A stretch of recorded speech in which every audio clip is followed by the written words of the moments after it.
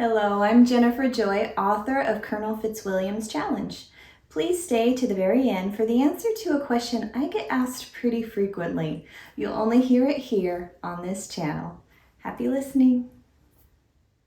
Colonel Fitzwilliam's Challenge, a Pride and Prejudice variation, The Darcy Cousins, Book 3. Written by Jennifer Joy, narrated by Stevie Zimmerman. Chapter 1. Colonel Richard Fitzwilliam tried to remember the last time he felt so melancholy, not to wallow in his misery, but rather to recall how he had pulled himself out of it. He pasted a smile on his face, doing his level best to make it at least appear genuine. The summer sun warmed Aunt Catherine's parlour at Rosings, where all of Richard's family had assembled for his cousin's wedding. Miss Anne de Bourgh had found love with theatre owner Monsieur Luc Mauvier, a man who demanded respect, for the simple reason that he was willing to call Aunt Catherine his mother-in-law. He was the bravest of men, and from the sound of his laughter, the merriest that day. Outwardly, Richard shared in their joy, but inwardly his heart ached. Standing next to Anne were Darcy and his new bride Elizabeth. With them, Richard saw firsthand what he would not otherwise have believed possible. Darcy had never been one to express emotion, yet there he stood, next to his wife, so close that their arms touched. Occasionally, Darcy reached for her hand. More frequently still, he rested his fingers on the small of her back, or up near Mrs. Darcy's forehead, to smooth a strand of her hair. Darcy's tender displays of affection, given so naturally, were not lost on Richard, and the emptiness he felt in his heart intensified. The opulent parlour burst with light and laughter as Richard looked about the room. The last time he was there, thunderclouds clapped as Anne refused Darcy in front of Aunt Catherine, using an aged letter to bend her mother's will. That letter, and Anne's refusal, had set off a chain of events which led to 2 happy unions, and an improved atmosphere compared to what he remembered from the last time he had set foot in the room. Tall windows, with open satin curtains, beckoned for someone to appreciate the view outside. Hoping to rein in his emotions and improve his company before anyone noticed his ill humour, he looked out. Dense green leaves rustled in the soft breeze. Birds flew to and fro from their nests, feeding their young and offering yet another picture of domestic bliss. Something Richard despaired he would never enjoy. A hand slapped him firmly on the back, startling him from his thoughts. Richard looked to his side to see a smiling Darcy. "It will be you next," Darcy said, as he again patted Richard's shoulder harder than he needed to. "Put me in the way of a near-sighted good woman with a modest fortune, and perhaps such a miracle might occur." Richard managed to chuckle, though the words were more a truth than a jest. He was the second son of the Earl of Matlock, and as such had little to offer a lady in the way of security and comfort. His rank as a colonel in His Majesty's army barely covered his own necessities, much less those of a family. To add insult to injury, he was plain-looking. His only merit was his pleasant personality, which was failing him at the moment.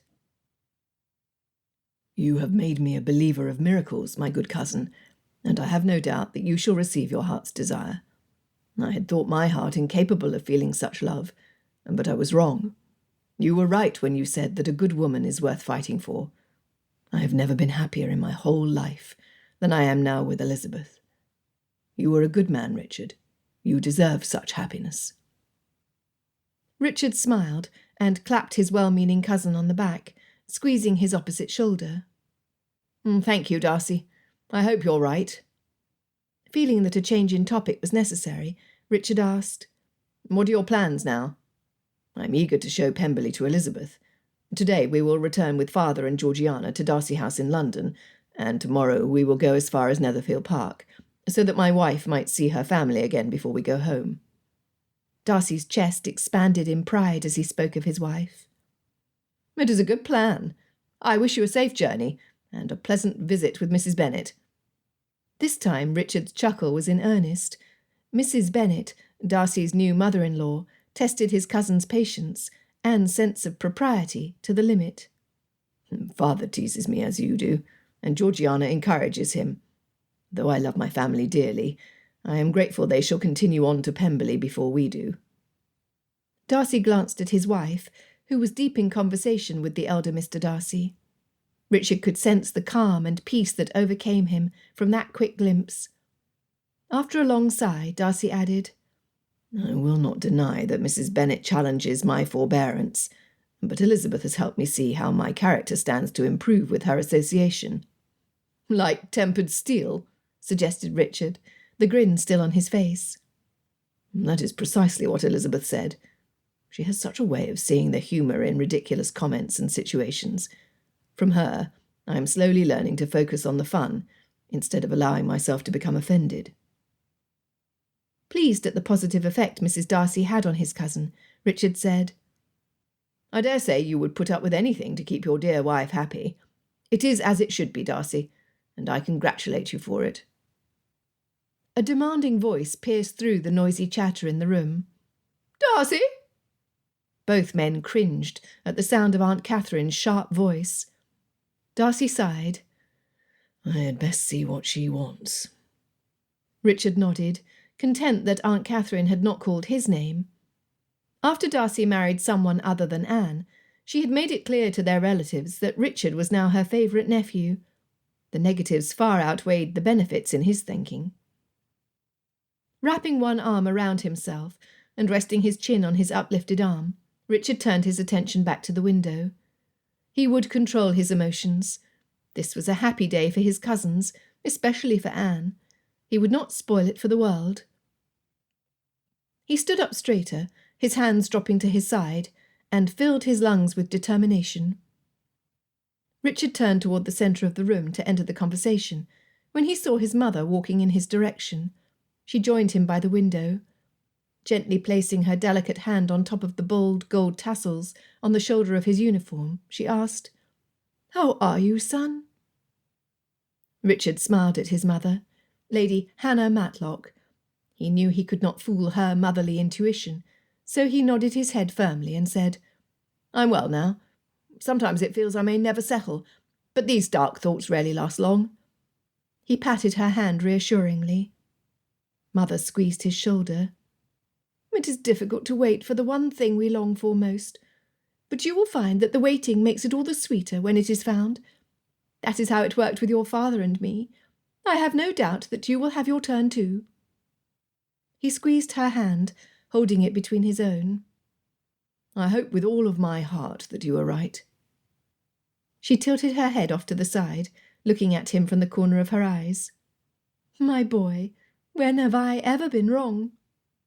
The grin on her face softened the rebuke, and Richard had to admit that he could not think of one occasion where his mother had erred in judgment. His mother's faith lightened the cloud hanging over him, and Richard decided, as he had done many times over the years, that while he could not improve his looks, nor inherit a title or a fortune, he could control his manners. With Anne's marriage to Luc Mauvier came the appearance of some previously unknown members of the de Bourgh family. There was Miss Beatrice de Bourgh, Sir Louis de Bourgh's eldest sister, and her cousin, Sir Francis de Bourgh, recently arrived from the continent. Richard could pass the time in pleasant conversation with them. Also in their party was quite possibly the most beautiful woman Richard had ever had the privilege to see, Luc's sister, Miss Adélaïde Mauvier, and Richard feared that he had already managed to offend her with the thoughtless remark he had made to Anne.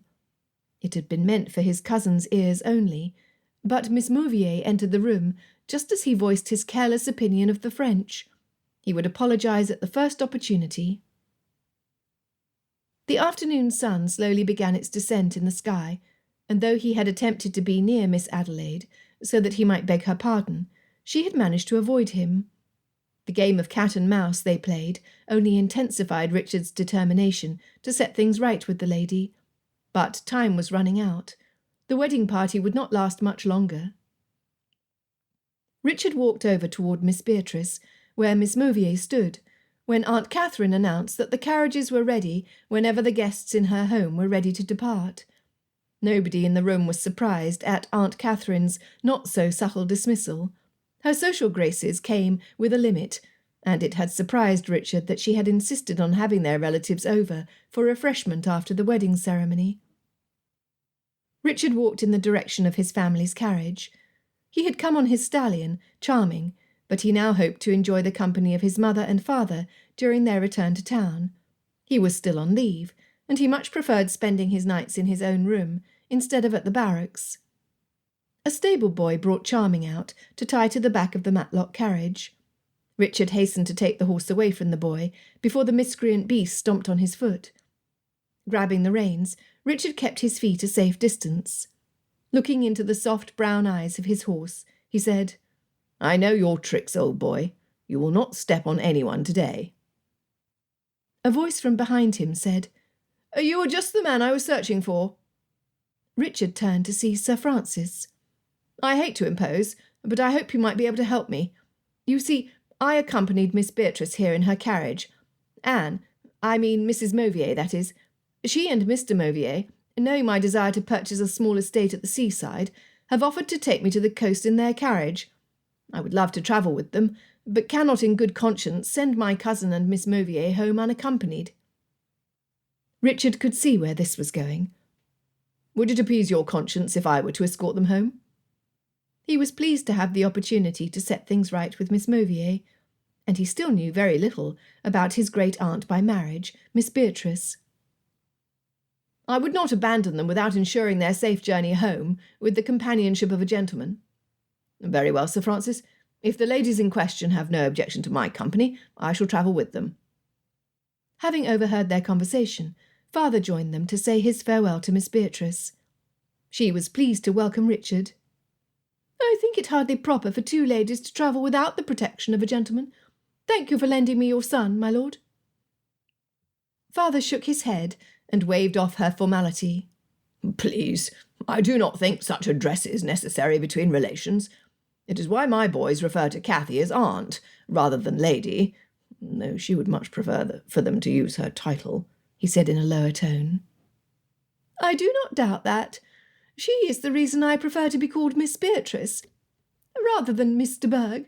I want no association with that woman.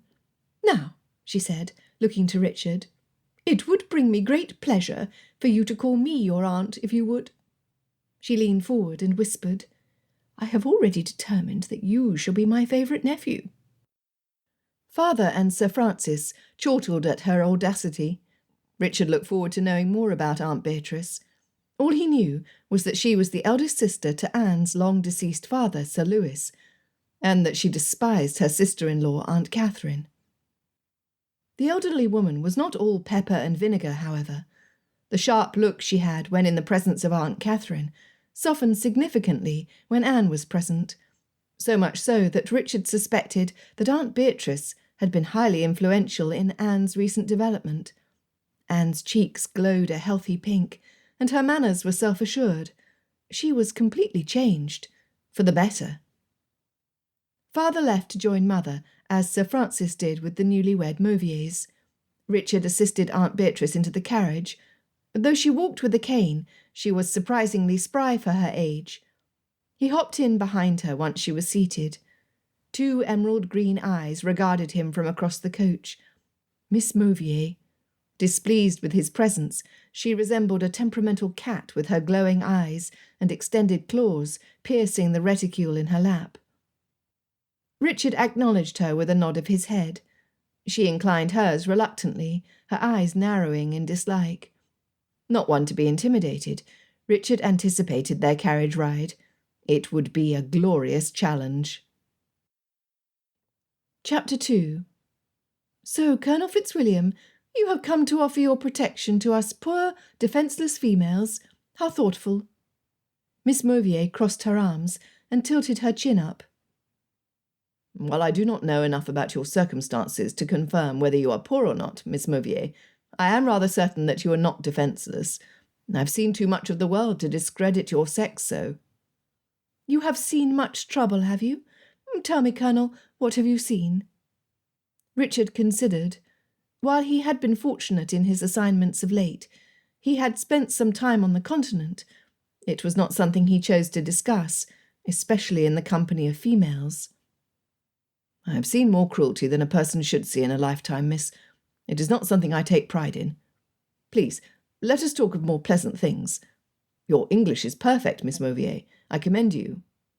As is yours, she replied. Richard bit the insides of his cheeks to prevent himself from laughing. Good point.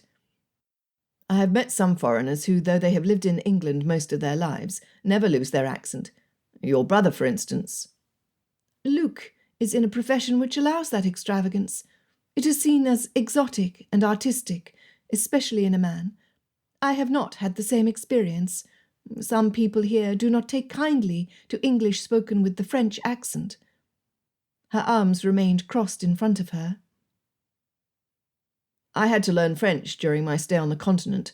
While I can carry on a conversation in the language, I am ashamed to admit that I somehow managed to speak French with an English accent, and sound rather stupid, I think. In reality, Richard had learned Spanish and Portuguese as well, but he did not want to sound presumptuous. Miss Mauvier, no doubt, spoke as many languages as, or more than, he did. He laughed at his own expense, hoping to make her smile. It did not work. Aunt Beatrice said, It is difficult to make some of the sounds. I, too, have never mastered it completely. She looked at Miss Mauvier, but she got no reaction. Richard was not used to being disliked. In town, his society was sought out as one who brought out the best in his peers and in their conversation. The haughty manner in which Miss Mauvier regarded him, from across the enclosed space of the carriage, raised his hackles. Looking intently at the lady, Richard said, It appears, miss, that you are not happy to have me here. Now, the journey into London is long enough that I am impelled to ask what I might do to change your impression of me. I had every intention of apologising to you for a thoughtless comment made in haste, but it is becoming increasingly difficult to do so sincerely. Miss Mauvier's lips parted to respond, but she quickly shut them again. After a few moments of silence, Aunt Beatrice spoke, looking back and forth between the two. What did you say? She asked. Before Richard could answer, Miss Mauvier spoke. He said that my brother is a decent man, even though he is French. He blamed the deteriorating morality in England on the arrival of so many French, and he said that his life would be much easier with us gone. Her words snapped like the crack of a whip, and Richard flinched. Repeated from her mouth, his words sounded infinitely worse than he had meant them. Addressing Aunt Beatrice, he said, I fear that what she says is true. In a display of the worst kind of insensitivity, I gave offence. For that I deeply apologise, and will resolve to better my opinion of that particular nation. Not all French are my adversary. It is unjust to punish a whole race for the sins of a few. He hoped for some response from Miss Mauvier, but none came. A heavy silence filled the carriage, until Aunt Beatrice tapped her cane against the floor. You do get straight to the point, nephew. I like that. Normally men in your profession seek a fight, not peace. I think my young friend is not accustomed to dealing with gentlemen such as yourself. She tapped Miss Mauvier against the knee with her cane. Clenching her jaw so tightly that Richard could see the muscles tense into her temples, Miss Mauvier said, You are quite right, maman. Locking eyes with Richard, she continued, I apologise for being rude, but I did not want to disappoint you in your opinion of my race. And what opinion is that, if I may be so bold? Asked Richard, intrigued at how she managed to apologise and attack in the same comment. You have made it perfectly clear that you hold no special regard for the French, and I feel it is unjust for anyone to be judged solely on his nationality. She looked him straight in the eye. Even when the coach jostled, she never wavered. The sun outside warmed the interior of the coach, and Richard wished he could take off his coat. His flippant comment made to Anne was certainly coming back to torment him. He could not help it that it was a Frenchman wreaking havoc on the continent and luring England into war. Napoleon's selfish ambition had cost thousands of young men and innocent civilians their lives, and if reports were to be trusted, he was continuing his march across Europe in an attempt to conquer Russia.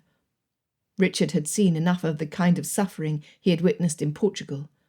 His deepest desire was that the war would end, so that he could settle down, without a worry that he might be sent across the Channel again to replace a fallen friend. Yes, I regret saying that my life would be easier without the French, implying that the country is full of troublemakers. It is only that I wish there to be peace, and hold in disregard the individuals who make that impossible. Before he could apologize, she cut in. It is because of people like you, who group everyone together as if we all fit in the same mould, that such prejudices run rampant. Has an Englishman never made a mistake, or acted unfairly on a large scale? What about the struggles in the new land? Her cheeks reddened. Richard was not about to get into a political debate. He avoided the subject as a general rule. It only brought discord and outed volatile opinions, which ruined even the longest-standing friendships. I do not deny that I would trust an Englishman before I would a Frenchman.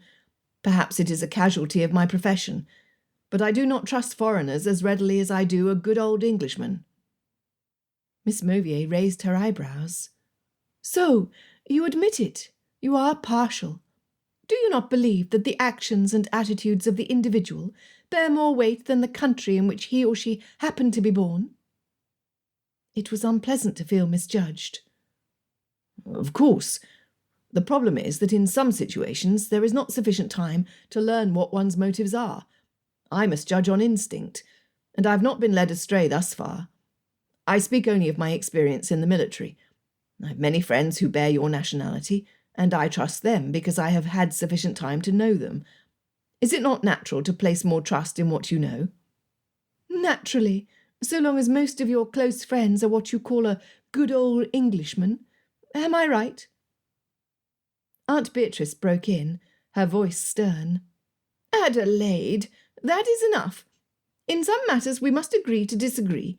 Just as the Colonel is unaware of your past, you are unaware of his.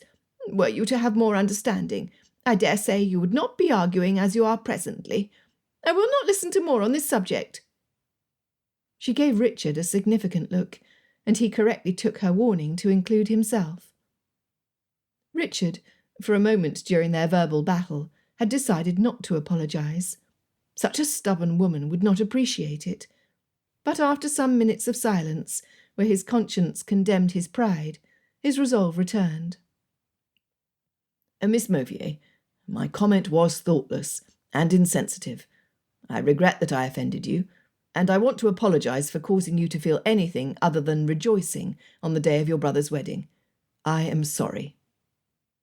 She looked at him like he had spoken in an unknown language. He began to wonder if he must repeat his apology, but hoped he would not have to. The words had not been easy to utter. Finally she spoke. You, a man of military rank, the son of an earl, apologized to me. Are you not afraid that others would see that as a weakness? The question would have seemed like another attack, but for her look of disbelief and the softness of her voice. No, it is much more difficult to apologize than to act as if my words and actions have no effect on others. I believe that the difficult path is the one which reaps more benefit in the end. At the least, my conscience is at peace. Miss Mauvier relaxed her arms by her side for the first time since they had entered the coach. Humility is an admirable quality too few gentlemen cultivate. I accept your apology, Colonel, and I, in turn, will apologize for my harsh words. They are forgotten, though you did have some valid points. Now, let us talk about the weather. It is a much safer topic. Aunt Beatrice approved immediately. The rest of their sojourn was confined to polite topics of conversation under the diligent eye of Aunt Beatrice. Richard studied the young woman sitting in front of him when circumstances favoured him to do so. Miss Mauvier was beautiful. Her hair, masterfully piled up in a mass of thick twists and braids, was the colour of the coffee he drank every morning. Her skin, pale like the ivory handle on his pocket-knife, made her red lips and bright green eyes stand out in sharp contrast. As for the rest of her, well, it is enough to say that Richard had noticed her figure in the parlour at Rosings before he had had the pleasure of seeing her lovely face. As they neared London, Richard grew more determined to win her favour. Not to fall in love, mind. He could not afford to marry without a dowry, and a woman alone in trade, with no family except a brother, would not have thousands of pounds set aside for such a thing. But it was very important to him that she think well of him. There was no harm in that. The sun dropped below the tall buildings as they entered town, shining between the small gaps between houses. Richard was pleased to see that Aunt Beatrice's residence was not far from his family's home at Grosvenor Square. The coach stopped in front of a grey stone townhouse that appeared uninhabited next to its neighbours, with their colourful flower boxes and painted adornments around the windows and doors. Helping the ladies out of the coach, and watching Aunt Beatrice walk in the direction of the grey, lifeless house, he decided to ask Mother to invite their elderly, near-destitute relative over for tea, or better yet, for dinner. Seeing them safely to the door, Richard took his leave. "Aunt Beatrice, Miss Mauvier, it has been a pleasure." "Would you like my coach to take you the rest of the way home?" asked Aunt Beatrice. "Thank you for your kind offer, but I will ride Charming home. I have much to think on." With one final bow, he took his horse by the reins and mounted, the image of Miss Mauvier's curious face fresh in his mind. He chuckled as the distance between them grew. Chapter 3. Adélaïde watched Colonel Fitzwilliam's figure retreat, amazed at how many emotions she had felt in the short time spent in his company. He had been charming, polite, and a general favourite amongst his relatives and friends at Rosings, not to mention how striking he looked in his well-fit uniform. He was not what she would call a handsome man, but there was something about him which made him stand out in a crowd. Aside from his favouritism toward all things British, she admitted to herself that his charisma had won her over. She would not mind meeting him again, casually, of course. Maman sat in her favourite chair in her parlour, the one near the window, with a doily of crocheted lace covering where the seat was sunk in. Since Adélaïde was a girl, that lace had been there, covering the same indented stuffing. It looked like a target for the posterior then, and it looked like one now. "Why were you rude to Colonel Fitzwilliam? He is a second son, and you know very well that second sons are destined to the army. It is their unfortunate lot, but he does seem to make the most of it. I thought his manners were pleasant, unlike yours."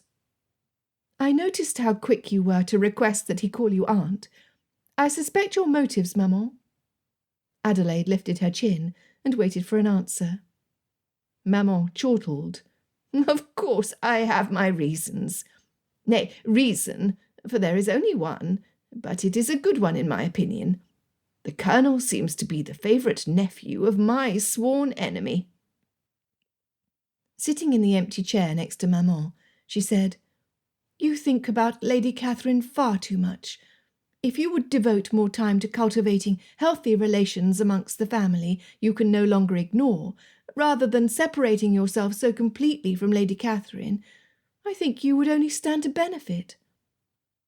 Maman emphasised her shush with a waving of her still gloved hand. "You sound just like my Anne."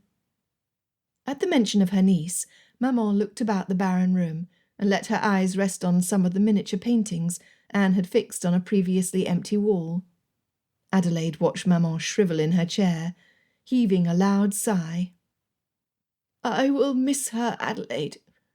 Before Anne came, I did not know how lonely I was. Now that she is gone—" She let her words trail off as she looked about the room, as if Anne could be found if she looked closely enough. Adélaïde would have hugged Maman, but she was afraid the display would loosen the tears in her own eyes. She would miss Anne as well. They had become friends over the course of the summer. But most of all, she would miss Luke. She had never been away from her big brother since they had escaped. Sniffing, she straightened her spine. What a silly girl! She was a grown woman, with a successful business and friends who encouraged her. She had no time for this sentimental, weak nonsense. "They will only be away for a month. Then we shall continue as we always have. Nothing will have changed." Maman snorted in her chair. You think nothing will change. As their lives become further entwined in each other, they will have less time for the likes of us. You will see." Adelaide's heart squeezed in her chest. She knew it to be true. It was as it should be between a husband and his wife, but it hurt all the same. Putting on a brave front to hide her ache, Adelaide said, "I welcome the freedom. I am an independent woman with a career, and my days are so fully occupied that I have no time to pay heed to emotions that would only slow me down." Maman sat back in her chair with a grin. "And this said by the young lady who advised me to spend more time cultivating better relationships with my family. Say what you will, my dear, but I know that you miss them too. I just wish that Louis had stayed with us while they were away." Adelaide stiffened. "Maman, you must not use his real name, not even in the privacy of your own home. We agreed to call him Sir Francis, even when in private conversation amongst ourselves." Maman bunched her cheeks up and pursed her lips. "Yes, that was a mistake. The rest of the family must not know his true identity. Maybe it is best that he gets out of town. A property outside of a small coastal town is what my brother was looking for, somewhere close to Anne, so that they might visit, but out of the way enough to protect his secret." I had always thought it odd that Anne chose to come to town when she should have gone to her family. The Matlocks are lovely people. They would have helped her. Of course they were not in town, and had she stayed with them, she never would have found out the truth about her father, and she never would have met Luke. The more reasons she gave, the less odd it seemed. "Yes, it all started when she refused Darcy. Imagine that. If I were 20 years younger, I would have stood in line with all the other wishful thinkers so that he might notice me." Adelaide laughed. Maman would need to take away much more than only 20 years, perhaps 50. "Did you notice Mrs. Darcy's dress? The trim was so delicately stitched on the bodice, the silk did not bunch. The lace overlay was a perfect touch against the shimmer of the fabric. I thought the green was the colour of a forest, and complemented her chocolate-brown hair, and calmed the tone of her tanned skin." Adelaide had noticed every detail of the dresses present at her brother's wedding. It was her passion. "The lady herself was every bit as wonderful as her dress. I think she and Darcy make a marvellous match. Now, people will think it is your turn to marry. Are you prepared for their comments?" Adelaide groaned. The last thing she needed in her life was a complicated romance, for romance was always complicated. "How did you manage, Maman?" The elderly woman's eyes crinkled up at the corners. "I like it that you call me that now." Adelaide opened her mouth to justify using the endearing term, but Maman held her hand up. "No, please do not change it. I much prefer it to Miss Beatrice, or worse still, Mr. Berg." Her voice gagged at the name. "I have always thought of you as a daughter, and it brings me pleasure to hear you address me so in my old age." Relaxing, Adelaide asked, "Do you ever regret not marrying?" "No." The answer came fast and firm. "My father arranged for me to live a comfortable life, and I could not stand the thought of a man becoming owner of all that was mine, so I did what I had to do at the time. I secluded myself. After Francis left, I did not feel that I could keep his secret if I stayed out in society, so I kept to myself more than before. There was no one on the earth at that time that I loved more than my brother, so it was a sacrifice I easily made. Now, though, it seems a bit drastic." She looked down at her wrinkled hands before turning her attention to the tea tray brought into the room. Adelaide was relieved. Cake always cheered Maman up, and she was itching to get back to her dress shop, her life. "I do not desire to marry. Like you, I do not like the idea of a man taking over all I have worked so hard for, because it would insult his sensibilities to have a working wife. I love what I do, and do not feel I should have to give it up for anybody." "What if you found someone who would support you in your career?" asked Maman. "Does such a man exist?" retorted Adélaïde. "Other than my brother, I do not know of any gentleman who would allow me to continue as I do."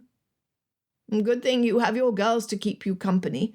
Otherwise you might be lonely at times," said Maman, once again searching for something in the room she could not find. Adélaïde determined to call often, so that Maman's loneliness might not cause her too much misery. "Yes, they have become as close as sisters to me. Mary, who has only been with us for a month, has adapted very well. She is a quick learner, and has mastered the skills I have taught her in record time." "She has the benefit of youth. She is, 12 years of age?" "She is. Yet sometimes she seems much older than her real age. Of course there are moments where she acts every bit of her immaturity. But Mary is a good girl. She will do fine." Adélaïde drained her teacup and set it down delicately on the saucer. "I will call on you tomorrow, Maman. For now I must return to the shop. Being gone for almost 2 full days has made me anxious." "Call any time you like. You are always welcome." Kissing Maman on the cheek, Adélaïde left for her home, blending into the crowd strolling by the shops and houses, until she arrived to her dress shop. The familiar smells of the bakery nearby, the lively conversations of passers-by, the rolling wheels and clopping hooves of horses and carriages, the soft summer breeze caressing her face and hands as she walked up to her shop, culminated in the welcoming jingle of her front door. She walked over to the far wall, which led to the workroom, letting her fingers glide over the silks, satins, cottons, velvets and muslins, stacked up in a burst of colour on a shelf lining the length of the wall. Any anxiety or worry she might have felt melted away in her oasis. This was her home. First things first, she must wash up and change out of her travelling clothes. Chapter 4. Adélaïde went upstairs to the apartment she and her brother shared, with all the expectation and comfort entering one's home offered. Immediately going to her room to change into something more practical to work in than the gown she had donned after Luke's wedding, she finally allowed herself to relax. A 4-post bed, with an abundance of fluffed pillows in every texture available in her shop downstairs, beckoned to her. Turning so that she faced her door, she fell backward into its softness, letting it hug her in its welcome. Throwing her arms up over her head, she smiled in contentment and peace. It was good to be home. The smooth satin of her lilac dress complemented the purples and greens in the floral coverlet on top of her bed. Immediately, the image of an embroidered design came so clearly to her mind, she snatched the sketching paper beside her bed and drew it before the details faded from her memory. A few minutes later, she came out of her creative haze and looked at the creation on the paper in front of her. She knew which of her customers it would suit best. Changing clothes and arranging her hair, Adélaïde left her bedchamber in search of Luke. She was halfway to his door when she remembered he was not there. How ridiculous of her to forget so soon. Standing in the hallway, Adélaïde looked about her, feeling somewhat lost. She was alone. Really, truly alone. Shoving the emptiness away with the force she had perfected over the years, Adélaïde determined to hurry downstairs to the busy chatter of her friends in the shop. She need never feel lonely so long as she had her girls. Richard marched at a rapid clip until he arrived at Matlock House. The distance was not great, but it loosened his cramped muscles and lightened his mood considerably, even more than Miss Mauvier's reaction to his apology. Richard was not a betting man. He had too little money to indulge in such a vice. But he would bet a month's salary that Miss Mauvier did not hear apologies often, and uttered them even less. He did hold hopes that they could be more civil to each other on their next meeting. That there would be a next meeting, Richard was confident. It seemed that individuals who rubbed each other the wrong way were often thrown together all the more frequently as they attempted to avoid each other. Well, Richard had never purposely avoided a living soul, and he did not intend to do so with Miss Mauvier, especially with the way her green eyes flashed when she was angry. She reminded Richard of a cat, with its high-maintenance attitude, firm opinions, and sharp claws. He wondered if she would purr, if... Snapping to, Richard forced himself to think of more gentlemanly things. He breathed to the pounding rhythm of his boots against the sidewalk, and his skin soon cooled. Besides, an exotic beauty such as Miss Mauvier would never look twice at a plain soldier such as he. Richard walked past Darcy House, which would soon be left vacant when its residents returned to Pemberley. Uncle George and Georgiana would leave on the morrow, returning to their large estate at a quick pace. Darcy and his wife would also leave on the morrow, but in a different coach, and at a much more leisurely pace. Mrs. Darcy had seen so little of the country outside of London and her native Hertfordshire, Darcy had determined to show her all of his favourite spots along the way to her new home. The sun blinded him as it peeked out from between the large houses, warming his coat. He probably looked like a walking flame in his uniform, but he had worn his best for his cousin's wedding.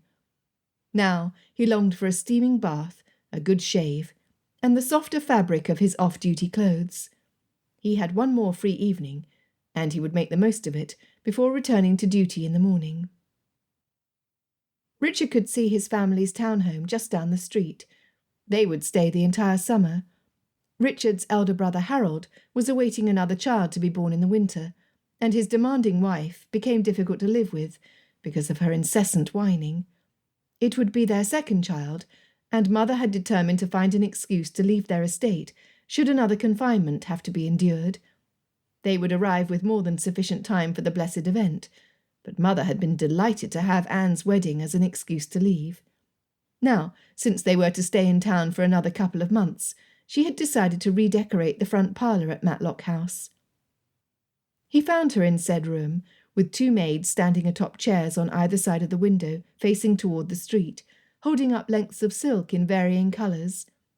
Mother pinched her chin and squinted at them, her eyes darting from the lighter yellow and blue on one side to the dramatic gold and green on the other. "Which do you prefer, Richard?" she asked, without even turning around. He drew closer so that he stood beside her. "They're both lovely, Mother. You have excellent taste and shall choose well." She huffed an exasperated breath. "I suppose that is what I deserve for asking a man his opinion of a decoration. Please tell me, which do you prefer? For some reason, this has become more difficult than necessary." Had she asked which sword performed better in close engagement, or which polish brought out the shine in his boots or saddle, Richard could have answered with confidence and ease. This was above his areas of expertise. Mimicking her, Richard pinched his chin, widening his stance to stabilise his body as he focused his thoughts. After considerable thought, he said, "I like the green." She turned to him. "Why?" Was it not enough that he had given an answer? "Green is a bold colour, like a cat's eyes." Now, why on earth could he not think of something besides the colour of Miss Mauvier's eyes with which to compare the colour? Grass, the leaves of a tree, an emerald, the stem of a rose. Again, Richard had to rein in his thoughts, as they took a more romantic turn. "A cat's eyes?" Mother asked. Richard shrugged. Addressing the maids, Mother said, "That will be all for now. I'm afraid I am still undecided. Please be so kind as to fold the samples and place them in the chair near the window." They busied themselves in their work, and Mother looped her arm through Richard's, leading him into the drawing-room on the other side of the hall. Father sat in his favourite leather chair, his feet propped up on a cushioned footstool, reading the newspaper, with a drink beside him. Mother sat in a chair next to him, leaving the settee opposite them for Richard.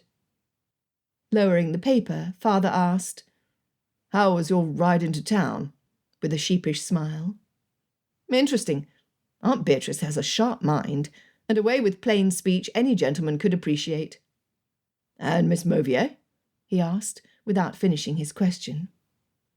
"Miss Mauvier has spent much time in the company of Aunt Beatrice, and I believe speaks her opinions bluntly." Richard could not explain why the same quality was worthy of praise in the elderly lady, while it had chafed him with the young lady. Why would schemes to see her again run through his mind, when she had injured his pride by calling him unjust? Mother startled him when she gasped. Holding a finger up in the air, she said, "That is it!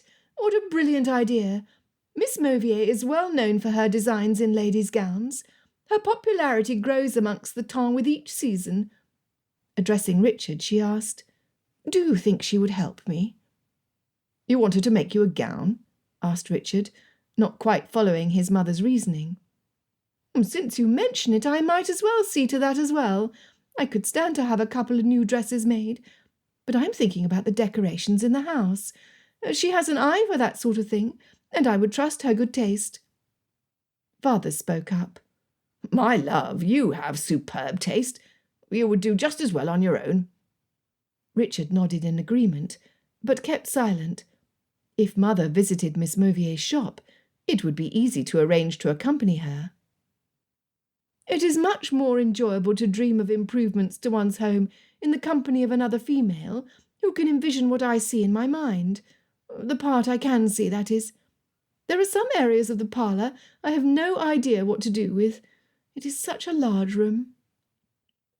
Father reached over and patted her hand. "If you feel that you need assistance, it can do no harm to ask the young lady." With a devilish grin, he said to Richard, "Accompany your mother, unless you are otherwise occupied." "Father, I will not deny that Miss Mauvier is a charming lady in appearance, and, provided we did not talk about anything remotely close to politics, in expression. No doubt she will make a brilliant match with a dandy amongst the temps. I cannot marry until my circumstances improve." "It is good you take your responsibilities so seriously, Richard. However, do make sure that you do not let too many years pass by before you allow yourself the joy of making a good match. I regret not one moment I have spent with your mother. She's more beautiful to me now than when we first married." He reached over to touch her hand, the admiration they felt for each other obvious to anyone who saw. Richard's heart filled with longing. Would he ever be able to allow himself to feel so much love? "I should like to marry. I would like nothing better. It is just that I wish to marry for love, not a dowry. It would be my luck to fall for a poor lady I could never propose to, because she would grow to hate me, almost as much as I would hate myself, for being unable to provide for her. I've seen it happen in the ranks too many times not to give the matter its deserved importance." "If we increase your allowance, I feel frivolous now for updating a room when I have a son who will not marry for lack of money." "Mother, no. Do you not see? I have enough to satisfy my needs, and I would never demand more." "You are not demanding it. I am offering it. Right, Henry? We can give Richard more, can we not?" she asked Father. Father sighed deeply. "I wish I could support your offer, dear. It is made out of love. But we have another son, the heir, with a growing family, whom we must also take into consideration, and—" He paused, looking at Richard. "If I am not mistaken, this is the very situation our boy is trying to avoid." It was a relief that Father understood. "It is true. You've wanted to redo the front parlour for a couple of years now. I would not feel good with myself if I let you postpone something that brought you joy only to suit my wishes. No, Mother, I've done everything possible to put myself in the way of a promotion. I did it once, and I hope to do it again. Then I can earn what I most desire without going down in my own esteem." "You will make a fine husband to one very fortunate lady some day," said Mother. Richard could only hope. Chapter 5. Richard woke early the following morning, giving himself sufficient time to ride to Knightsbridge Barracks. His press coat felt stiff on his back, and his boots shone. He waited a moment as his horse was brought around to the front of the house. It was a pleasant morning, and Richard anticipated getting back into his normal routine. "Colonel Fitzwilliam?" asked a messenger, approaching the steps on foot. "Yes. Do you have something for me?" asked Richard. The messenger held out a letter, sealed with wax, in a thick envelope. Tugging at the seal to open it, Richard tried to calm the worry rising in his chest. It was too early in the morning to be good news. Large, bold letters spread across the page, the work of a firm hand. When Richard saw the signature at the bottom, he relaxed. It was from the neighbour of his youth, the boy 10 years his senior, from the estate near Matlock. John Dovedale, or rather Lieutenant General Dovedale as he was well known now. Through acts of valour, he had been promoted until he had been given a post as an assistant to the Commander-in-Chief, the Duke of York, in London. It was the military career dreams were made of, and he requested Richard's presence at his office that very morning. Lieutenant General Dovedale's office was located just over 2 miles away from Richard's barracks, near the River Thames, between Whitehall and St James's Park. The Palladian-style architecture of the sprawled-out building the Commander-in-Chief's office was in was the envy of every officer housed at Knightsbridge. The grounds spread out, giving ample room for drills and manoeuvres, and allowing the sun to chase away the dampness prevalent in his current barracks. Richard had not had much occasion to visit the multiple-level building with its arches and cupolas. The thick, square stones gave it a sturdy appearance, much like the outer wall of a fortress. The courtyard bore the carving of the royal arms and supporters. Important decisions were made inside, and Richard drew comfort from its stability. Lieutenant General Dovedale's office was on the 2nd floor, as he found out. Richard's boots clacked against the marble floor, so clean and polished it resembled a mirror. Civilian clerks roamed from room to room, documents and rolls of parchment paper in their ink-stained hands. An officer in the entryway sat behind a stout oak desk with ledgers stacked in neat piles. He scratched an annotation into one of them until he heard Richard approach. "Colonel Fitzwilliam." The officer rose and bowed, stating, "Lieutenant General Dovedale is expecting you. Please come with me." The officer turned about face and down a short corridor, flanked by the Adjutant General on one side and the Deputy to the Commander-in-Chief on the other, where he knocked on the door 2 times before standing beside the door to allow Richard to pass.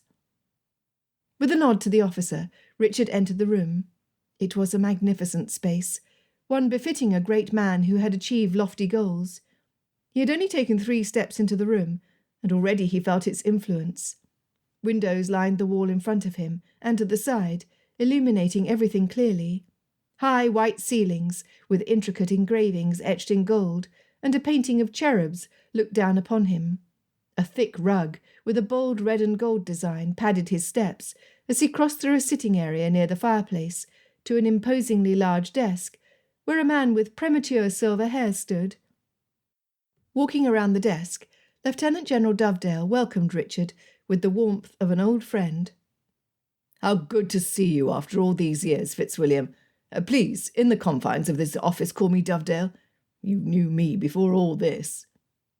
He waved his hands about the room, with its tall windows on one side and floor-to-ceiling bookshelves on the other. "Not to mention that my rank is a mouthful," he added with a chuckle. "Thank you, Dovedale. It is difficult to imagine, seeing you here, that we used to race our horses over the fields at your family's estate as boys." Dovedale nodded his head and laughed. "I dare say you would best me on a horse now. You entered the cavalry, did you not? How has military life treated you?" He motioned to a velvet chair, the same colour as Richard's coat, and he took his seat behind his desk. "I cannot complain. It is an honourable profession." His face growing more serious, Dovedale said, "I was sad to hear that you were sent to the continent after enlisting. I take it you are in no hurry to return." Richard grunted. "I had enlisted with the Life Guards, knowing that they rarely left England. It was a shock. I'm certain it was no worse for me than when you were there, only I did not distinguish myself as you did." Dovedale huffed. "Oh, yes, my gallant acts of bravery," he said in a mocking tone, "which were nothing more than the acts of a headstrong youth seeking glory." He waved off the compliment. "Bravery is overrated among the young. Ah, well, it got me my first promotion, and now here we are." His modesty was impressive. Richard knew that he had foiled a plot to assassinate the Duke of York during the Flanders campaign in the Dutch Republic. The battle was lost, and the British army was forced to acknowledge their weaknesses before the superiority of the French. But Dovedale had gained a powerful ally, who later granted him the first of many promotions. And now Dovedale was showing an interest in Richard. Lowering his tone, Dovedale continued, I did not call you here today merely to reminisce, although I will admit that it is good to see you, and I have yet to ask about your family. How are they?" Richard's curiosity piqued. What was Dovedale about? "Mother and father are currently in town. They would love to see you, I'm certain. My wife and I shall have to pay them a call. They would enjoy that very much. Mother is currently updating the front parlour, and I'm certain she would appreciate the tasteful opinions of Mrs. Dovedale." Dovedale grimaced slightly. "She does have good taste. I only wish she did not find so much to her liking." Shaking his head and lightening his expression, he continued, "I just get used to a new chair in my study, and she replaces it with another, more stylish one, that in my eye is the image of the previous chair. You've done well not to rush into marriage, Fitzwilliam. A woman changes everything." "I suppose that is how it must be. Yet, even with the little inconveniences, the great majority of men do take wives. Perhaps there is more good than bad," suggested Richard. "Of course there is. I would marry Amelia again tomorrow if given the chance. I do wish she would leave my study be, though. A man needs a space free of feminine influence, I think. You will find out soon enough when your time comes." "I may find such a thing out, but I do not believe it to happen too soon." Dovedale considered him for a moment before leaning back in his chair. "I'm sorry to say that, for now, I am happy to hear that you are unburdened with the constraints of an attachment. There is a matter of grave importance I wish to share with you, but before I reveal any details, I must have your promise of silence." Richard sat up in his chair, hesitating before giving an answer to such a serious proposal. "Before you reveal anything of importance, I must ask if you are certain you trust me with whatever it is you wish to share. There are other more qualified officers from whom to choose." Richard had confidence in his proficiency as a colonel.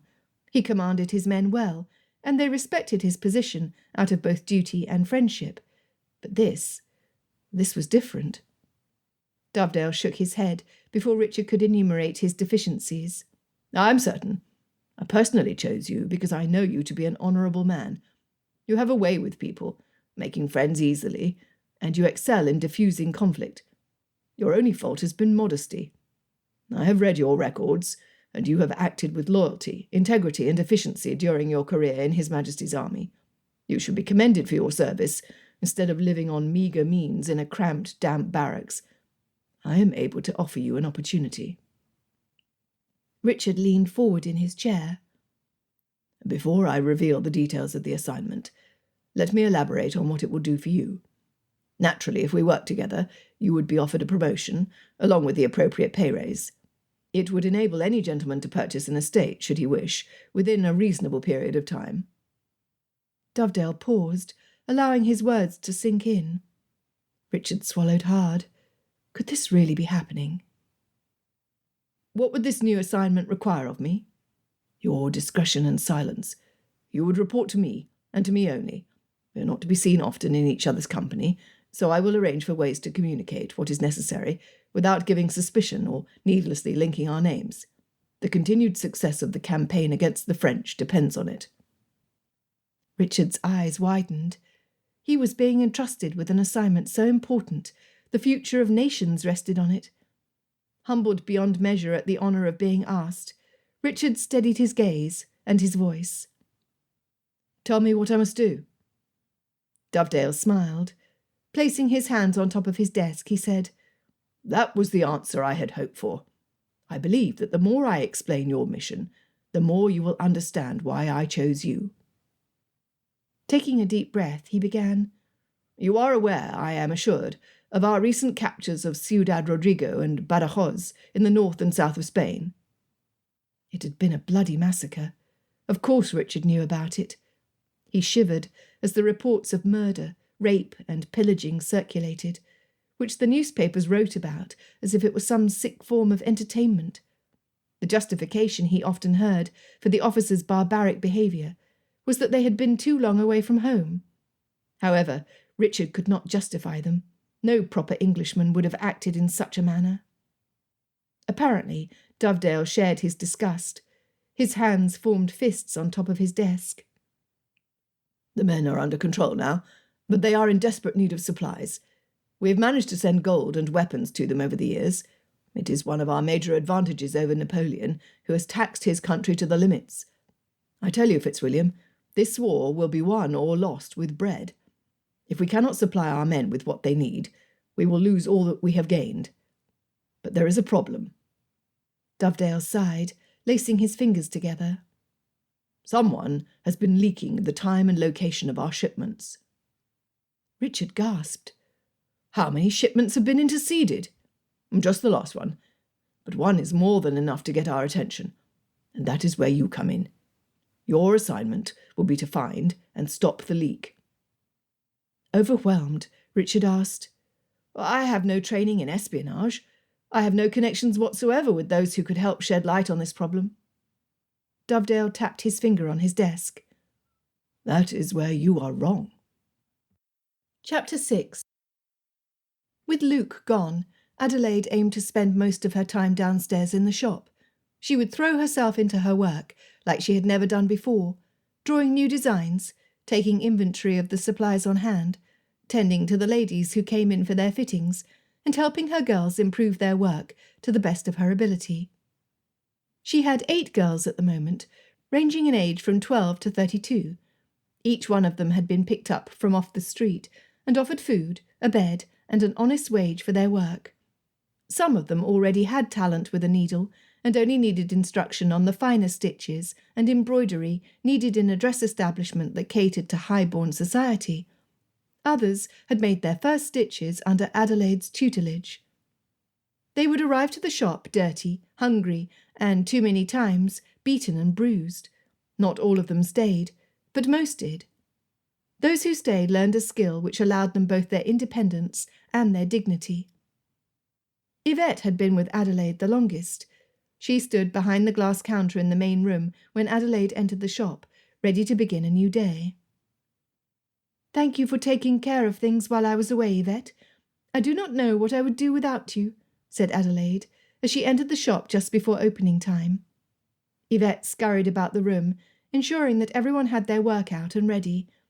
The wood-plank floors were spotless, and even the girls' work areas, brightened by rugs made from colourful scraps of fabric woven into circles, were free of the bits of thread and string which so often adorned sewing-room floors. "You need not thank me any more. You were only away for 2 days. Sometimes the girls talk amongst themselves that you work too hard," Yvette said, as she inspected the spools of thread. "We should secure some more black silk thread," she noted aloud. Adélaïde groaned. The blockades over the Channel meant that certain items necessary for her business must be acquired from smugglers who managed to get past warring ships, and their prices were exorbitant. 1 reel of silk thread was 2 days' pay. "I will send Mary to Brick Lane as soon as the girls finish breaking their fast. You say that I work too much, but you know very well that you work every bit as hard as I do. Are you certain you are content to stay here, when you could set up your own establishment?" Yvette stopped what she was doing to plunk her fists on her slender hips. Her face wore the expression of a displeased governess. "My answer to you is the same as it always is. It makes me proud to work here. Not only do I get to help make beautiful clothes, I also get to help improve the lives of the unfortunate souls who enter this back door." She pointed to the door leading out onto the street at the back of the workroom. "I am glad to hear it, but I do not want to stifle you either. Promise me that you will tell me if the moment ever comes when you become dissatisfied. I recognize the same spark of ambition in you that I see in myself, and I would never hold you back from doing what you wish. Thank you for your consideration, Miss Adélaïde, but you worry too much on my account. Right now, I am happy here." "Very well. I will not say any more on the subject." Adélaïde looked at the clock next to the doorway leading out to the hall. The girls would come any minute. She had best get her drawings out. On the other side of the doorway was a long table where they measured and cut fabric. Today she pulled out her drawings from a case full of her designs, laying them out on top of the table. As much as she enjoyed making the dresses, this was Adélaïde's favourite part. Watching her creations come to life was like the icing on top of the cakes Maman enjoyed so much. As the girls filed into the room and saw the drawings, the noise in the room grew with their excited chatter and exclamations of delight. Adélaïde listened to their comments as they discussed which fabrics and colours would best suit the picture, and which ladies among their clients the gowns would flatter the most. Yvette came to stand by Adélaïde. "These are beautiful. I do not know how you manage to think of so many different details so that each gown is unique. You belong on Bond Street with the best of them, miss." The comment was said as if it was an afterthought of little consequence, but Yvette looked at Adélaïde for a reaction. The clock chimed the top of the hour, and it was time to unlock the doors to the shop. Adélaïde went out into the hall, which opened out to the shop. Bolts of fabrics in every texture and colour she could acquire lined the wall to her right. Most of it now came from her contacts in Scotland, but she was not averse to spending extra to the smugglers who brought her silks and cashmere in brilliant colours from India and the Orient. Dressing rooms with platforms for ladies to stand on while she pinned their hems to the perfect length, with blush pink and cream toile de joie curtains, were to her left. Large full-size mirrors, with cushioned brocatelle chairs on one side, were placed next to the dressing rooms on the occasion that the lady came accompanied. Her guests could sit comfortably, whilst the lady admired her reflection in the gilded mirror. Walking past the mirrors, Adélaïde ran her fingers down the satin ribbon with the card attached that said in bold calligraphy, "Open." If she had a shop on Bond Street, she would install a chandelier above the mirrors. The reflection of the candles would surround a lady with dancing lights, casting a warm glow around her. Going past the feathers, lace and other adornments contained in her long glass display case, Adélaïde pulled out a black leather book from a hat box to check their fitting appointments for the day. Names covered the page, but she would make some time to continue working on her newest projects. The continued success of her business depended on her ideas and fashionable designs. She wondered if she could compete with the long-established dress shops on Bond Street. Adélaïde pulled a bookkeeping ledger out of the hat box. Every bit of ribbon and cloth, and every payment received and owed, was accounted for. Running her finger down the column, she checked the math one more time before confirming the previous day's totals and beginning the entry for the present day. How much would it cost to rent a shop on Bond Street? As the day progressed, dreams of Bond Street intensified and distracted her. Instead of focusing on her work, Adélaïde caught herself staring off into the distance, imagining the shop of her dreams. It had always been her intention to move her business there. She would have to if she were to become the most sought-after dressmaker in England. Maybe she could even afford to bring in more girls. "Miss Mauvier, are you well?" asked her youngest helper, Mary. Adélaïde shook her head, clearing it from her reverie. "Yes, Mary, I am well. It is just that I have a lot on my mind." "Was the price for this silk thread too dear? I did my best to negotiate a fair price, and I did not go to Mr. Braggan, even though he offered a good price," she said, her big brown eyes looking up at Adélaïde. "You did fine, and I thank you to stay away from that man." A shiver ran through Adélaïde at the thought of Mr. Braggan. What an unpleasant man. Her face must have reflected her disgust of the smuggler. Mary did not look reassured. Expelling all unpleasant memories of Mr. Braggan with an exhale, Adélaïde looked kindly upon her youngest seamstress.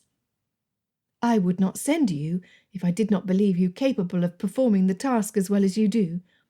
No, it is something else entirely which has consumed my thoughts today." "Can I help?" Mary asked.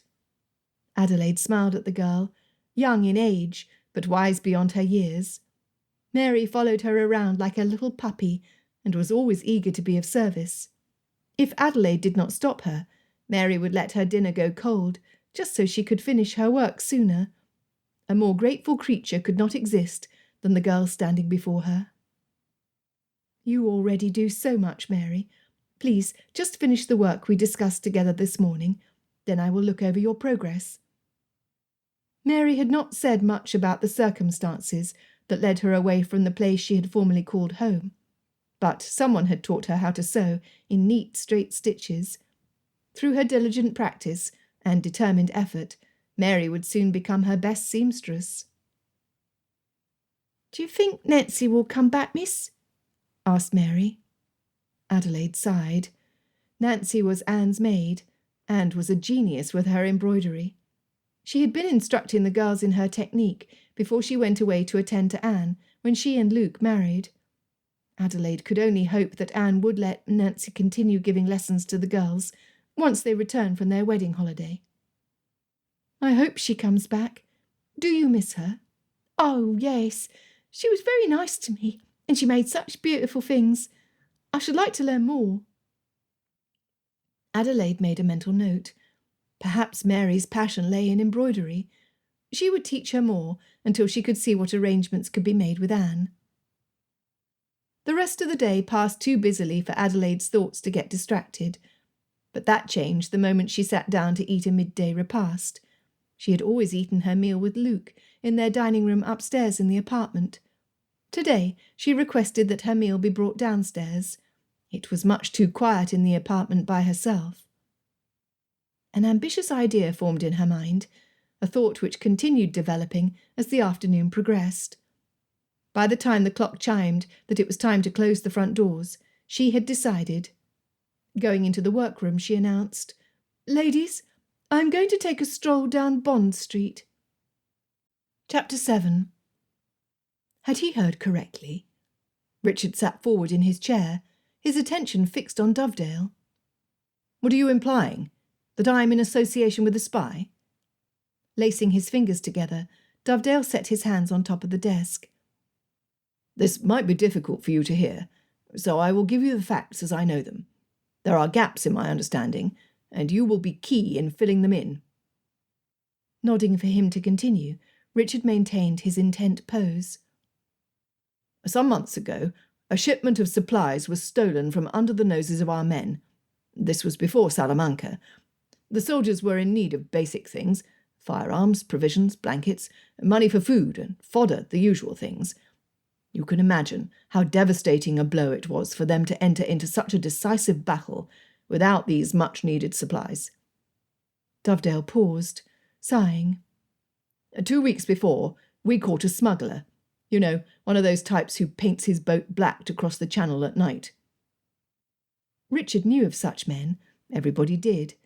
While no one would admit to benefiting from their illegal work, Richard knew of more than a few people who did business with them.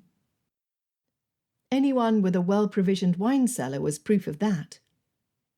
Now, I will be the first to admit, unofficially of course, that we often turn a blind eye to goods that come to our shores. We are more concerned with the information that leaves. Thus we watch the activities of those men closely. Pausing, he heaved a breath, as if what he was to say was painful. This particular smuggler deals mostly with textiles. He stopped, looking at Richard as intently as said gentleman looked at him. Textiles? Richard shook his head. The only person I know who could benefit from that sort of trade is Miss Mauvier, my cousin's sister-in-law. Richard waited for a response, but Dovedale sat patiently, his expression expectant.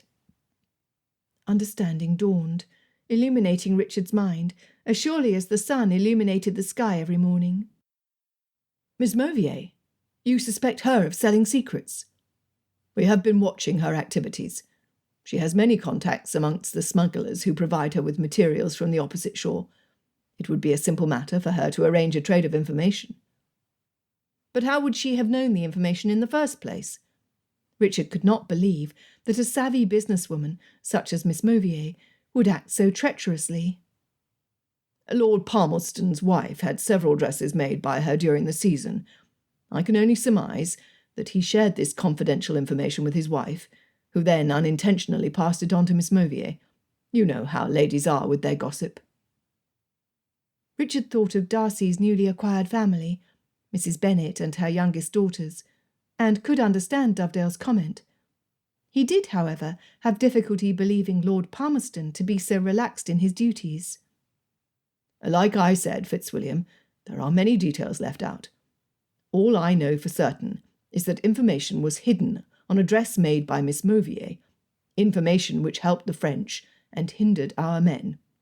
When the smuggler was questioned, her name was mentioned as one who would sneak letters to a gentleman of which we know nothing. The man's identity has been looked into, but everything promising results in a dead end. Whoever he really is, he is an expert at concealing himself." "Could it be a lover?" asked Richard, just a bit jealous. "No. Though we know nothing of the gentleman, sources say that he is elderly. He also vanished into thin air the very week the shipment disappeared." Dovedale raised his eyebrows and let his words sink in. Sitting back, Richard furled his brow in thought. "I'm sorry, Dovedale, but while I can see how the evidence could imply Miss Mauvier's involvement, I do not see how it points to her as guilty. I do not claim to know much about her past, but I do know that she escaped Paris with her brother during the Revolution. Her sympathies would hardly lie with the people responsible for such a drastic flight." "I agree with you, Fitzwilliam. I will not be responsible for ending a woman's life by calling her a traitor, unless I am absolutely certain. That is why I thought to recruit you. With your family connections, you are in the best position to find out more about the lady. Prove her innocence, if you are able to. But let me warn you, most of our clues have pointed to Miss Mauvier. She may not be the lady she has led you to believe she is." Though Richard did not hasten to believe her guilt, doubts began to prick his mind.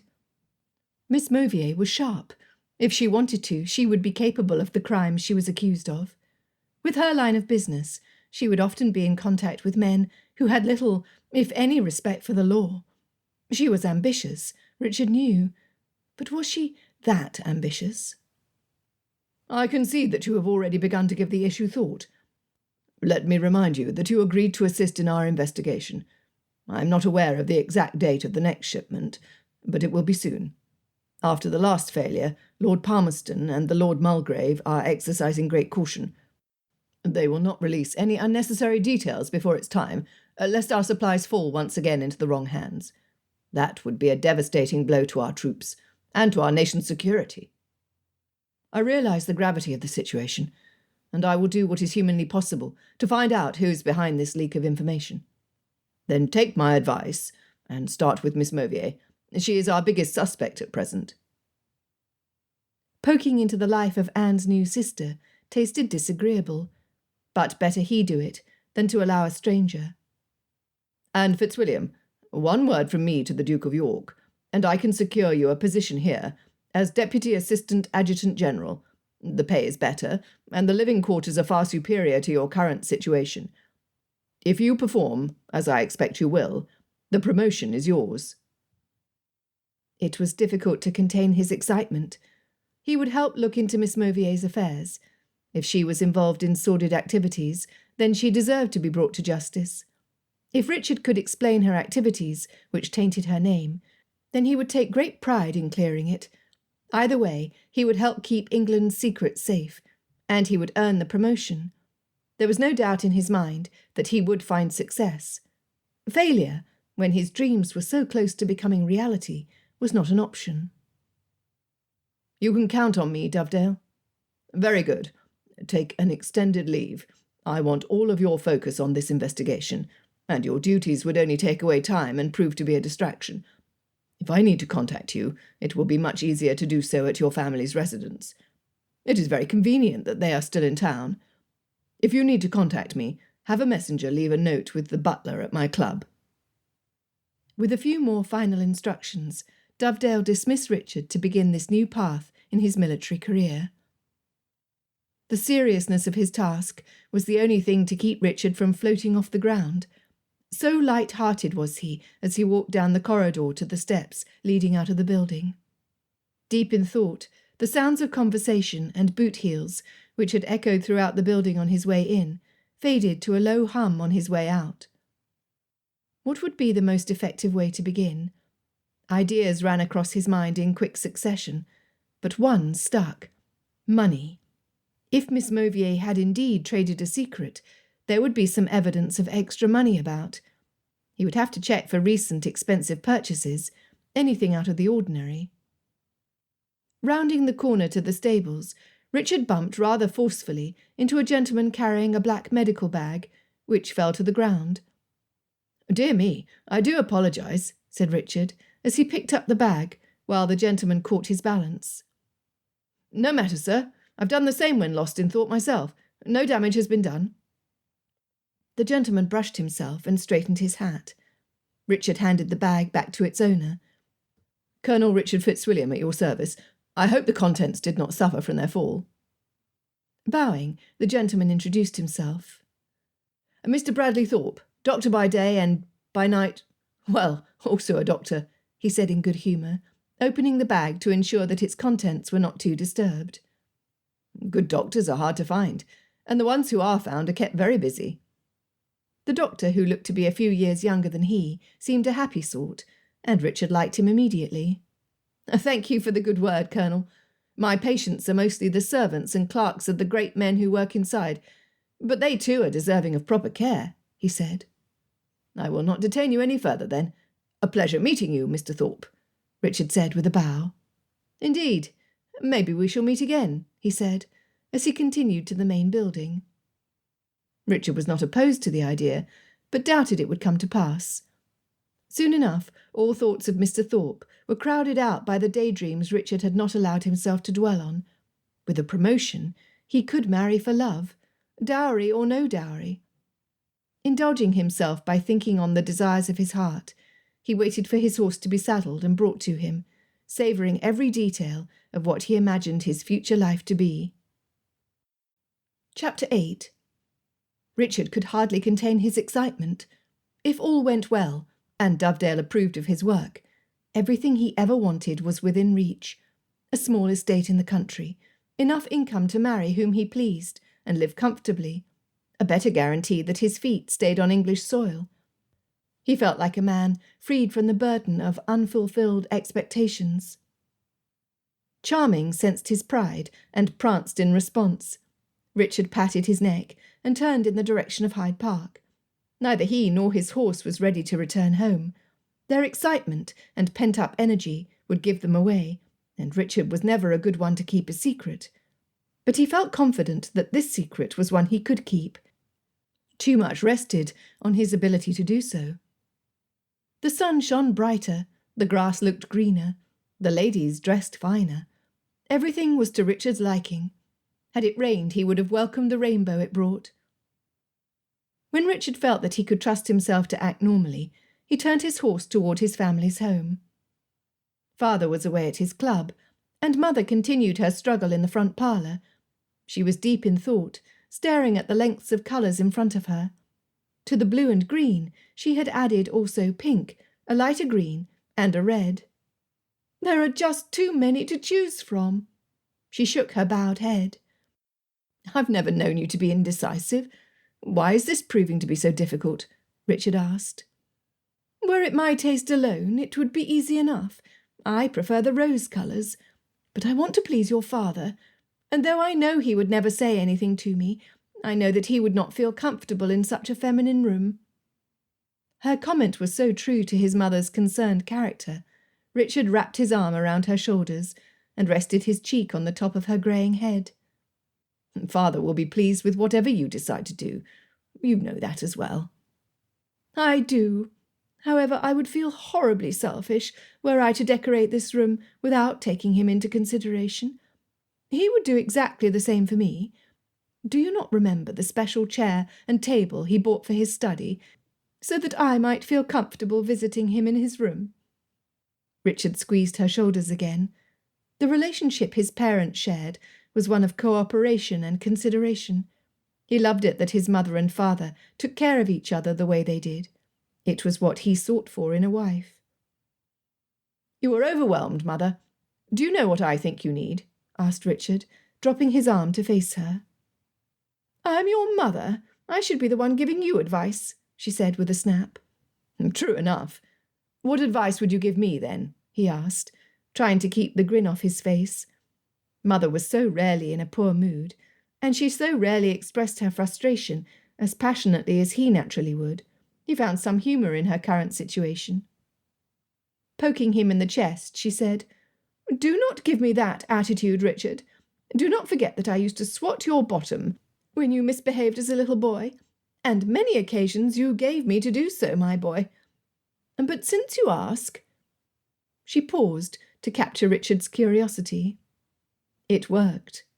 "What? What advice do you have?" he asked, shuffling his feet impatiently. "I would advise you to marry." Richard, still feeling merry from his morning's news, said, "All right."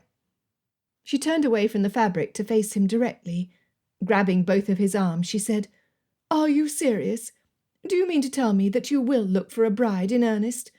Oh, it would bring your father and me endless joy to see you happily settled." Her hand, which had been poking him moments ago, now rested over her heart. "I'm not absolutely certain if it will come to pass, but I have been given the prospect of a promotion." He raised his hands up to prevent the flood of questions. "I'm not free to discuss any details, only to suggest that it is a likely possibility. If it happens, then I will have the freedom to choose a wife. In fact, it is the reason I am home. My leave has been extended so that certain details might be arranged." There, that was all he was permitted to say. Mother opened her arms, and Richard felt her face squish against his chest as she wrapped her arms around him. For a second, he felt like a child again. He had been raised with frequent displays of affection, and an embrace from mother or father filled his soul with happy memories. "Oh, my son, I'm so happy for you. Just wait until your father hears the news. Until you know for certain, we will keep it to ourselves. But, oh, Richard, what a glorious day!" With one final squeeze, she stepped back. Her smile never wavered, even when she looked upon the fabric awaiting her choice. "Would you like to take a ride in the carriage with me, Mother? I think it would be good for you to get out of the house. Perhaps you will find inspiration out of doors." He nodded toward the source of her worry, piled neatly in rainbow colours. "What a fine idea! In fact, I should like very much to go to Miss Mauvier's dress shop. I'm in need of a couple of new gowns before we return to Matlock for the winter, and I think that if I am to find inspiration, that is as good a place as any." Richard forced himself to answer calmly, although his heart thundered. "I will have the carriage readied straight away." "I find Miss Mauvier to be charming. She was so attentive to Miss Beatrice while we were at Lady Catherine's. She even averted a verbal scuffle between the two ladies. Mr. Mauvier is to be admired for attempting to mix those two. They are like oil and vinegar. When I think about what your father had to put up with, growing up with such an overbearing personality as Lady Catherine's, my respect for him grows." Richard had often pondered the same thing. Unfortunately for mother and father, his older brother had married a lady who very much resembled the great lady herself. How interesting that Miss Mauvier had so easily kept peace between the two difficult sisters-in-law, but she just as easily argued with him and pointed out his flaws. "I will have the carriage brought around." Richard left the room, gave orders, and ran upstairs to change into his off-duty clothes. After changing his coat 2 times, much to the valet's consternation, he finally settled on his favourite dark blue jacket. Feeling more relaxed, Richard prepared himself for a visit to Miss Mauvier's shop. It was the perfect excuse to pay a visit and have a look over the premises. He did not know what he was looking for, but he would note anything out of place. As they neared her place of business, Richard mentally readied himself for what he was certain to see. After all, it was not as if she were a highly reputed establishment on Bond Street. Images of fabric shoved helter-skelter onto dusty shelves, papers and notes haphazardly stuffed in a ledger, bits of thread trailing out of the cramped workroom where the help squinted their eyes to stitch in the dark. He prepared himself for the worst scenario, in the hopes that he would be pleasantly surprised, and his search would be all the easier for it. The carriage entered the street, and the first thing Richard noticed was how clean the windows at the front and side of the shop were. He had to look away when the sun's reflection pierced his eyes, making him see black spots. The sidewalk in front of the entry door was swept clean. Maybe this would not be so bad after all. Assisting his mother out of the coach, they opened the door. Directly ahead were stairs leading up to the living quarters. A discreetly placed fern sitting atop a table directed them to the left where the shop was. It was a charming place. Bright colours burst from the far wall with neatly stacked fabrics. The wood floors were clean and polished to a shine. The glass in the display case sparkled, and Miss Mauvier, with her dark hair pulled tightly away from her face, looked every bit the proud proprietress as she walked over to greet them. Chapter 9. Richard realised he was staring at Miss Mauvier, and he instantly felt awkward as he purposely looked away. It reminded him of his younger years, when he first realised that maidens were not as repulsive as he had thought them, and the presence of a young lady would make him blush. That was the same effect Miss Mauvier had on him that moment.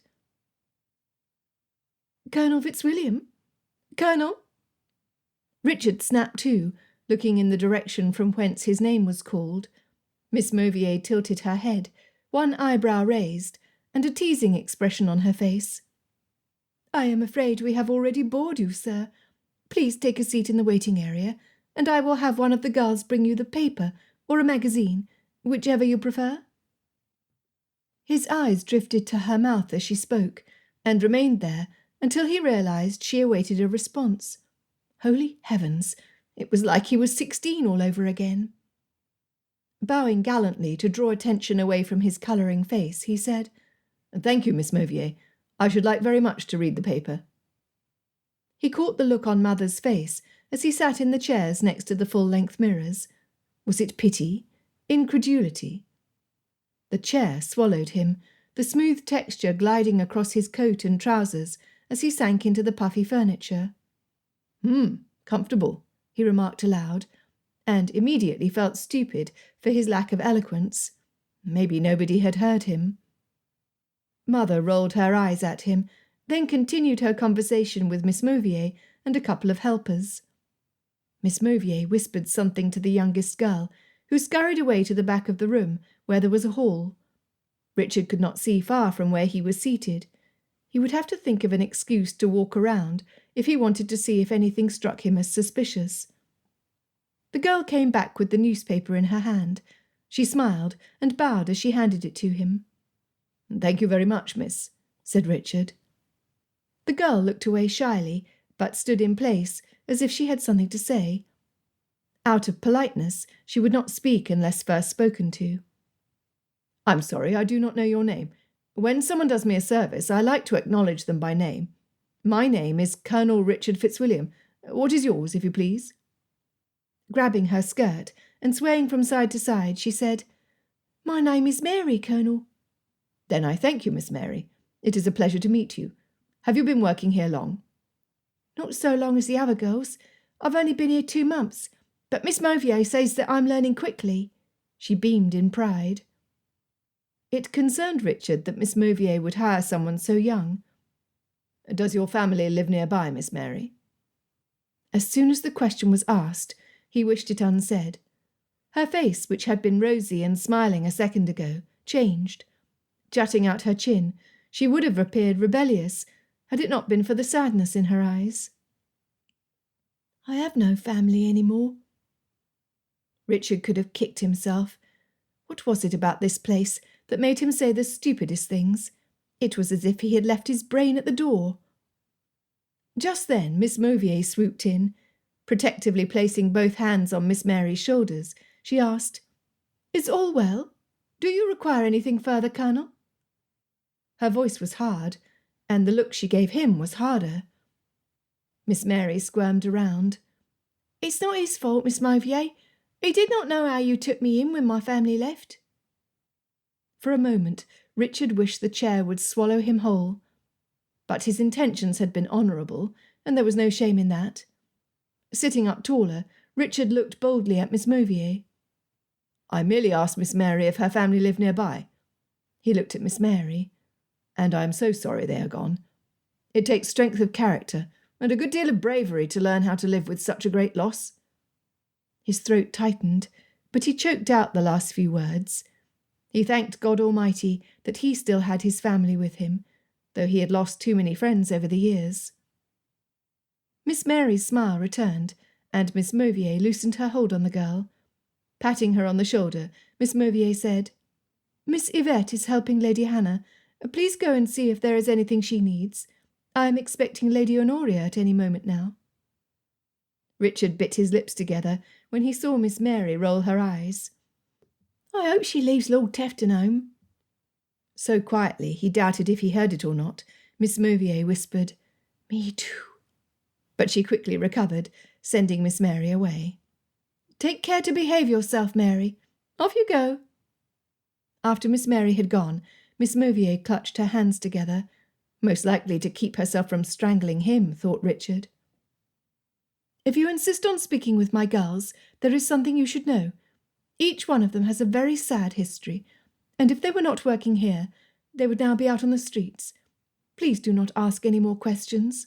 It upsets them."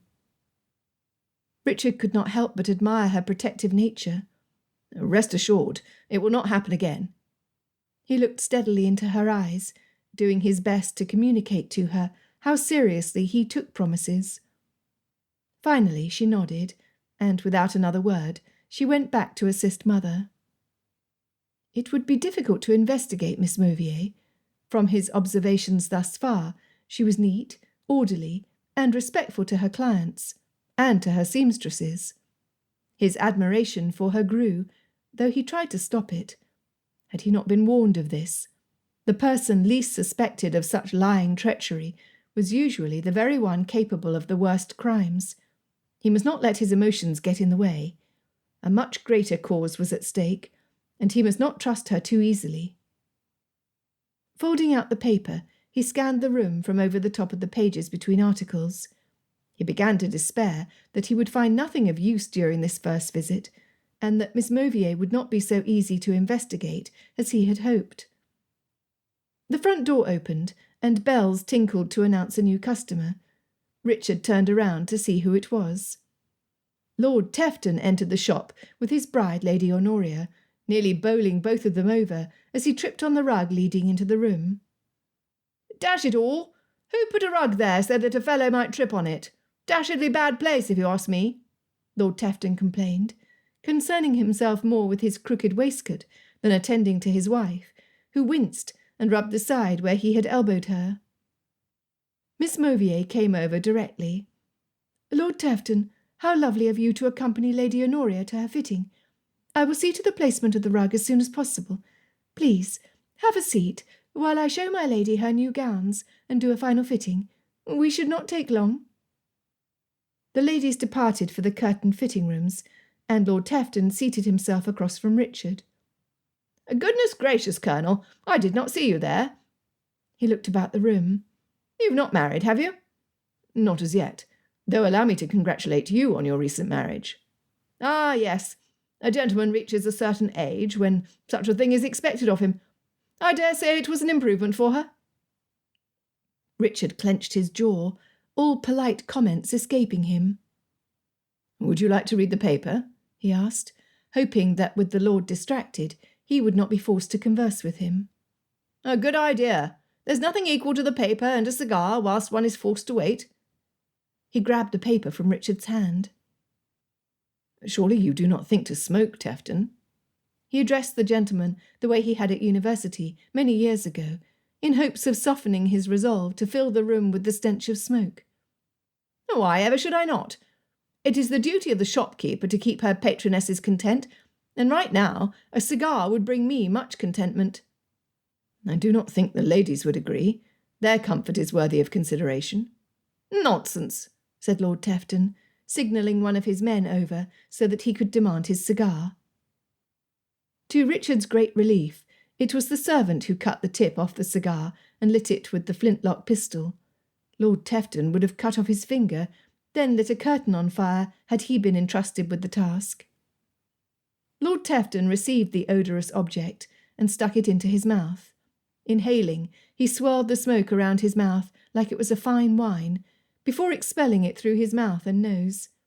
The stench filled the air, clashing with the perfume of fresh-cut flowers on the counter.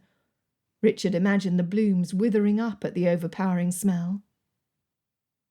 Another idea on how to extract Lord Tefton from the room struck Richard, but not before Miss Mauvier came out from the dressing-room.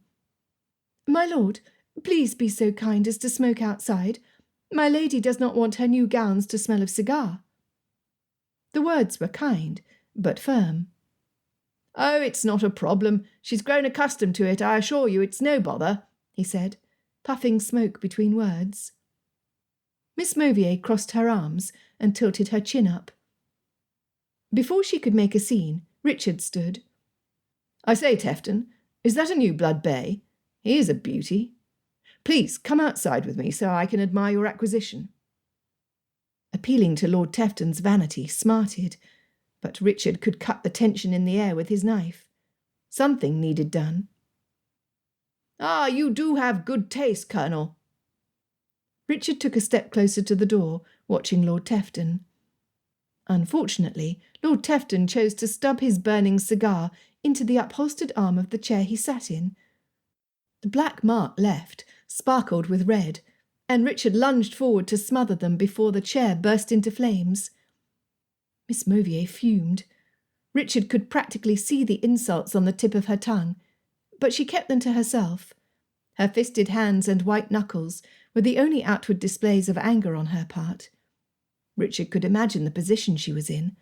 A customer like Lady Honoria was the very sort a business wished to have, so all manner of atrocities made by the keeper of the purse must be endured. It was how business survived, but it was unfair. Smacking at the arm one more time, while Lord Tefton rose from the chair, Richard said, "What an accident!" Slapping Lord Tefton on the back, Richard said in a voice loud enough for the occupants of the room to hear, "What a good thing you were noted for your generosity. Never let it be said that such an important figure as Lord Tefton would leave even a trifling thing unattended." "What?" asked Lord Tefton, looking between Richard and Miss Mauvier. Picking up where Richard left off, Miss Mauvier continued, "It is no bother, my lord. The damage done by your cigar can easily be replaced. I shall simply add the cost to your bill." Lord Tefton's face turned a brilliant red, a shade he often wore. He sputtered some sort of protest, but Miss Mauvier was one step ahead of him. Looking toward the dressing-room, she motioned for Lady Honoria to join her. "Please, my lord, look at how beautiful my lady is." Entering on cue, Lady Honoria spun in a circle in front of Lord Tefton. "Oh, my love, look at this dress. Is it not positively divine? I shall be the envy of every lady. You are such a dear to keep me in fashion. Do you not agree that such a dress deserves a matching pelisse and a new bonnet? Or do you think a turban would suit better?" Pushing him off to the side, she admired herself in front of the mirrors. Inundated with questions, and the prospect of spending more money on female fineries, Lord Tefton stood in dumb silence, his colour rising all the more. Sensing the need to get him out of the room, Richard motioned to the door. "Come, Tefton, you have yet to show me your horse." As Lord Tefton joined him, Richard looked over his shoulder. Miss Mauvier met his glance, and smiled. He hoped she thought better of him now. Chapter 10. How exciting to make a gown for Lady Hannah! She is related to so many influential people in society. It will be interesting to see how much influence she bears in fashion with the ladies up north, commented Adélaïde, as she sat in the workroom after they had left. "She is one of the loveliest ladies I've ever met. What did you think of her son? I thought the Colonel was very handsome. And was it not gallant the way he came to your aid with Lord Tefton?" Mary said, in a dreamy voice. Yvette snorted in distaste. "He's no such thing. Though he is not unfortunate in looks, I would certainly never describe him as handsome. Plain is what he is. However, he did manage to secure payment for the damaged upholstery without offending my lord, and for that I must give him proper credit." Adélaïde frowned. "He is the sort that becomes handsome on further acquaintance, I think. Colonel Fitzwilliam would make the ultimate diplomat. If he were left in a room with the leaders of warring nations, he would soon convince them to get along." She wondered why she found it so easy to fight with such a man. Was he really the problem? Or perhaps was she too sensitive? Comparing herself to him, she saw only her flaws, and it was disturbing. Not that he was perfect, of course, far from it. Not liking to dwell on her faults, Adélaïde changed the subject away from Colonel Fitzwilliam. "What do you think of a move to Bond Street?" she asked, mostly Yvette. Mary clapped her hands together and grinned from ear to ear. "Imagine poor little me working in a fine dress shop on such a fancy street." Yvette fiddled her thumbs in her lap. Adelaide's heart plummeted with doubt just looking at her. What had she not thought of? Was the plan too ambitious? After what seemed like an eternity, Yvette finally spoke.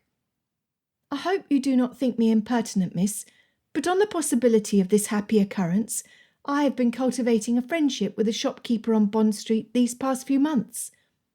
She looked sheepishly down at her entwined fingers. "Yvette, you mean to say that you knew I would make this decision all along?"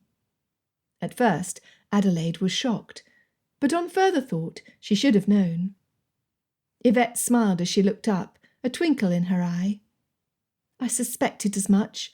I only wanted to ensure that when the time was right, we had an ally. Competition is fierce." "Very well. Tell me about our friend on Bond Street. How did you meet?" "The name of the shop and the shopkeeper is one and the same, Miss Maven." Adélaïde nodded. She knew the place. "I met Miss Maven's assistant on a trip to Brick Lane to see the newest wares. We struck up a conversation, and one thing led to another. When I found out their location, I went out of my way to be agreeable. Now I'm so glad I made the effort." "When can we meet, Miss Maven?" "During calling hours. As you know, it is the easiest time, since all of the ladies are making their social calls and the shops are quieter." Mary, who had been unusually silent, said, "I hope Miss Maven does not disappoint. Now, I must catch up with my work." She set to stitching the taffeta in her hands. "Very well. Yvette, you and I will call on Miss Maven this afternoon." Adelaide's pulse quickened as they neared Bond Street. She wondered what sort of woman in their same business would be willing to befriend them. Fat gold letters painted on the windows left no doubt that they had reached their destination. Miss Maven's, it said. They walked in the front door, the bell announcing their arrival with a cheerful ring. It was no coincidence that the setup of the shop resembled Adelaide's. Dressing rooms and plush chairs next to large gilded mirrors were immediately in front of her.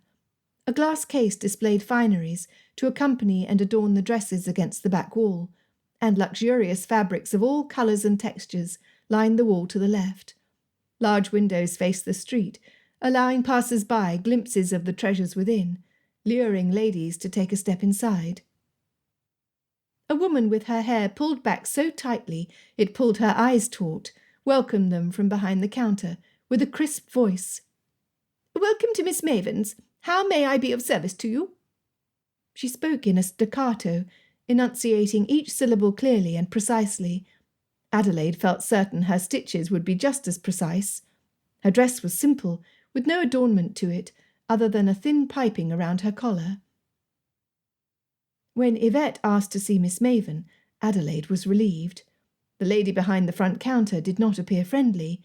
Efficient and proficient, yes, but not someone who would wish to offer any assistance outside of the work she achieved.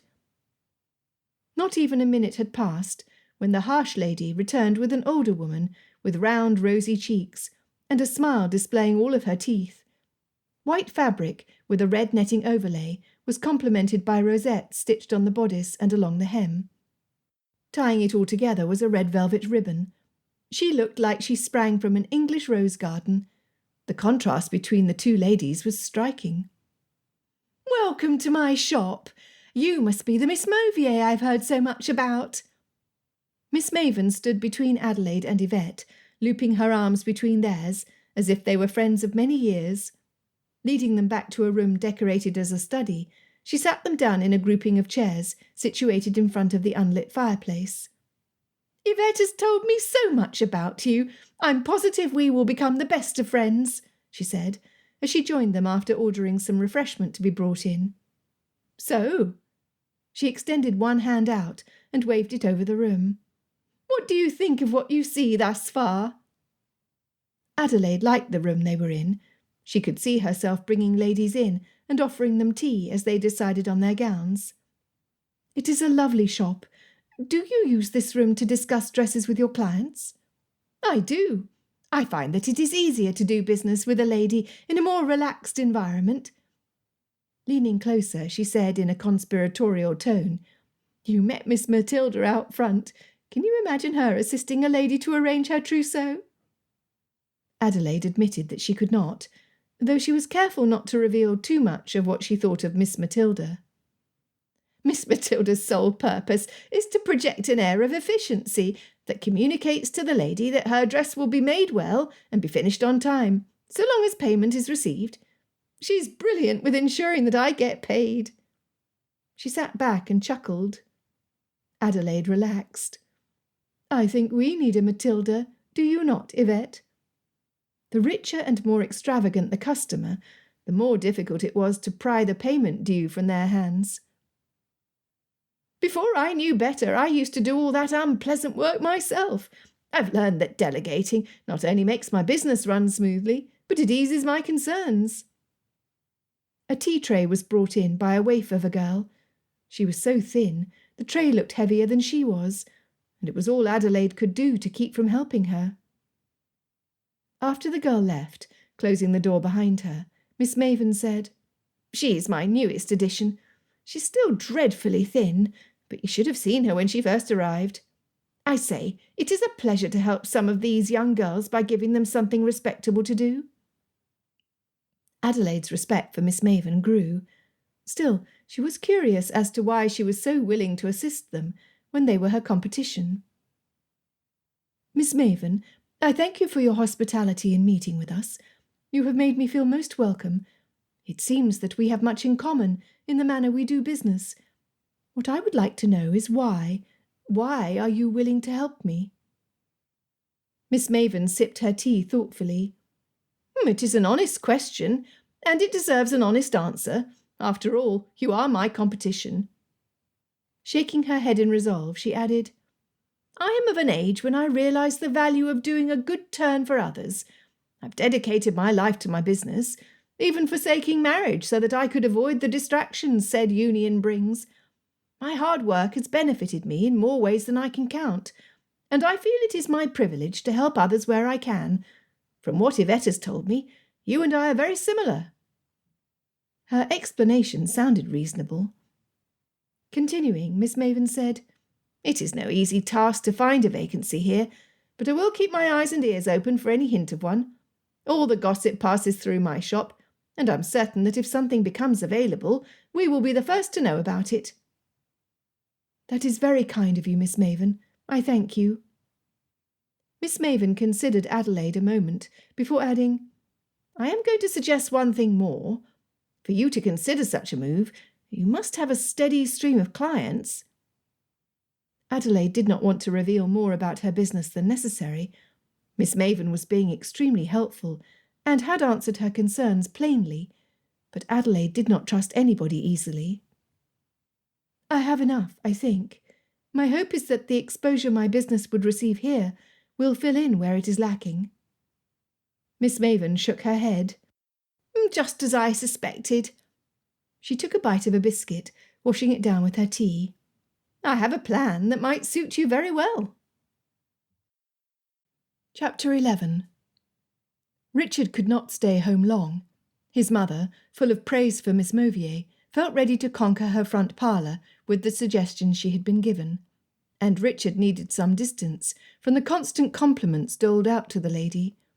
It made Richard feel guilty for spying on her, though Lord Tavton's arrival had ensured that not much of that had been accomplished. Until Richard could prove her innocence, he had to remain watchful. He had a plan, but it was still too early to properly effect it, so he went to his club. It was a shame he could not see Darcy there, or Bingley. They were enjoying their wedding holiday.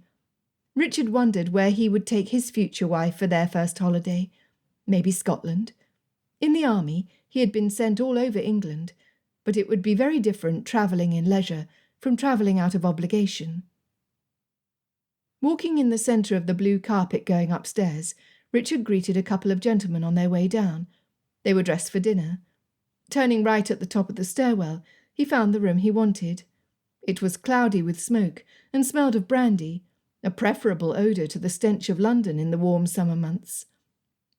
His eyes burned, and he paused until they adjusted.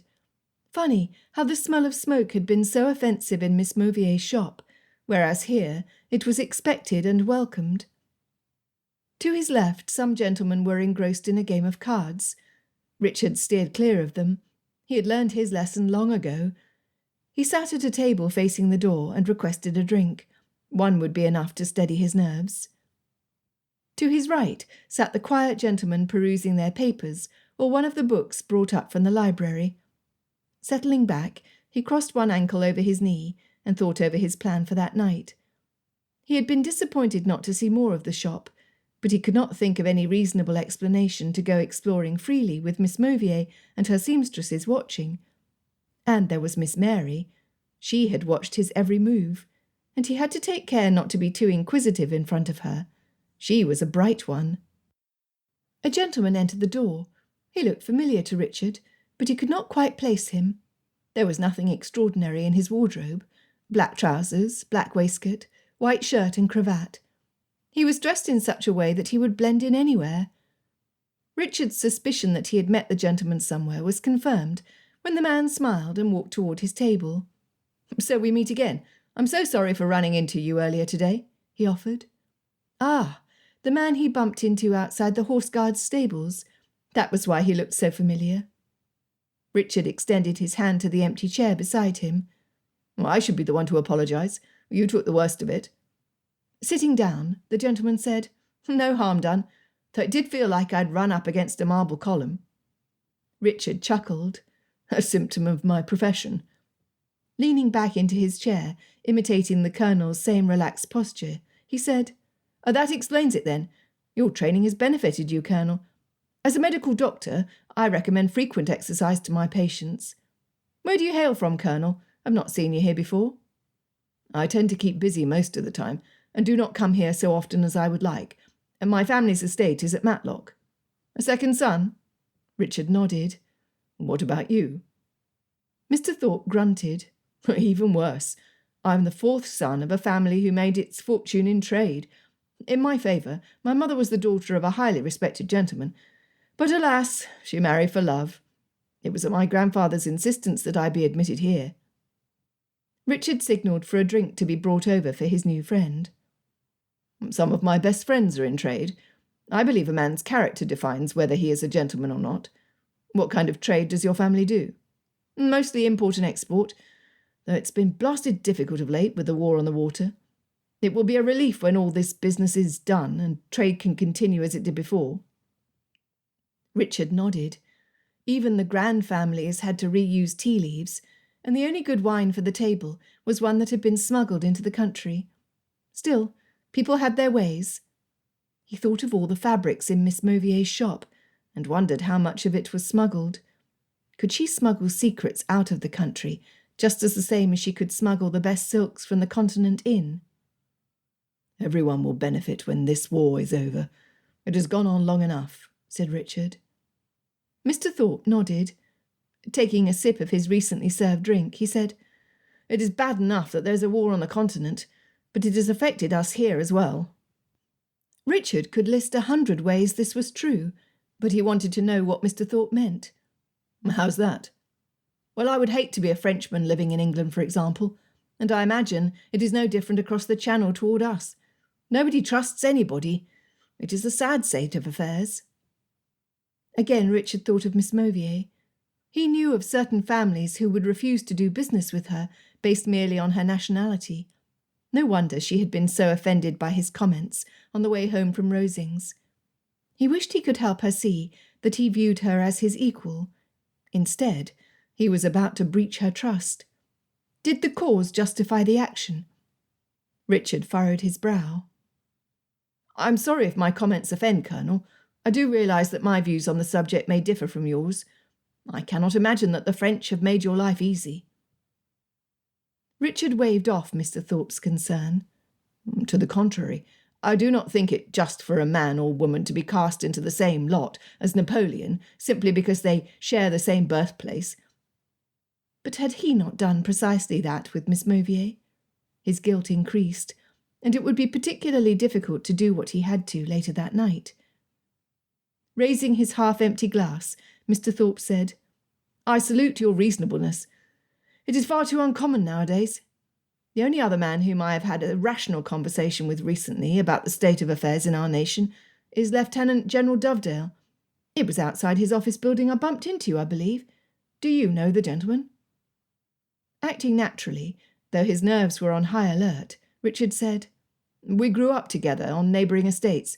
His family and mine are long-time friends. It's good not to forget our closest friends from home. Too many neglect old acquaintances when they move away. Were you close friends in your youth?" "He is 10 years older than I am, and had left for the army when I was just a boy. However, he would race across the fields with me when he took leave to visit his family. We were catching up on old times when you saw me outside the building." He threw that last bit in to throw off any suspicion, just in case. "Lieutenant General Dovedale is a sensible man, and highly respected among the officers. He is a hero, and I am honoured that he still views me as a friend. Every young man, especially those recently enlisted, would wish to rub elbows with men of his sort." Mr. Thorpe nodded in agreement, looking into his glass. "Now, I'm curious as to who won the races between you and him, and how a gentleman used to the freedom of open fields finds the crowded streets of London when he is on his mount." Mr. Thorpe leaned back and grinned. A lively discussion about blood horses ensued. For being a descendant of a tradesman, Mr. Thorpe knew quite a lot about horseflesh. By the end of the hour, Richard thought he would not mind meeting Mr. Thorpe at the club again. He was an amiable fellow. The sky darkened, signalling to Richard that he must return to his task. Mr. Thorpe, also, had some patients to see in the late hours. Saying their goodbyes, they left the club, going in opposite directions. On arriving home, Richard took a bundle of clothes he had hidden from his closet. It would not do to wear a white cravat, while he attempted to break into Miss Mauvier's shop. Chapter 12. Creeping upstairs to his room, Richard changed his clothes to blend in with the night. Covering himself with his dark greatcoat, he stuffed a cap into his pocket to cover his sandy blonde hair. It was easier to get out of his family's home without being seen than he thought. They would assume he had found some friends at his club and had joined them. Feeling the need to calm himself, he walked along the shadows in the streets. Every noise sent new bursts of nerves running through his veins, and Richard had to remind himself not to overreact. He forced himself to keep walking when he heard footsteps behind him, not an uncommon thing to hear, even in the dark of night in town. Only a couple of times he melted against the side of a building to allow whoever was following him to pass, looking at their faces for any sign of interest in his activities. Miss Mauvier's dress shop was in sight, and his caution increased tenfold. He would need to be as quiet as he could be. The last thing he wanted was to cause the inhabitants alarm. All he needed was information, if any information was to be had. It would be just like sneaking into the kitchen without cook hearing him. How many times had he successfully pilfered the pantry for an extra spoonful of preserves on a biscuit? Pulling a ring with several bits of metal in different lengths and thicknesses out of his coat pocket, he gently eased one by one into the lock, careful that the metal not clink too loudly. He prayed that the side door did not have a bell, like the front door did. Easing the door open just enough to squeeze in, Richard closed it shut and looked around him. He was in the workroom. He took a step deeper into the room and cringed when a floorboard creaked under his weight. Frozen in place, afraid to move, he listened for the smallest sound from the seamstress's room. His gaze focused on the doorway leading to the hall. Nothing. His eyes, now accustomed to the dark, glanced about the room for obstacles. The room, exemplary in its orderliness, offered nothing to stumble on. It occurred to him that he ought to slip off his boots. But then, what would he do with them? He could not carry them with him, and he did not like the idea of leaving them by the door he had entered. They would be in the way if he tucked them under his arm. He needed his hands to ruffle through the papers he had seen Miss Mauvier extract from a hat box behind the glass counter. He also thought to look between the fabric stacked against the wall in the main room. Taking another step, rolling his weight from the ball of his foot to his toes, the floor squeaked again. At this rate, he would reach the hallway by dawn. With a sigh, he balanced on one foot to take off first one boot, then the other. If all went well, he would look around, then retrieve his boots beside the door before making his way out unheard. His progress improved in his stocking feet. Richard pulled out a wax candle and lit it so that he could cross the room without disturbing anything. Though he muffled the flintlock as best he could, every little noise, including that of his thundering heart, sounded as loud as a crash of thunder in the silent room. Reaching the hallway, he looked in the direction of the seamstress's room. He paused, willing his ears to hear the soft breathing of sleeping workers. When he was content that no one was awake, he cupped his hand around the candle and entered the hall that took him to the front of the shop. The fabric was nearest, so he looked there first, uncertain what he searched for. As his fingers snagged at the delicate fabric, Richard cursed himself for not taking better care of his hands. Years of sport, and the negligence of wearing gloves when nobody looked, had caused calluses on his palms and roughened his fingertips. Pouring the accumulated candle wax into his hand, he balled it up and put it in his pocket before he went over to the display case. Sliding the glass panel over, he reached into the hat box and pulled out what he supposed were the ledgers. Opening the first one, he saw in neat, legible numbers and letters payments made and received. As he read the entries, he was impressed with the thoroughness with which everything was accounted for. It seemed that not one needle went unnoticed in the ledger. He flipped through, skimming the pages for anything out of the ordinary. Precious silk thread in various colours, each one itemised, skeins of cotton thread, cashmere shawls from Paisley, packets of needles, a payment received from Mrs. Hepplewhite, a new fabric acquired, a reminder to ask for payment from Mrs. Tefton, all with totals of the day written in bold numbers at the bottom of each page. About to close the book, Richard's attention was caught when he saw the word Paris. Hovering his finger at the entry, it said, Paris Gown, in capital letters. He had perused the estimated cost of several gowns in the ledger entries, but this gown was considerably more expensive than the others. Richard flipped through the entries again, trying to find similar entries, but there were none. Disappointed, he memorised the entry and put the books back in place. He had found what he had hoped not to see. He had to reconcile his mind to the fact that Miss Mauvier might not be so innocent as he had thought. Still, he would not rush to conclusions. There could be a perfectly reasonable explanation for her to make an exorbitantly priced gown made of smuggled materials and send it to the very place where enemies paid dearly for secrets to be sent. Rifling through the contents of the hat box and finding nothing else out of the ordinary, Richard placed the contents back how he had found them and closed the glass case slowly. Padding across the floor, Richard peeked down the hallway, shielding the flame of the candle with his hand. He was halfway across the workroom, his eyes focused on his boots beside the door, when he felt his coat catch on something as he passed. He stopped, but a stool tipped over with a resounding thud on the floor. Richard went still. Blowing out his candle, he turned, keeping his eyes on the doorway to the hall as he righted the bench, pricking his finger against the needle which had caught on his coat.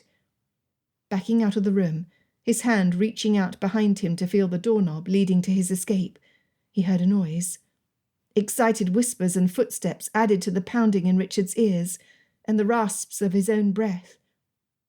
Finally reaching the door, he closed his hand around it, hoping he could make his exit before anyone noticed him.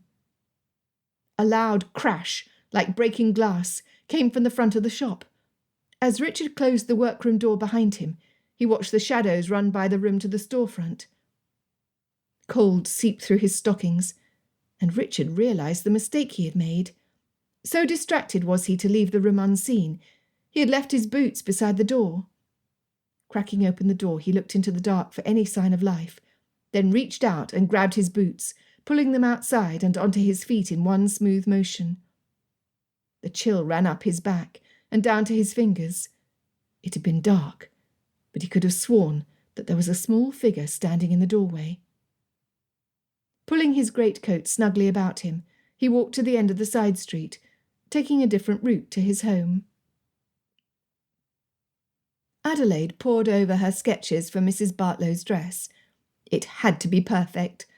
Earlier in the day, she had budgeted in her ledger the exact amount she would allow herself to spend on the gown.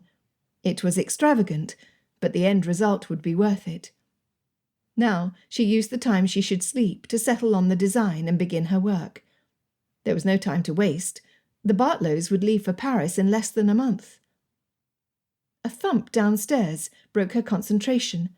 Her head jerked up from stooping over her drawings. She walked to her bedchamber door and opened it, listening for sound.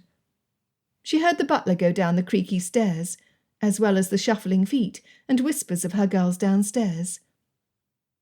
When she heard the loud crash of glass, she tossed her loose hair behind her shoulder and marched downstairs, her anger mounting with each bare footstep. If someone was breaking into her shop, she would make certain it was the last time it happened. Various methods of torture crossed her mind as she made her way into the shop. Hands on her hips, she felt fierce. Just wait until she saw the thieving vandal. Only there was nothing left to see, only the familiar faces of the household staff and the girls. "Miss, take care not to step this way," said the butler in front of her. One of the girls, with the presence of mind to have shoes on, ran to the workroom to come back with a broom. The glass tinkled and clinked against the wood floor. Gathering her thoughts, Adélaïde asked everyone present, and no one in particular, "Did you see anything? Is the only damage to the glass?" It was the stained glass Luke had put in their front door when he had first bought the shop and upper apartments. He had said that a proper dress shop needed colourful embellishments, just as a fancy gown did. Now only a few shards remained. Adélaïde bit her lip, preferring the physical pain to the emotional hurt burning her eyes and making her nose run. She sniffed, blaming the dust from the broom for her state. Candles were lit, and a footman went in search of a constable, while Adélaïde and the girls looked about the room. Adélaïde checked the safe in the back room, but it appeared untouched. She looked at the expensive pieces of lace and other luxury items in her glass case, but it was undisturbed. Yvette said, "Someone has been here. Look, miss, you know how much care we take to smooth the fabric so it does not wrinkle, but this gauzy cotton has been trifled with." "How can you see that? And why would someone break into our shop only to touch the fabric?" With a sore lip and cold feet, Adélaïde let her irritation return. She welcomed it. Fear and sadness were a weak combination, and one for which she did not have time. Mary came in from the workroom. "Someone opened the door in there," she said, pointing in the direction from which she had come. "My stool was tipped over on the floor, and one of my needles is lost." Adélaïde's concern grew. It could not have been only one person attempting to break in. Assuming it was a man, he could not have entered the side and thrown a rock through her stained-glass door in the front. Then Mary's words sunk in further. "Mary, you have not been poking your embroidery needles into the side of your stool again, have you? How many times must I remind you not to dull the tips by doing that?" Mary looked sheepishly at the ground. "I'm sorry, miss. It will not happen again." Taking a deep breath and letting out her pent-up anxiety, Adélaïde softened. She would not take her unexpressed wrath out on one of her girls, especially the newest and youngest. She would save it for the louts who intruded her home and ruined her beautiful door. "See that it does not. As it is, your misplaced needles are most likely the cause of the noise we heard from the workroom, and the reason the criminal escaped. I just wonder why someone else had to smash through my door if his accomplice had already gained entry from the side." It was so pointless, unless their purpose was only to scare her. Adélaïde felt the blood drain from her face. She had escaped the bold acts of bullies while her brother resided with her, but he was not there to defend her. She was alone, just she and her girls, who depended on her for protection. Chapter 13. The constable inspected the little there was to see, and only confirmed what they already knew. 2 people, with some unknown motive, had broken into the dress shop. They had stolen nothing, had disturbed very little, and had only left behind a stone, which they had used to smash the glass in the front door. Hours after the constable left, Adélaïde could not bring herself to sleep. The butler stationed a footman at the bottom of the stairs, but she could not relax enough to even lie down. When the first rays of sunshine reflected into her bedroom window, she was awake to see it. Feeling that her time was better spent doing something of benefit, she hastened downstairs to her workroom, not bothering to break her fast. Her stomach was tied in knots, and she missed Luke more than she ever had before. He had protected her during the Revolution. He had managed their safe arrival to England. He had won the affections of Maman, who had kindly taken them in. He had helped her establish her business by giving her experience stitching costumes in his theatre and introducing her to ladies who later became her first customers. He had done everything possible to ensure that she could take care of herself. Now, at the first sign of oppression during his absence, she was afraid. Disgust with herself and her weak thoughts stiffened her shoulders. Was she not a proud woman and owner of a thriving business? If she showed weakness, her competition would swallow her whole before she ever made it to Bond Street. Her girls needed her to be strong. She was her own master. It was the life she had chosen, and it was time she acted the part. If she acted it well enough, she would convince herself, and she would be unstoppable. It was to an extraordinarily calm, prepossessed Adélaïde whom the girls joined in the workroom, already engrossed in a project. One sketch lay before her on the table, a gown with matching pelisse, coloured in a soft green, the colour of sea foam in a storm. It had been stormy the day they escaped from Calais. Yvette gasped in delight when she saw the drawings, and for the minutes it took Adélaïde to describe the ensemble, they had forgotten the events of the night before, if only for a moment. I need to find a silk gauze in this colour. Mrs. Bartlow has auburn hair and hazel eyes, which this soft green will complement beautifully. I will embroider a bouquet pattern in flossed silk, mixing darker and lighter shades of this green, on the front of the bodice and the circumference of the hem to match the petal-capped sleeves on the pelisse. Woven braids at the cuffs, shoulders, and along every seam on the bodice soften the pelisse's pointy petal shoulders and matching collar.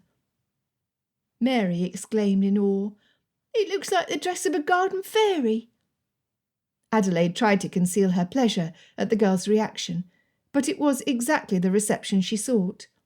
This dress and pelisse would be her best work, and the sooner she began, the better. "When do we start, miss?" asked Yvette. "I will start this evening after we close the shop. I wanted to share it with you and get your opinions, but I have become so attached to this design, I feel that it is something I must finish on my own."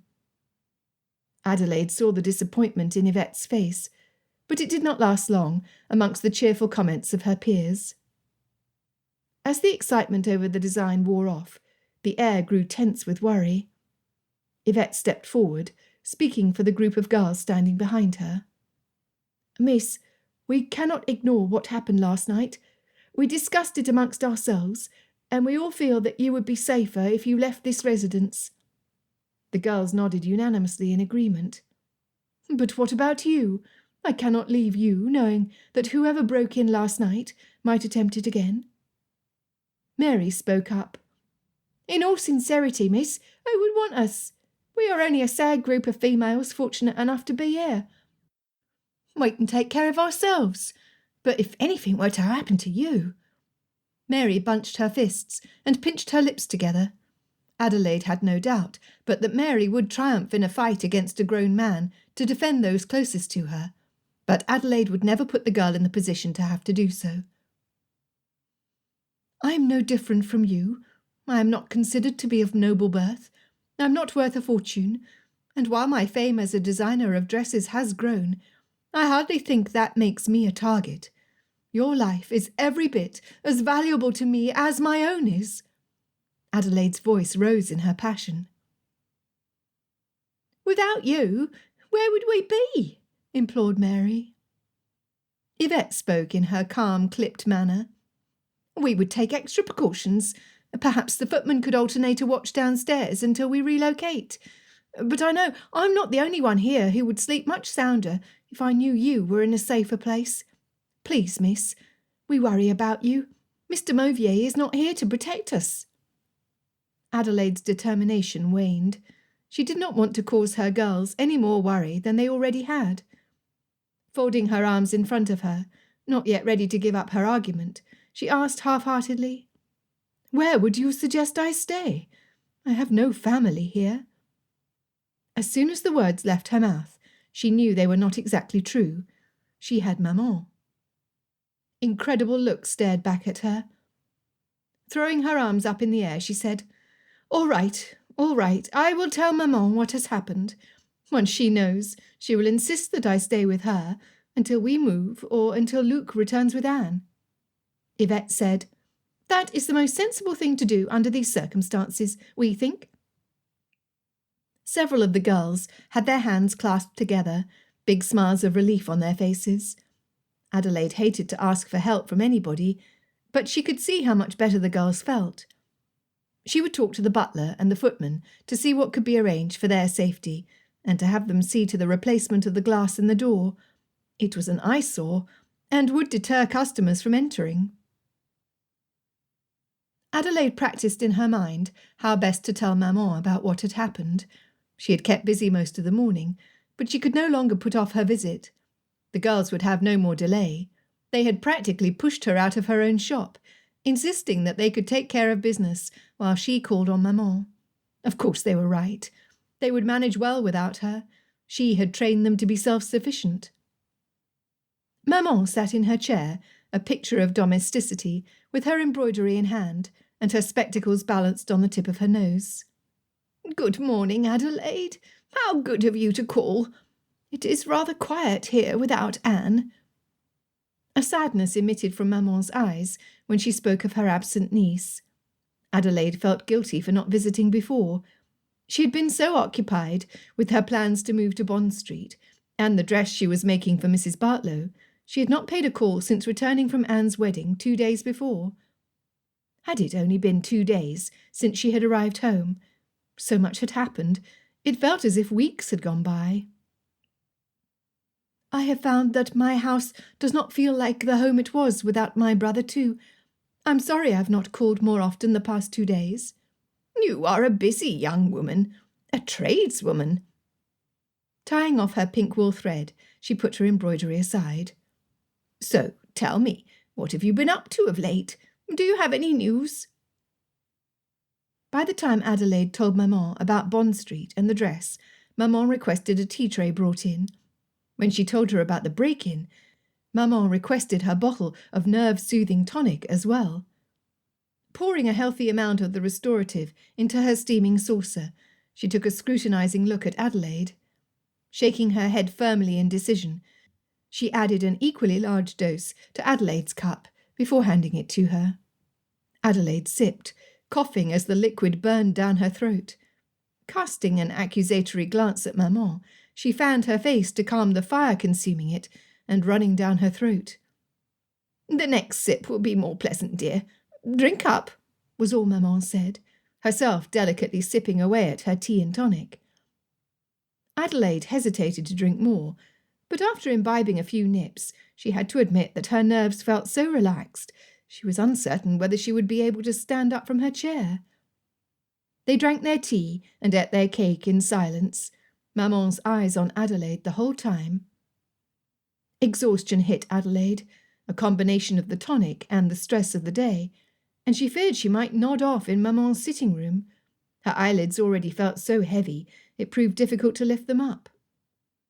When maman swallowed her last bite of cake, she said, "You will, of course, stay with me until the criminal is caught, or Luke comes home with Anne.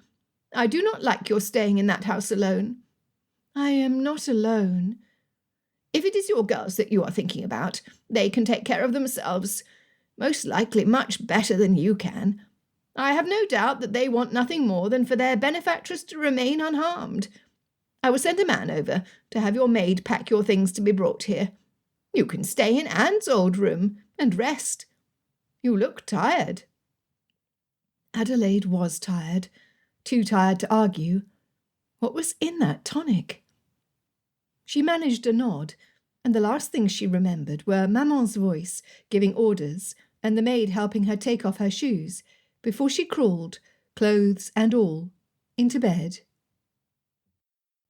Chapter 14. Sleep escaped Richard. Someone had seen him. Whether they could make out the features of his face or not in the darkness was doubtful, but forgetting his boots was unacceptably sloppy. Some spy he made. Then there was the crashing noise at the front of the shop. Someone had made that noise. Richard did not believe in coincidences. Someone had followed him. Worst of all was the combination of guilt and suspicion he felt towards Miss Mauvier.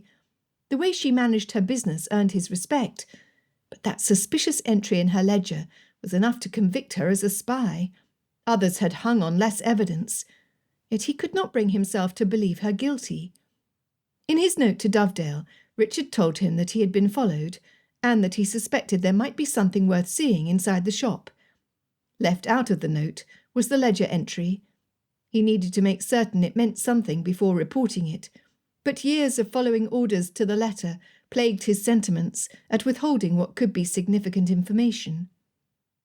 He had hoped that after a good night's sleep, the muddled mess in his brain would clear, and he would know how to proceed. It had not worked. Dressing and going outside, Richard walked along the interior of a portion of brick wall separating the garden of Matlock House from that of their neighbours. He did not need to count, but he did out of habit. 7 bricks up and 7 bricks from the corner. Pulling a blade out of his pocket, he wiggled it into the gap in the mortar and moved the brick little by little out of its place. He and Darcy, when they were fanciful boys, had hollowed out the inside so that they might exchange their secret messages. Darcy House had a similar hiding place in a corner of its garden wall. The boy in Richard thought it exciting to pass real, secret messages. The man in him was over the novelty, and had to remind himself of the stakes constantly. Still, it gave him one more way to communicate with Dovedale, who had all but rolled his eyes when Richard told him of its existence and suggested that it be used. Richard looked behind him to ensure that nobody watched. The wall concealed his presence well, and it was too early for any passers-by to notice a missing brick from the opposite side of the wall. Reaching his fingers inside, he pinched the message hidden in the hole inside the brick and pulled it out. It was only 1 line, but the message was clear. "Let none of her actions escape your notice." Balling the note up, he dropped it into his pocket so he could replace the brick. Smoothing the surface with his hand, knowing it looked no different now from before moving it, he went back into the house to formulate a plan. He needed to think of opportunities where he could be in Miss Mauvier's company without raising suspicion or finding himself attached. Not that such an attachment would be disagreeable. The more Richard learned about Miss Mauvier, the more interesting he found her. Unlike the overly polite society he was accustomed to, she had opinions, and she expressed them passionately. He respected her role as a tradeswoman. She treated her help well, giving them dignity where circumstances had robbed them of it. But it could all be an act. Years of association with the theatre world could have transformed her into a first-rate actress, and he must not allow his admiration to spread carelessly. He could suggest that Mother have another dress made. Then he could accompany her to the shop. But that was not enough. Besides, Mother would misinterpret his interest and assume he intended to court Miss Mauvier. Richard's mind wandered at the idea of wooing Miss Mauvier. Just how would a gentleman attempt such a thing with a woman like her? What Richard lacked in appearance, he made up for in charm, He had no difficulty in enchanting the young ladies at the balls and dinners he attended. Had his intentions or expectations been less honourable or less demanding, he would have married younger. However, society's elite had not exposed him to the type of woman he could imagine spending every day with, a lady with real accomplishments, and pride in those accomplishments. Building a business from scratch was certainly something to take pride in, much more so than embroidering a cushion, painting a table, or playing an instrument. His thoughts still romantically inclined, when breakfast was served, Richard mindlessly stirred a small amount of sugar into his coffee. The colour of the beverage resembled Miss Mauvier's hair, dark and rich. He inhaled the strong smell rising from his cup, and wondered if her hair would smell as pleasant as the rich beans, ground into the energising elixir. He had not stood closely enough to her to know, but he thought she would smell exotic. No soft, relaxing lavender or sweet rose scents for her. Servants came and went, perfecting the place settings at the table and bringing in their usual morning dishes. The swish of silk broke Richard's concentration, and he composed himself to greet Mother. "Good morning, Richard. You seem in good spirits this morning. You must have been out late. Did you rest well?" she asked, taking her seat. Richard was glad she had caught him in a good humour, though he would not admit to her what had caused it. She, on the other hand, seemed agitated. Her hands shook as she poured her tea. "Well enough, Mother. But what is this? I was out late, but I had thought that you would not worry over me. I hope you've not received bad news so early in the day." He looked at her in concern. "You are a grown man, Richard, and I feel confident that you can take care of yourself. I heard the most disturbing thing that has set me on edge. My maid, Maud, heard some talk downstairs concerning Miss Mauvier's dress shop. Evidently it was broken into last night, and several items of value were taken from her home." Richard bit his lips to keep himself from contradicting her. He had taken nothing. Of course, he could not speak for the individual who had followed him. "That is horrible. Nobody was harmed, I hope?" he asked. "So far as I know, nobody was assaulted, but it worries me that she lives alone in the apartment above the shop." "She does have servants, as well as her seamstresses to keep her company." "You are right, but I cannot help but feel that for Anne's sake we should do something to contribute to her new sister's safety." Mother looked hopefully at Richard. "What do you suppose we do?" he asked, sensing an opportunity to spend more time in Miss Mauvier's company. "I think that if we were to interfere in any way directly, Miss Mauvier would resent the help offered.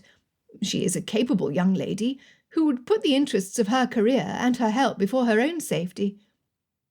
Richard nodded in agreement. Mother had summed up Miss Mauvier's character perfectly.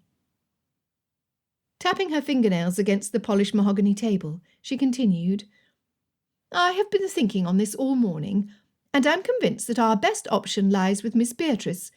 I would like to pay her a call this afternoon, accompanied by you, of course, to express to her our concerns.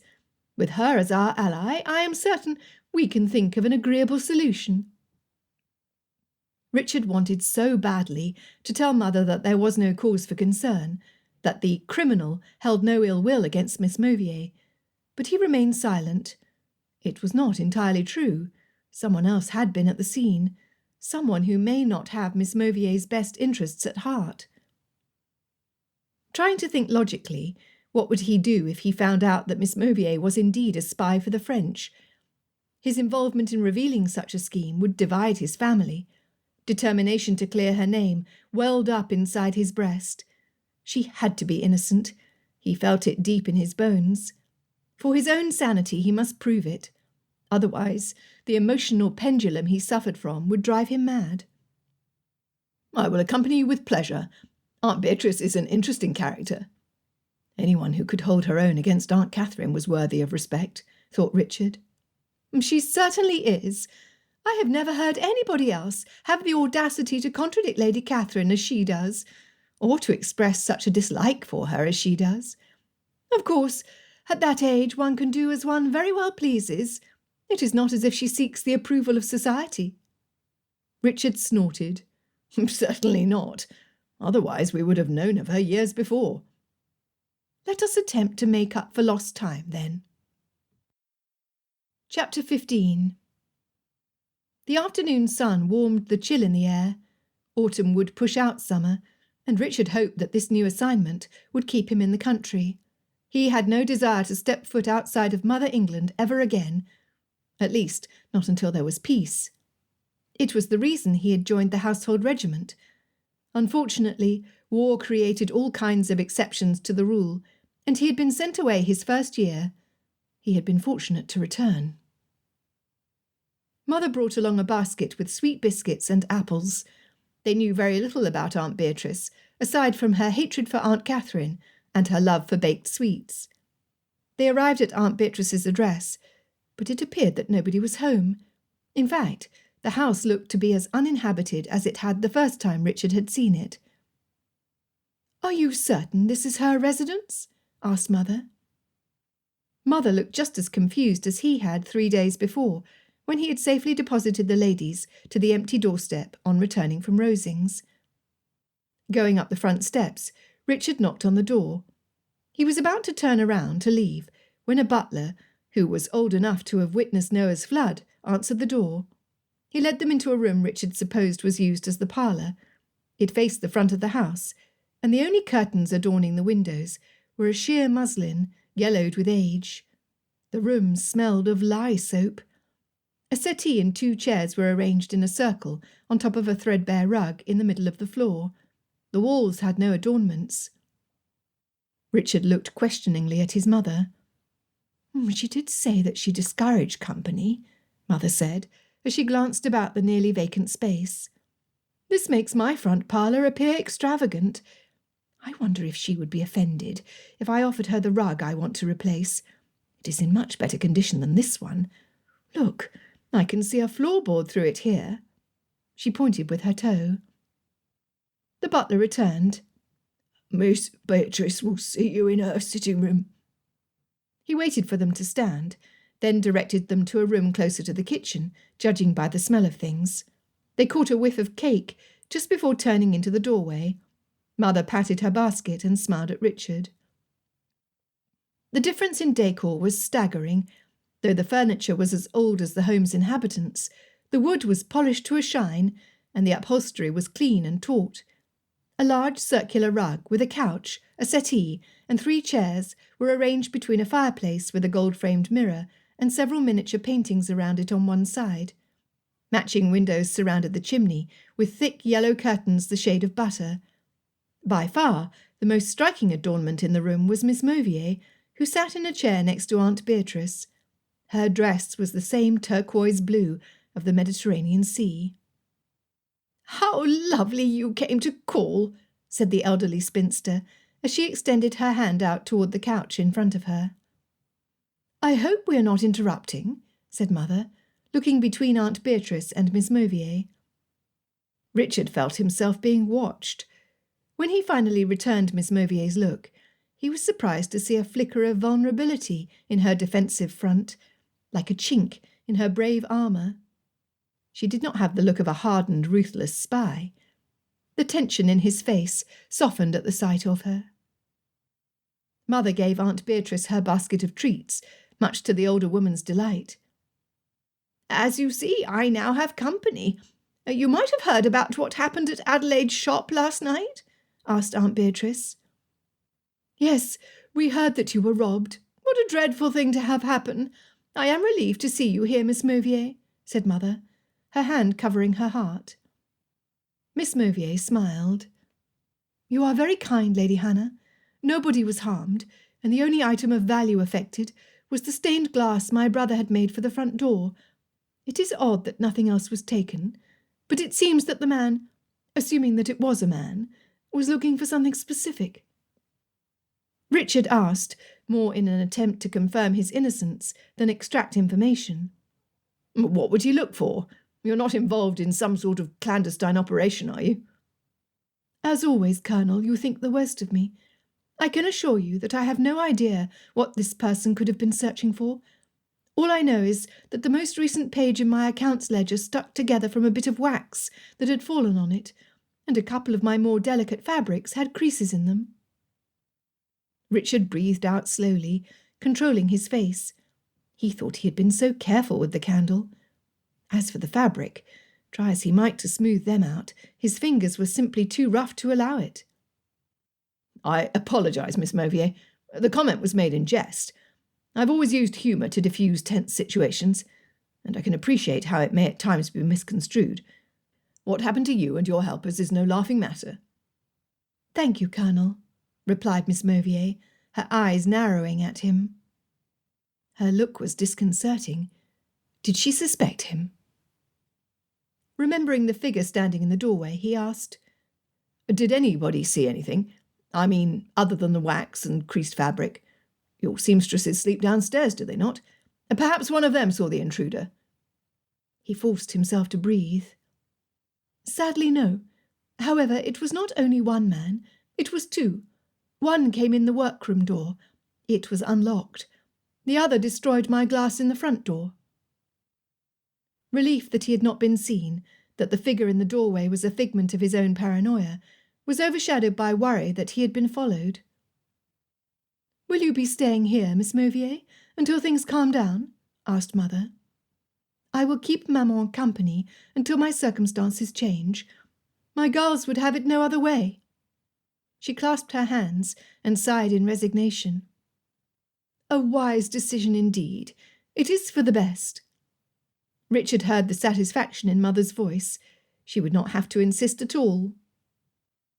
"Your girls, as you call them, admire you. I dare say that it is not common between a mistress and her seamstresses. It is shockingly uncommon among the ranks," said Richard, in an attempt to soothe Miss Mauvier. "They are a good bunch. I could not wish for better." The tenderness she felt for her odd assortment of ladies softened her voice and her eyes. The emptiness Richard felt at Anne's wedding gripped his insides.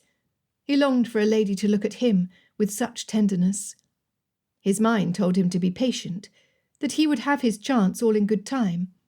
His heart rebelled, angry at the thought that his time might already have passed. Interrupting the war clashing inside him, Aunt Beatrice said, "It is fortuitous that you called today. I had every intention of inviting you for tea very soon. You see," she said to Richard, "Adelaide is like a daughter to me. My concern for her safety is great. If I had my way, she would have a muscled footman follow her everywhere." She paused, looking expectantly at Richard. "You want me to follow Miss Mauvier?" he asked incredulously. "Maman, you cannot mean that. It would be highly improper," protested Miss Mauvier, a little too dramatically, thought Richard. Aunt Beatrice pursed her lips together. "Let me finish. I was only gathering my thoughts. When you get to be as old as I am, they stray off in any which direction, and it becomes increasingly difficult to keep them in order." Richard doubted Aunt Beatrice suffered as much as she would have them believe. Thus far, he had found her as smart as a whip. She continued, "I only wanted to ask if perhaps, since the distance is not too great, and the Colonel seems to be on leave, if he might consider walking by the shop every so often. That is all. He does not even need to go inside, unless he is immune to the tongues it would set wagging." She said it like a challenge. "You are very clever, Aunt Beatrice. I can see that I will need to be careful whilst in your company." Her comment was a brilliant manoeuvre. A request in the form of a challenge would be difficult for any man to refuse. She was well aware of how he would react. She sat, perfectly poised, with one eyebrow arched to accentuate her request. Miss Mauvier looked displeased, but she kept silent. "It is not an unreasonable request, and," he added for Miss Mauvier's benefit, "I will do my best not to give cause for gossip." He racked his brain for reasons why a gentleman would frequent a dressmaker's shop. Mother said, "I think I can help with that." She smiled as if she had discovered a secret. Aunt Beatrice acknowledged her look and nodded in return. Richard did not understand this secret language of women. He preferred plain speech any day of the week. Their gestures and insinuations made him nervous. What were they up to? The purpose of their call accomplished, they bid farewell and returned home. Mother's big plan was a simple one. She would require more fittings, and she would seek out Miss Mauvier's help more than she needed for her front parlour. Now that Mother had decided on which colours to decorate with, she had proceeded with confidence. However, she would develop a sudden case of indecision and therefore visit the shop more frequently for advice. When they arrived home, a note on white paper with a common wax seal awaited Richard. Knowing who it was from, he tucked it into his pocket so that he might read it in his room. "Who is that from?" asked Mother. "Oh, just a fellow from the barracks. I'll read it later, as I doubt it is of import." To add to his argument, he asked the butler, "The messenger did not wait for a reply?" "No, sir. He left immediately upon delivery." Satisfied, Lady Hannah returned to her upper rooms, leaving Richard free to go to his room. Truth be told, his fingers itched to unfold the note in his pocket and read it. Giving Mother a head start, he took the steps 2 at a time once she reached the top of the landing. Once he was certain he was alone, he ripped the wax off the enclosure and read in one glance the written line, "September 21st. Stick to her." 4 weeks. In 4 weeks the shipment would leave England for the continent. He had 4 weeks to find out if Miss Mauvier was innocent or guilty. It was more time than he had expected, but he grew increasing uncomfortable with each passing hour of his investigation. Miss Mauvier's fate was in his hands. In 4 weeks he could free her, or he would be the death of her. Chapter 16. Over the next 2 weeks, Adélaïde saw more of Colonel Fitzwilliam than she had previously cared to see. Not only her girls, but the entire household staff had been won over by his charm, which only made Adélaïde want to dislike him all the more. There was only one sizable problem with that plan. She found herself warming to him, despite her best efforts not to. The way he attended to Lady Hannah, the respect he displayed toward her girls in the shop, as well as the servants, the sincere interest he took in her own welfare, all conspired against her inclination to overlook him as yet another hot-headed second son of an earl with superior airs. She had to recognise that if she had known him before their carriage trip, she would not have been so easily offended at his comments. It was at the end of the 2nd week since the Colonel and Lady Hannah had called at Maman's that an invitation came for them to join their family for tea at Matlock House on Brook Street. Maman, contrary to her solitary habits, showed her excitement by wearing her best dress for the occasion. Even Adélaïde had to admit that she was curious to see Matlock House, the place Colonel Fitzwilliam called home. Much could be learned about people by seeing the way they lived and the things they chose to surround themselves with. The apartment she shared with Luke was filled with paintings, sculptures, and bookshelves full of poetry. She liked the space, but it was decidedly Luke's. Her space was downstairs in the shop, where everything had a place, and the riot of colours and textures were kept in order so that it resembled a well-arranged flower garden. Even Maman's home gave a peek into her true character. Her sparsely furnished, unused rooms betrayed the antisocial behaviours which fed her loneliness, while her sitting-room felt like an inviting spring day in a field of buttercups. The constant baking in her kitchen emitted a warmth and sweetness to the otherwise drab dwelling. As the carriage pulled up to Matlock House, Adélaïde felt the butterflies flurry in her stomach. She reminded herself that she was the daughter of a French countess. She had nothing to be nervous about. She and Maman were admitted into a lovely entry hall. From the elaborate plaster ceiling, down the panelled walls covered in bold tapestries, to the grey-veined marble floor with red streamers of carpet on either side, the house exuded masculinity. The grand staircase, with its strip of fire-red carpet running up the centre, drew her eye with its thick beams of polished wood, adding to the solidity of the stairwell. Adélaïde took in all the details she could, as the butler led them to the sitting-room. In contrast to the entry hall, the sitting-room had more of a feminine touch. An Axminster carpet in a blue the colour of a summer sky softened their steps. Accents of rouge created pops of colour in the pillows and chairs about the room, and the addition of cream prevented the bright colours from overwhelming the space. Lady Hannah, dressed in an ivory-coloured gown with green trim, laid her book aside and stood to receive them. To Adelaide's surprise, Lord Matlock was present as well. His waistcoat matched the green trim on Lady Hannah's gown. Adelaide had not seen him since the wedding, and did not know the gentleman very well.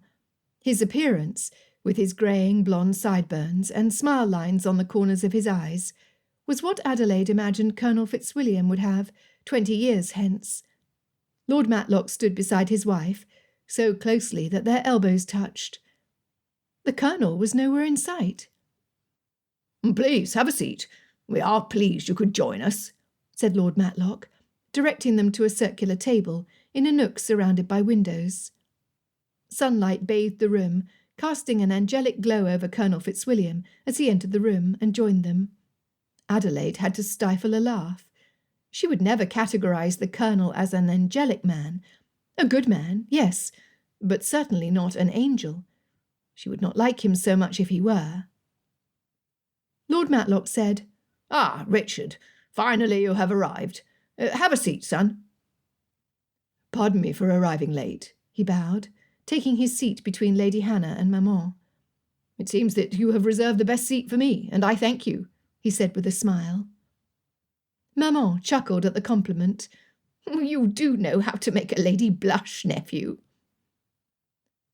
A roguish smile, not fully intended for Maman, spread over his face, which now looked at her. "Miss Mauvier, how good of you to take time out of your busy schedule to join us. Miss Mary tells me that you have slept very little of late, due to a special project on which she would shed no further light. Is there a reason for her secrecy?" he asked in good humour. "Mary speaks very freely with you, I see." It spoke well of the Colonel that Mary liked him so much. She was an excellent judge of character. "I have been working on a project particularly special to me, so much so that I even gave it a special allowance and title in my books. It is silly, I know, but the gown will go to a lady who is much admired in society for her sense of all things fashionable. If it becomes known that she wears a dress of my making, the ones who seek to imitate her will flood to my door." "Battles are given names all the time. Why not a gown?" chuckled Richard. "I wish you success. What a clever idea to foster trade," said Lord Matlock. "Just out of curiosity, what did you name the gown?" asked Richard. "Nothing too clever, simply Paris gown." "Paris?" he pressed.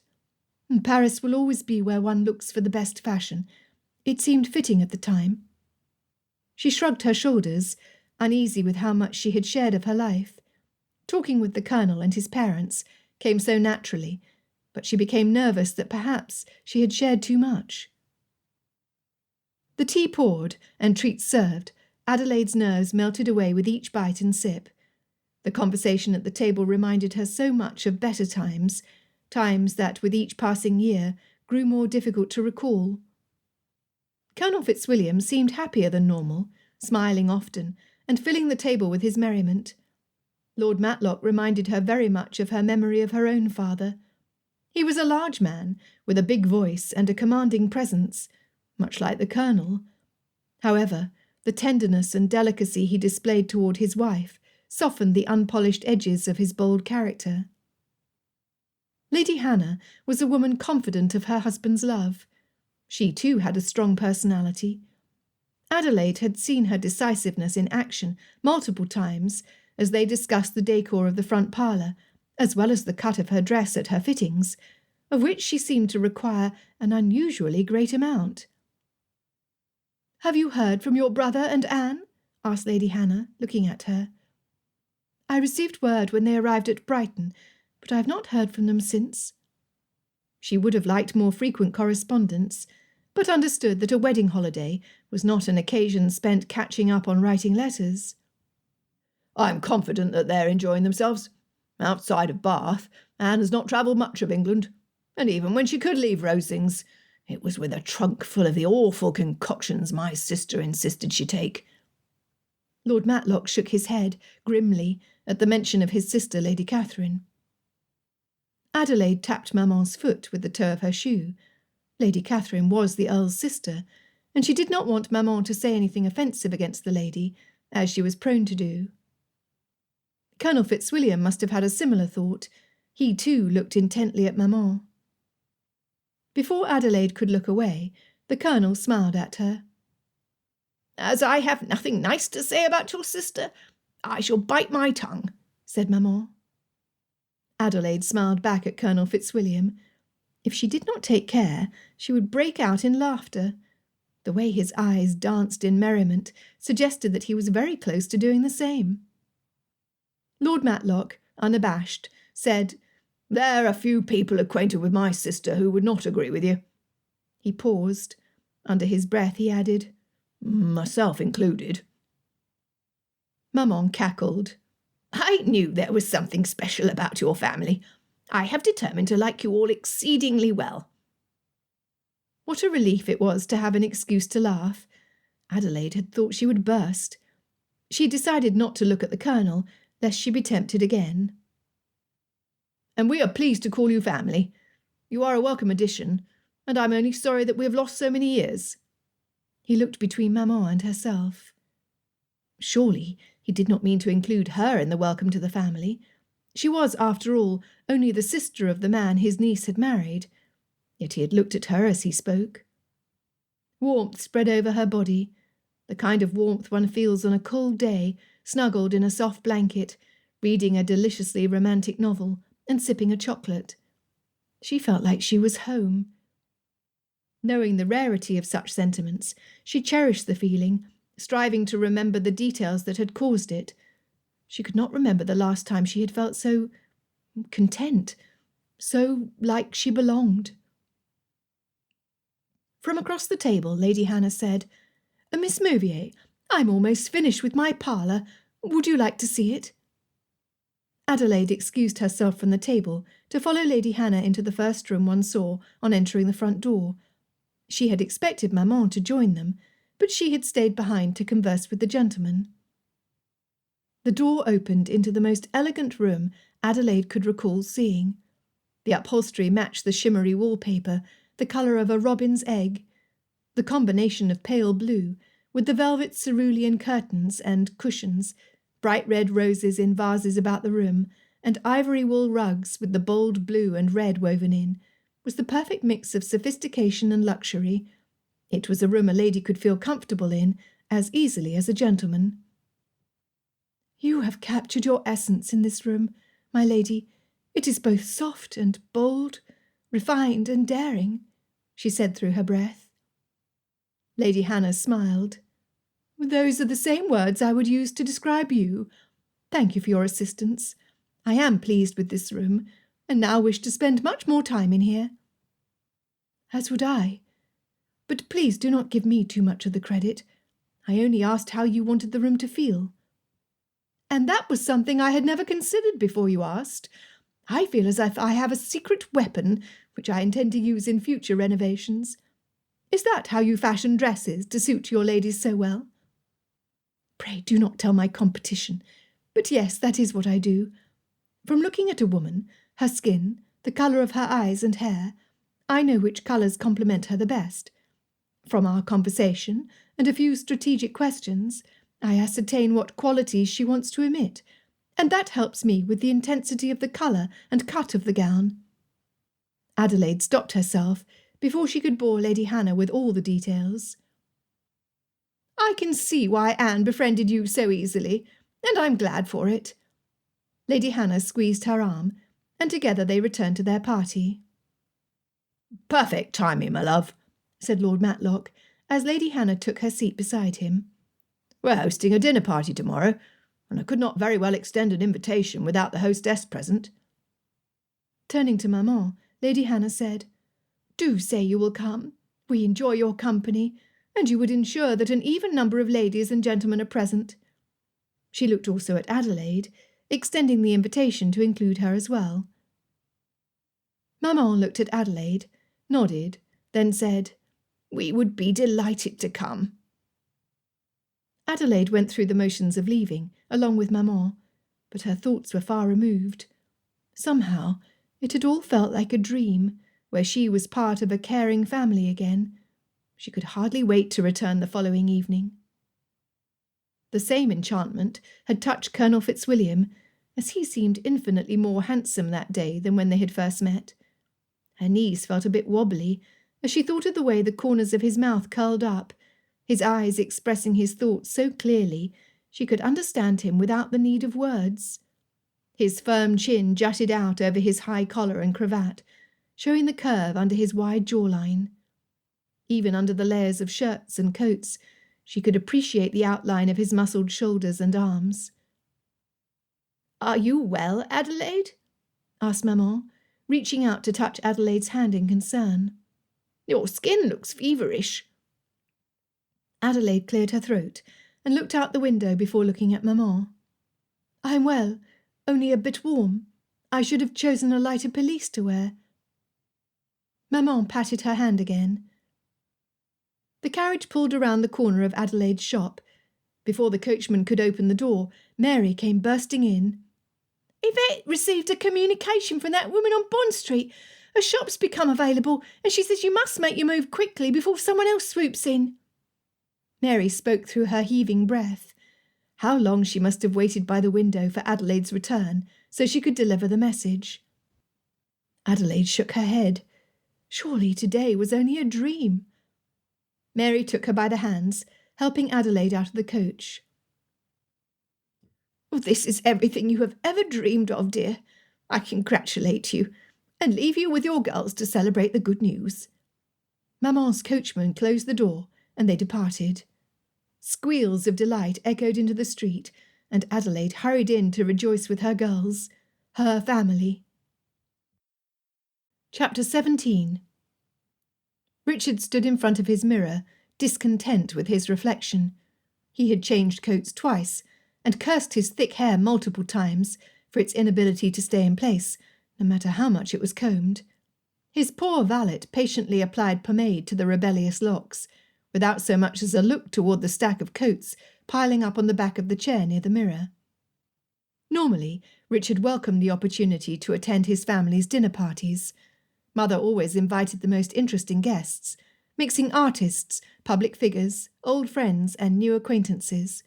Her position in society allowed her some freedom in that regard, a freedom which she took advantage of discreetly. While a lady without a title would be criticised for exposing herself and her guests to anyone considered beneath them, Mother received praise for the fine conversations her eclectic company brought to the table. Richard feared that tonight would be an exception. That evening's guest roster was limited, due to the season. Most of London society had escaped from the smelly summer months to hunt on their country estates and breathe fresh, clean air. Perhaps a different waistcoat would do the trick. He turned to the side, scrutinising himself at the same time he chastised his vanity. Why was it so difficult to get dressed for dinner? Dovedale would be there with his wife. Mother had not told Richard until that afternoon that she had invited them, otherwise he might have prevented it. That was one source of his nervous state, being under the watchful eye of Lieutenant General Dovedale. Mrs. Dovedale had accepted Mother's invitation without hesitation, and so Richard prepared himself to act as if his interaction with Dovedale went no further than the happenstance of being old neighbours. A couple Richard would be glad to see that evening was Mr. and Mrs. Hepplewhite, the kindest man and wife in all of London, in his opinion. They were the kind of friends who quickly became as close as family, and their conversation was always agreeable. Milly Hepplewhite, no doubt, had improved Anne's spirits during her stay with them months before. Unexpected business had brought them back to town, and it pleased Richard to have them included in their dinner party. The Hepplewhites were not the only silver lining in the storm cloud. Mr. Thorpe would also join them. Like most young, idealistic doctors, he never suffered from want of patients who took advantage of his kindness more often than they paid a fee. A good meal and varied company would serve him well. Richard sighed, and decided against changing waistcoats. He had wasted enough time trying to improve what he could not change. Never one to feel sorry for his plainness, Richard turned his back on the mirror so that he could concentrate on other things within his control: conversation, politeness, charm. Aunt Beatrice would join them with Miss Mauvier. Therein lay the problem. Richard would have to pretend that he did not fancy Miss Mauvier outside of seeking more information from her, information which had proved surprisingly difficult to acquire. Dovedale had not been as impressed as he was to learn the reason for the mysterious Paris entry in her ledger. At the risk of prying, he could not ask for anything directly, and he rarely had the opportunity for private conversation with the lady. The remaining guests were composed of 12 other men and women to balance the table, ensuring each female had a gentleman to attend to her. He wanted to sit by Miss Mauvier, so that he might converse with her during the course of the meal, but her status as a tradeswoman would put her at the foot of the table, whereas he would be expected to sit toward the head. The message he had received from Dovedale had said 4 weeks. Now only 2 weeks remained. 2 weeks gone, and he had found nothing of consequence. Exploring every lead until it fizzled out, Richard had precious little to report. It was impossible not to note the impatience in Dovedale's messages. Richard had to find out once and for all if any doubt in Miss Mauvier's loyalty was justified. The more he saw her, the less he believed in her involvement in the scheme. If he could draw her out in conversation, he could free her of suspicion and signal to Dovedale immediately. Her name cleared, Richard would have completed the task assigned to him successfully, leading to promotion and the freedom and dignity the extra pay would provide. Not dwelling on the weight of the evening, Richard joined Mother and Father downstairs, doing his best to project the amiable air people expected of him. Guests accumulated in the newly redone front parlour, and Richard fluttered from one group to the next, exchanging pleasantries. Mr. Thorpe stood in the centre of the room with the Hepplewhites when Richard approached. "How good you could come, Mr. Thorpe. I see that you already know our friends the Hepplewhites." It pleased Richard that the gentleman need not feel like such a stranger in the room. "Yes, it's quite fortuitous. I've worked with Mr. Hepplewhite on several occasions, and have offered my assistance to Mrs. Hepplewhite in her philanthropic work." Mrs. Hepplewhite beamed. "It was Mr. Thorpe who came to our aid in the spring, when one of my committees took on the renovation of an orphanage.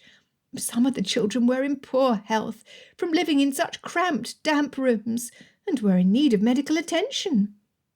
"Perhaps you should visit my barracks, Mr. Thorpe," teased Richard. "I'm certain you would have plenty to say about its condition, and the harm it can do the officers who dwell there. It's one of the reasons I stay here, when opportunity affords me the chance." "Yes, you have been on an extended leave. I only recall seeing you in uniform on one occasion," replied Mr. Thorpe. The Hepplewhites were too polite to ask what he was up to, but the unspoken questions covered their faces. "Ah, yes. Seeing as how Mother and Father are in town, I plan to spend as much time with them as possible. When they leave, I will return to my normal activities." It was as good an excuse as any. Ever punctual, Dovedale arrived with Mrs. Dovedale on his arm. Richard took an instant dislike to the lady. She sashayed into the room, confident in the attention she drew to herself. She looked like an overdressed pheasant, with jewellery and feathers protruding from her head. Their group quieted as Mother welcomed them. Richard's nerves grew. He did not like insincerity of any sort, yet he had committed himself to a task which required it of him. Would it always be this way? Mother steered the Dovedales in their direction, and introductions were made.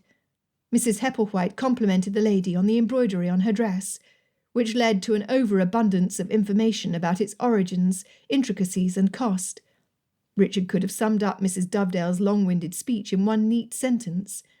The gown, made by Miss Maven on Bond Street, had an inordinate amount of beads and silk ribbon in the oddest places, and cost enough to feed a family for a month.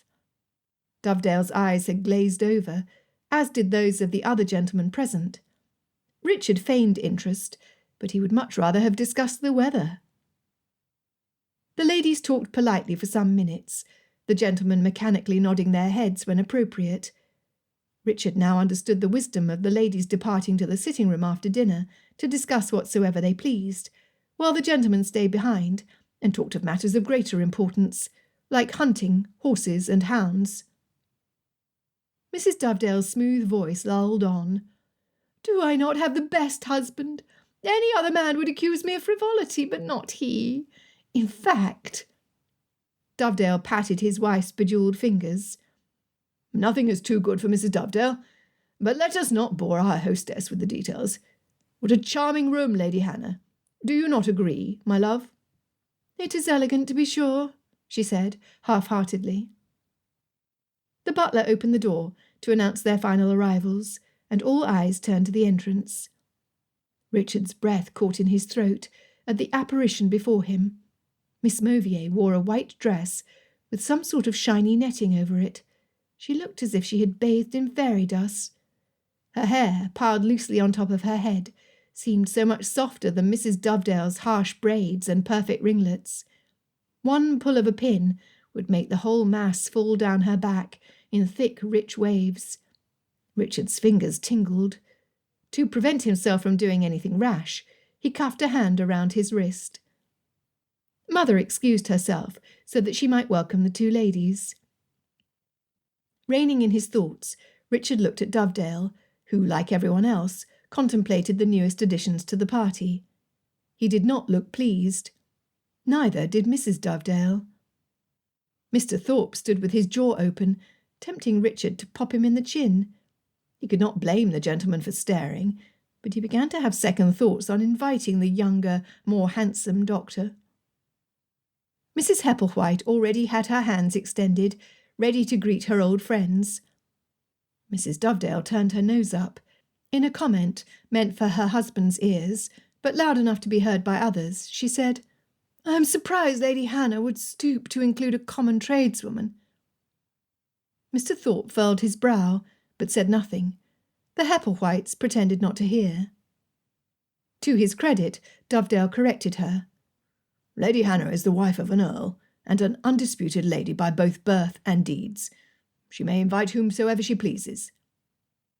With a pout, Mrs. Dovedale whispered, "I hope I am not seated near her." "I highly doubt that. Do be civil, my love." Mrs. Dovedale contorted her face into a smile, just as Mother joined them with Aunt Beatrice and Miss Mauvier. Richard had to wonder if there was any relationship between Mrs. Dovedale and Miss Caroline Bingley. Their condescension to those whom they considered inferior was a popular attitude amongst the ton, which Richard despised. He pitied Dovedale's choice of a silly wife. As ethereal as Miss Mauvier looked from across the room, her beauty stunned up close. A loose curl, strategically placed to fall over her shoulder, caressed her neck. Richard wanted to twirl it with his finger. It was all he could do not to gawk with his mouth open, like a drooling, hormonal boy of 15. Feeling Dovedale's eyes on him, he composed himself. Good Lord, what a night lay ahead. Dinner announced, the guests paired up and began filing into the dining-room. Richard watched as Mr. Thorpe extended his arm to Miss Mauvier. He wished it was his arm that she wrapped her gloved fingers around. His boots, at the bottom of her dress, flit out to touch. She turned her face up to smile at Mr. Thorpe, and the bitter stab of jealousy pierced Richard through. Aunt Beatrice stood next to him, tapping her cane against the floor. Bowing to her with all the gallantry he could muster, Richard offered Aunt Beatrice his arm and led her into the dining-room. To his dismay, Richard saw that Mrs. Dovedale sat on his other side. He would have to be polite, but he doubted he could find much to agree on with the pompous lady. Miss Mauvier sat further down the table, on the opposite side, surrounded by Mr. Hepplewhite and Mr. Thorpe. It would be difficult not to look too often at her. The candlelight caressed her face and darkened her hair, except for a shiny hairpin which called to Richard like a moth to a flame. Richard pried his eyes away from Miss Mauvier and Mr. Thorpe. His fretting would not change their current seating arrangements, and his time was better spent making the best of the situation.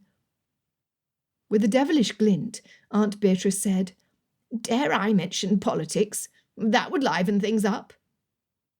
Things were lively enough from Richard's point of view. Dovedale sat close enough to Miss Mauvier to overhear her conversation, which she was already engaged in with Mr. Thorpe. Aunt Beatrice could not be trusted to keep peace, and Mrs. Dovedale already sought to monopolise his conversation with comments comparing Mother's dining room to that of Lady Hamilton's, which by all accounts sounded like a gaudy eyesore. "On second thought, I will behave myself. You appear anxious, Fitzwilliam. Is anything the matter?" asked Aunt Beatrice. "If you only knew the half of it," Richard mumbled, as the servants placed the first dish in front of them, signifying the beginning of a long evening. Chapter 18. Course after course came and went. Miss Mauvier spoke enthusiastically with Mr. Thorpe on one side and Mr. Hepplewhite on the other. Whatever she said, it flushed her cheeks, brightened her eyes, and brought admiration from the gentleman seated next to her. It unsettled Richard so much that he had to make it a point to look away, satisfying himself with turning his ear to that part of the table where his eyes could not bear to look. If it were not for the constant yammering of Mrs. Dovedale, perhaps Richard could have caught the gist of their conversation. Alas, he heard nothing. Mrs. Dovedale saw to that. No wonder Dovedale worked more hours than he spent at home. His was not a relaxing refuge from a burdensome day. After 2 hours, Richard thought he might go mad. Mr. Hepplewhite clapped vigorously on hearing what Richard guessed must be good news, drawing everyone's attention. Father said, "Well, there seems to be some celebration here. Please do share with us your cause for applause." Richard felt Dovedale glare at him. "Pray forgive my enthusiasm. I've heard such wonderful news this evening, and I fear my reaction has embarrassed the lady." Mr. Hepplewhite looked at Miss Mauvier, who sat taller in her seat at the accusation. Mother clasped her hands together, smiling at the young woman. "You have good news, Miss Mauvier. Do share it with us so that we might rejoice with you." Richard allowed himself a glimpse of Miss Mauvier, and felt his heart melt. He held his breath to keep from sighing. Miss Mauvier, her eyes tilted up at the corners, said through plump, cheerful lips, "It is the best of news for someone in my position. Only yesterday I secured a property on Bond Street for my business." Aunt Beatrice huffed. Mrs. Dovedale curled her upper lip in a sort of snarl for not being the centre of attention. Father ordered champagne. Dovedale folded his arms and continued to glare at Richard. Blast it all. Richard clenched his jaw until it hurt, pulling his gaze away from Miss Mauvier and down to contemplate his fork. Information he should have found out first had been revealed publicly and in plain sight of the very man he needed to please. No wonder Dovedale looked at him so disapprovingly. Blast! Stabbing his hand with the fork would hurt less than the cut of failure. Richard held up his champagne flute with the rest, but his mind worked on the implications of this newly discovered knowledge. A property on Bond Street would not come cheaply. It must have happened after Miss Mauvier and Aunt Beatrice had left Matlock House yesterday after tea. Aunt Beatrice poked his boot with her cane. "She intends to live there as well. I suppose I will have to get used to living alone again just as before." Not only had Miss Mauvier leased a shop, but also the dwelling above it. Richard estimated what the cost would be to live and work in such a sought-after neighbourhood. It was precisely what Dovedale had instructed him to find out. Large expenditures of money. On the upside, it was much closer to Matlock House. Its proximity would give him ample reasons to stroll past. That was, if he still had the assignment. The way Dovedale looked at him gave Richard cause to doubt. "What will her brother think of this development?" he asked, hoping to get more information to help his case, and Miss Mauvier's. "He will be proud of her. Luke always has been careful to guide Adélaïde, so she would not always have to depend on him. Sometimes I wish she were not so independent." Sadness laced Aunt Beatrice's sharp tone. "It is not common for a lady to have such dealings. I'm surprised she was able to manage this investment without the help of her brother. How extraordinary." He could not ask directly, so he hinted at Miss Mauvier's finances, in the hopes that Aunt Beatrice could shed some light on it. She is not your average lady, in case you have not noticed by now. This has been her life's dream since she was a little girl stitching costumes at Luke's theatre. I'm certain she weighed the cost before committing herself, just as I am certain that she will succeed in her endeavour. I share your confidence. If Miss Mauvier was anything like him, she would have saved every penny she could to make her dream a reality. The advantage she had was the ability to earn more through her hard work.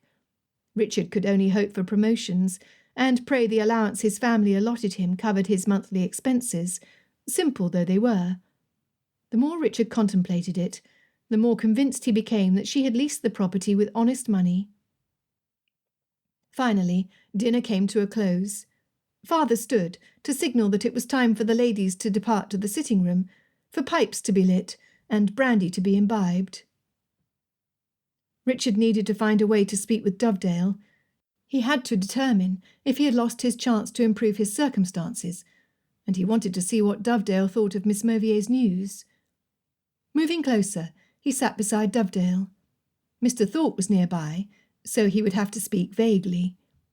Richard had never perfected the art of talking around an issue, preferring clear speech, but he had no other choice. Unfortunately, he began, "Your wife is—" He could have smacked himself in the forehead. What good thing could he possibly say about Mrs. Dovedale? Beads of sweat formed on his upper lip. Surely that was not a snicker he heard from Mr. Thorpe.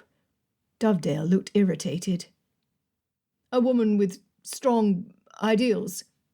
Ideals, opinions, criticisms. After spending a season around ladies who have no opinions of their own, it is gratifying to listen to one who expresses herself so well. There, his charm had not abandoned him completely. Dovedale nodded, his face softening. "She does know what she wants out of life, very much like Miss Mauvier. She is a career woman, if I ever met one." Mr. Thorpe pulled his chair closer. "I, for one, am happy for her. It's good for business to have a convenient location, where she will easily be found by more ladies seeking the latest fashion. I do not know much about those things, but I think her dress is lovely." Richard could not disagree with his friend, though he found it difficult to appreciate any compliments proceeding from the gentleman's mouth toward Miss Mauvier. Dovedale puffed out a cloud of smoke. "She must do rather well to afford this venture. Leasing an entire building in a prime neighbourhood costs a pretty penny. She must have come into some money." Richard cringed at the implication. "From what she says, becoming a successful dressmaker and having her own shop has been her dream since she was a child. It would not surprise me to learn that she'd set a sum aside for this venture. It is what I would do in her circumstances." "Nonsense. Women have no sense of finances, and I doubt Miss Mauvier is any different. It is the reason so many must marry. Without husbands to help them manage their fortunes, if they do indeed possess one, they would soon be in ruin. Look at your Aunt Beatrice with her outdated bonnets and house which appears vacant from the outside. Pardon me for attaching your relative to such a vulgar subject, but you cannot convince me that she managed her inheritance well."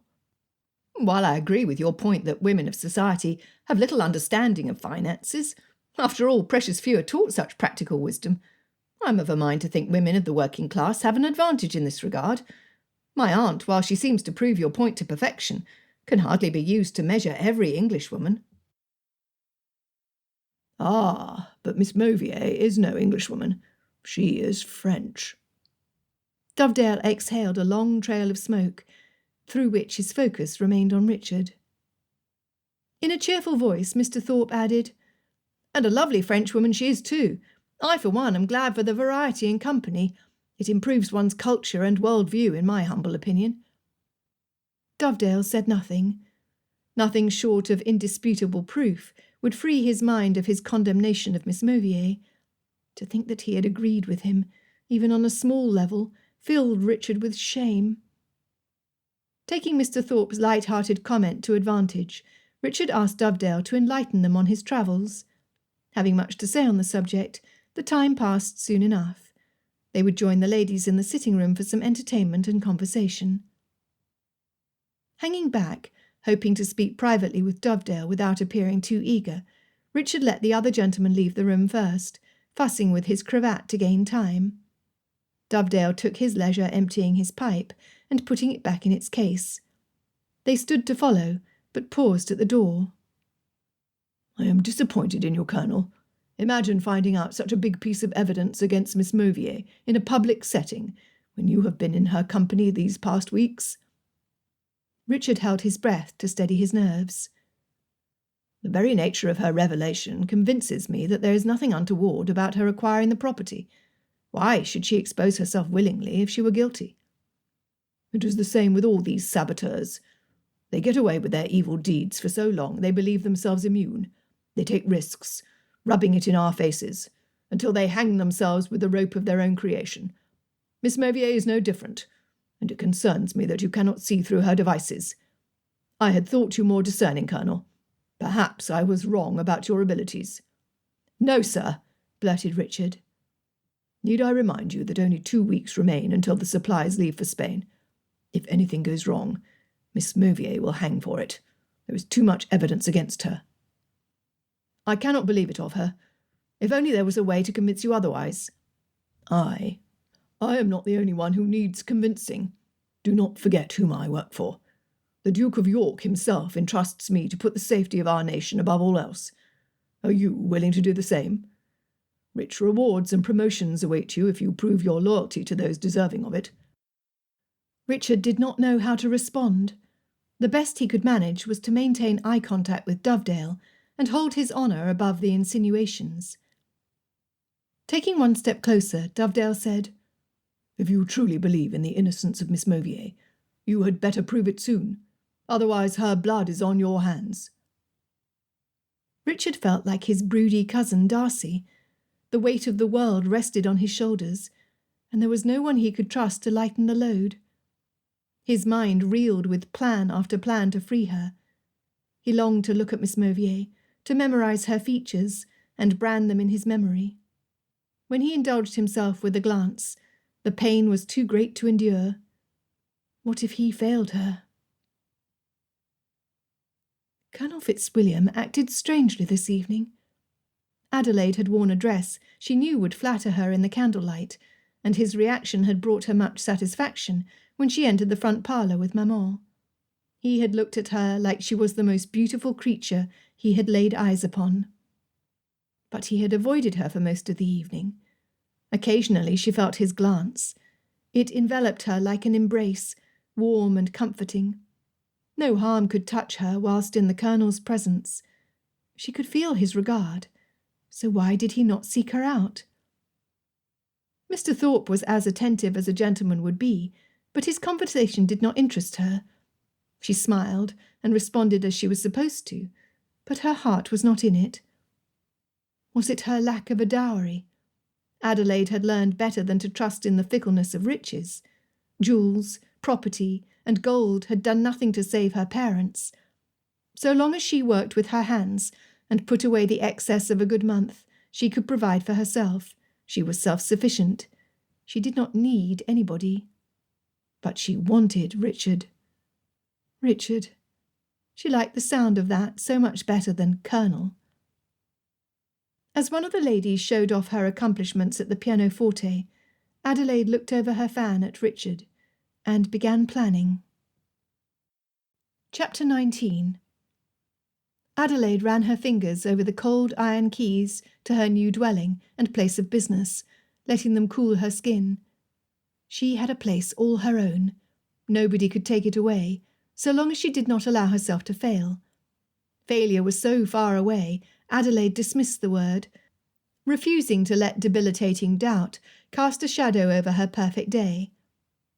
She and Maman had not arrived home until the early hours of the morning, but there was much work to be done, and Adélaïde was eager to get to it. Besides, she had a plan: how to catch a colonel. Yvette had stayed behind with some of the girls to oversee the present shop, while Adélaïde and Mary, along with a handful of servants, began preparations in the new shop. They would focus their energies on the downstairs rooms so that they could begin the transfer of the heavy furniture that same afternoon. Yvette informed each lady who came into the shop of their new location, which was met with relief on their part. Now the fashionable ladies who frequented her shop could boast with all the other social elite who would not dare be seen away from the highly regarded Bond Street. In celebration of her new acquisition, as well as to mark the space as her own, Adélaïde chose a few select pieces which would add the most benefit to her shop, without completely depleting her hard-earned funds. Men climbed up on ladders, attaching the chandelier she had dreamily selected months ago. The clean crystals sparkled in the sunlight, and Adélaïde imagined how enchanting it would look with its candles lit, reflecting its flames in the mirrors. The bell on the front door rang, announcing the arrival of Maman and a few of the girls from the shop. Maman looked around her in wonder, her hand hovering over her heart and creeping up to her open mouth. "I thought your other shop lovely, Adélaïde, but this one has an elegance in it that takes my breath away." Adélaïde took the basket from Maman's hands and looked at the girls. Maman answered her unasked question. "I went to your shop at Luke's. You have been working all hours here, and I wanted to send you something to celebrate and to fortify you. The girls were so kind as to accompany me. Yvette stayed with the others." "You have given me an idea. Your thoughtfulness makes me wish all my girls could be here. We could set up a table and have a little party before we open the doors here for business." Adélaïde tapped her bottom lip with the tip of her fingernail. "I do think that we could do it the day after tomorrow. I will have the final changing room and mirror brought over here in the morning. Then all we have left is the fabric and each lady's stool and work basket." Mary twirled around the floor, her dress poofing around her. "A party! Oh, how we will love to work here, miss! You will soon dress the finest ladies in town." Mary's enthusiasm spread through the room, and it was decided. The day after tomorrow, the last of the big furniture would be brought over. The fabric would wait until last, as it needed to be handled with much care, and it was still in use. Maman's smile faded before long. "With all this excitement, you will want to occupy your own rooms soon." Sighing, she added, "It is for the best. You already stay up all hours of the night working on your special gown and pelisse. You would get more rest if you lived near your work." Adélaïde, not insensitive to Maman's feelings, reached for her knobby hands, warming them with her own. "I would not dream of leaving you before Luke and Anne's return. That is, if you will have me." The pleasure in Maman's face was answer enough. "Very well. I insist you use my coach as often as necessary. The distance is slightly greater, and I will not have you walking about unaccompanied." "I would like to see her just try." Mary stood with her hands on her hips, taking Maman's worry as a personal affront to any negligence on her part. "I would never let anything bad happen to Miss Adélaïde, not even for the vulture across the street." She looked with pinched eyes to Miss Maven's dress shop. "Mary, I thank you for your concern for my safety. However, I do think you ought to be more gracious toward Miss Maven. She helped us secure this place." Mary mumbled unintelligibly. For some reason, the girl did not like Miss Maven. Their shops were only separated by the busy street, and Adélaïde would not have any of her girls make trouble for the lady who had helped them so kindly. "We will discuss your attitude toward Miss Maven at greater length later. For now I must get back to work. Mary, please show Maman and the other girls what we have been doing. They might like to see the upstairs rooms as well." Her spirits high, Adélaïde continued arranging the rooms to her satisfaction, feeling fortunate that she could savour the achievement of her goals. And in the process, she would make certain Richard knew she was worth fighting for. Richard cursed the day Dovedale sent for him. He cursed his short-sightedness. All he had seen was the promise of promotion and a glimmer of the life he had dreamed of. Now, the bitter taste of guilt and disloyalty tainted his every action. Every proof he offered of Miss Mauvier's innocence only served to incriminate her more, and his desperation to save her overshadowed his responsibility to his nation. His stubborn, emotional nature screamed her innocence ever stronger with each passing day. How much easier his life would be if he took the value of human life lightly. Were he like dozens of other gentlemen of his acquaintance, he would go along with the accusations brought against Miss Mauvier, pat himself on the back when he received his promotion, and live an easy life in the good graces of those superior to him in rank. Richard's stomach churned at the mere thought of betraying his honour. It was not in him to take the easy way out. He must do what was right. He had found out where Miss Mauvier kept her money easily enough. What proved more difficult was finding out the nature of her transactions. A bribe the amount of 1 month's wage to a greedy clerk brought a full report to be delivered at a busy tavern late that same afternoon. To pass the time in a productive manner, Richard went back to Brick Lane, only to hear Miss Mauvier's praises sung just as they had been on his last visit. She bargained a fierce deal, but she had gained the respect of the hardened men from whom she purchased the smuggled goods. One man in particular, Mr. Mulligan, the last man with whom Richard spoke, kept close-mouthed. Squinting his eyes, he looked cautiously at Richard. "What do you want to know for? Are you a detective or something? I've noticed you poking about." Figuring he had nothing to lose, Richard said, "I am a detective of sorts." Stepping closer to the man, he dropped his voice so as not to be overheard. "Look, sir, I'm a friend of Miss Mauvier, and she's in such a great deal of trouble. She's not aware, and I had hoped to help her, so that she need not be troubled. But I need help." Mr. Mulligan crossed his arms.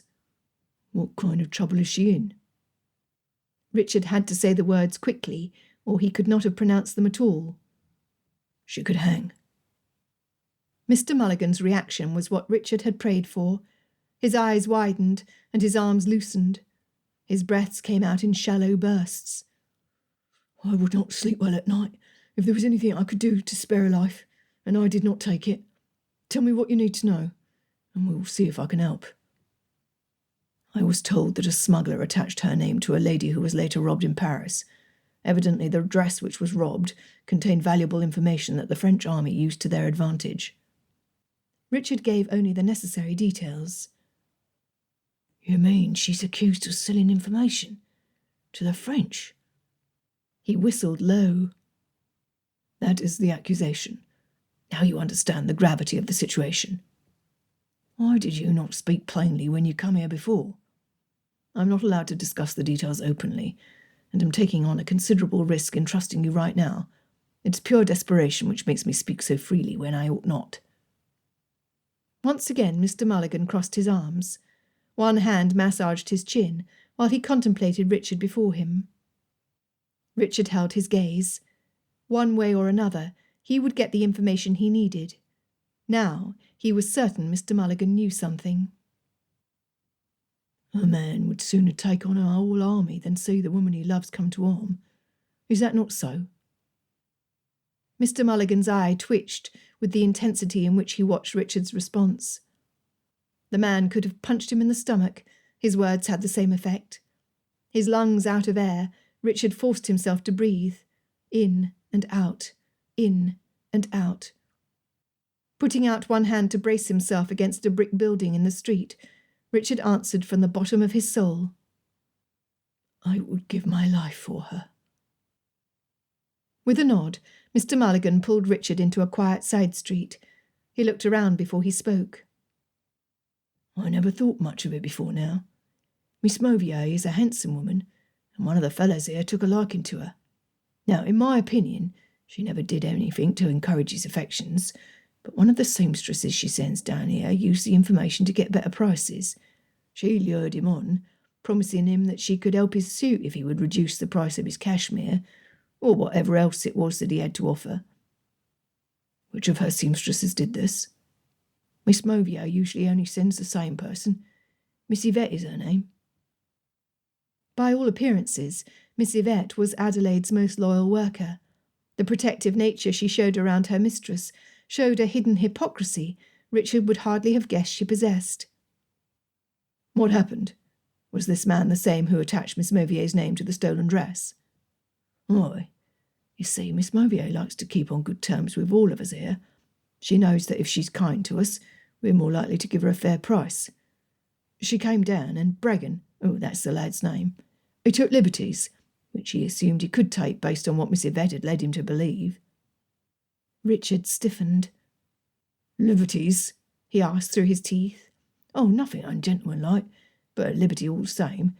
He tried to embrace her. In a huff, Richard said, Sir, your definition of ungentlemanlike behaviour and mine are quite different, I assure you. Mr. Mulligan chuckled. Save your blows, Colonel. There are others who would benefit from them far more than I. Relaxing his shoulders, Richard asked him to continue. You can imagine how a woman like Miss Mauvier would respond to his unwanted attention. She smacked him across the cheek so hard it left an imprint of her hand for hours. Richard bit his lips to prevent himself from grinning like a fool. That was the woman for him. Mr. Mulligan looked about again. Aye, it was a rather rude awakening for Bragan. No doubt he deserved it, especially now that I know what he did to revenge himself. I cannot know for sure, but I'm certain he was the source of the rumour against Miss Mauvier. Where can I find him? He might be at his usual haunt, the Wild Boar. Richard groaned. He hated that place. Certain memories caused him to give it a wide berth. Handing Mr. Mulligan some coin for his cooperation, he turned his feet toward the odious tavern. Chapter 20. The closer Richard drew to the tavern, the darker the sky grew. Leaving his horse at the stable, he stepped inside the Wild Boar in search of Mr. Bragan. Stale beer mixed with the sharp odours of unwashed men and women. The room was dark, even with several tallow candles lit throughout the space. Glad he had chosen to wear his simple trousers and his oldest coat, Richard proceeded to the counter. A woman of ill repute wrapped her hand around his shoulder, fingering the hair that curled up at the bottom of his neck. "Hey, lovey, you look handsome tonight. Care for some company?" Richard removed her hand. No, miss. My purpose here is singular. Pulling out a coin, he let it glint in front of her in the dull candlelight. Her attention caught, he said, I am looking for Mr. Bragan. Is he here? "Aye, lovey, he's here. I'll point him out to you for another one of them coins." Richard's last coin had to go to the stable. "Nay, miss, 1 coin is sufficient. Pray, point him out to me." The woman scrunched up her face in resignation. "Only because I like you," she grumbled. "You see him at the table playing cards?" Richard followed the direction in which her head twitched. There were 5 men sitting around the table. 2 were elderly, holding more cards in their hand than they had teeth in their mouths. One dressed slightly finer than the others, probably a gentleman seeking to satisfy his vices, not a smuggler. That left 2 men. One, a smallish man with greasy hair and a sharp nose, had all the looks of someone who lived dishonestly off his smarts. Talking with him would be difficult. The other man looked to be at least a head taller than Richard, judging from his sitting height. He was broad through the shoulders, and had no doubt hauled many a way anchor in his youth. Talking with him would be even more of a challenge. Richard could take the greasy one in a fight if it came to that, but only his years of boxing training could help him with the muscled brute. The way the man slammed the table with his fist on losing did nothing to appease Richard. He knew who Mr. Bragan was even before the woman indicated him. "It is the tall man in shirt-sleeves, is it?" The shirt-sleeves which revealed the chiselled muscles of a man who could knock him out in one well-connected punch. "'Tis he. If you ever feel lonely, best luck for me," she said, as she sauntered away. Richard turned back to the bar. The timing was all wrong. If he convinced Mr. Bragan to accompany him to Dovedale, he would have to take him to Dovedale's home. That would not do. Dovedale would set the hounds on him for bringing a lawless man to his private residence. Catching the attention of the man behind the bar, Richard asked, "How long do those games last?" pointing over his shoulder with his thumb to the card table behind him. "Are you wanting to join in?" "No, I merely wish to speak with one of the gentlemen. I do not want to interrupt their game, so we'll wait until the morrow." Relaxing slightly, the barman said, They usually play until the wee hours. By then, half of them are passed out and sleeping it off. We serve them pudding and send them on their way before lunch." It was a risk to wait, but he had to take it. "Thank you, sir. Good evening." Richard checked his pocket watch. If he left now, he would arrive on time to meet the corrupt clerk. Looking at the card table one more time as the tavern door closed behind him, Richard sighed at what tomorrow morning would bring, and reminded himself that Adélaïde was worth it. Giving his last precious coin to the man at the stable, he wove through the streets of London until he arrived at the meeting place set by the clerk. As agreed upon, the clerk would sit by himself with a packet of papers in front of him on the table. The comforting smell of hops wafted over Richard as he opened the door, reminding him that he would have to forego beer for the foreseeable future. Information came at a price, and he had already spent more this day than he did in an entire month. The clerk rose and left as soon as he saw Richard enter. They brushed shoulders in passing. Continuing to the table, Richard sat for a moment before picking up the papers. Thumbing through them, he folded them in half to stick inside his jacket pocket. Before the barmaid did her rounds, he slipped out of the tavern. He did not look at the papers thoroughly until he arrived home, though they would burn a hole in his pocket. Finally, arriving home, he examined page after page and saw nothing out of the ordinary. In fact, his assessment of Adélaïde had been correct. She had put aside a tidy little sum, adding to it over the years. She had full authority over her business affairs, not under any obligation to her older brother.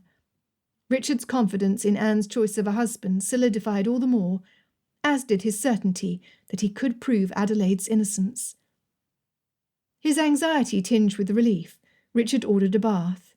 The wild boar made his skin crawl, and he did not want to smell of stale beer and urine when he met with Dovedale in the morning. Morning dawned, bringing thick droplets of rain. Though the day was gloomy, Richard hardly noticed. The weather would not change his plans. Breakfasting before the other inhabitants of the house woke, he started in the direction of the odious tavern. The barman would have warned Mr. Braggan of his inquiries. Those sorts always took care of their own, arming forces against overly inquisitive intruders. Still, the tavern was the best place to start. Ideally, he would find Mr. Braggan strewn out over a bench in a drunken stupor. The offer of a hot meal would appease him, and after satisfying his belly, Richard would explain the purpose of his visit with the pacified man. Richard did not hold his breath. If there was one thing he knew about planning an attack in battle, it was that things rarely went according to plan. Improvisation ruled, and the man who adapted quickest won. He had to win. Going over scenarios in his head, Richard neared the tavern. His horse snorted and shook his head, questioning his master's intelligence. With a pat on the flank, Richard dismounted. Reins in hand, he approached the door in time to watch it open. Out walked Mr. Braggan, stretching his arms over his head, then patting his stomach as if he had recently enjoyed a meal. So much for plan A. "Mr. Braggan," Richard called out. The man turned his face to see who dared call out his name. "Who asks?" Closing the distance between them, Richard introduced himself. "I'm Colonel Fitzwilliam of His Majesty's Lifeguard.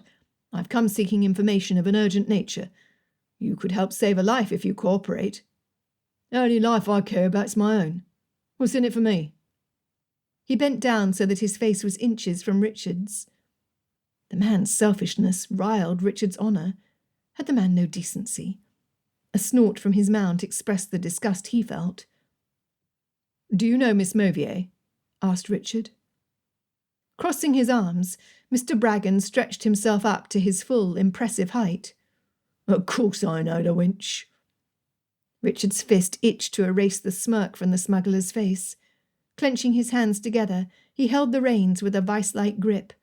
His body tense, ready to spring at Mr. Braggan at the slightest provocation, he said, "My patience is wearing thin, sir. Miss Mauvier will hang for treason because of your accusation." "What's one less seamstress in this world? I will not miss her." Anger consumed him. "Very well. I will tell my men to continue as ordered. We will confiscate your boat, and you will follow me to the Old Bailey for further questioning. His Majesty does not take kindly to treason, and it was your boat which by your own admission transported the tainted goods." A fist came at him so rapidly, Richard heard it before he saw it. Lunging to the side, he braced himself for impact. The blow struck the top of his cheek and tipped his ear. Oblivious to the pain, Richard calmly assessed the large target in front of him, calculating the best attack before the passing of a half-second. Palm facing out, he shoved it up to connect with Mr. Braggon's nose. At the same moment, Charming placed his hoof firmly on top of the man's foot and leaned forward, resting his full weight on it. One hand covering his face, one hand reaching for his foot, Mr. Braggon yelped in pain.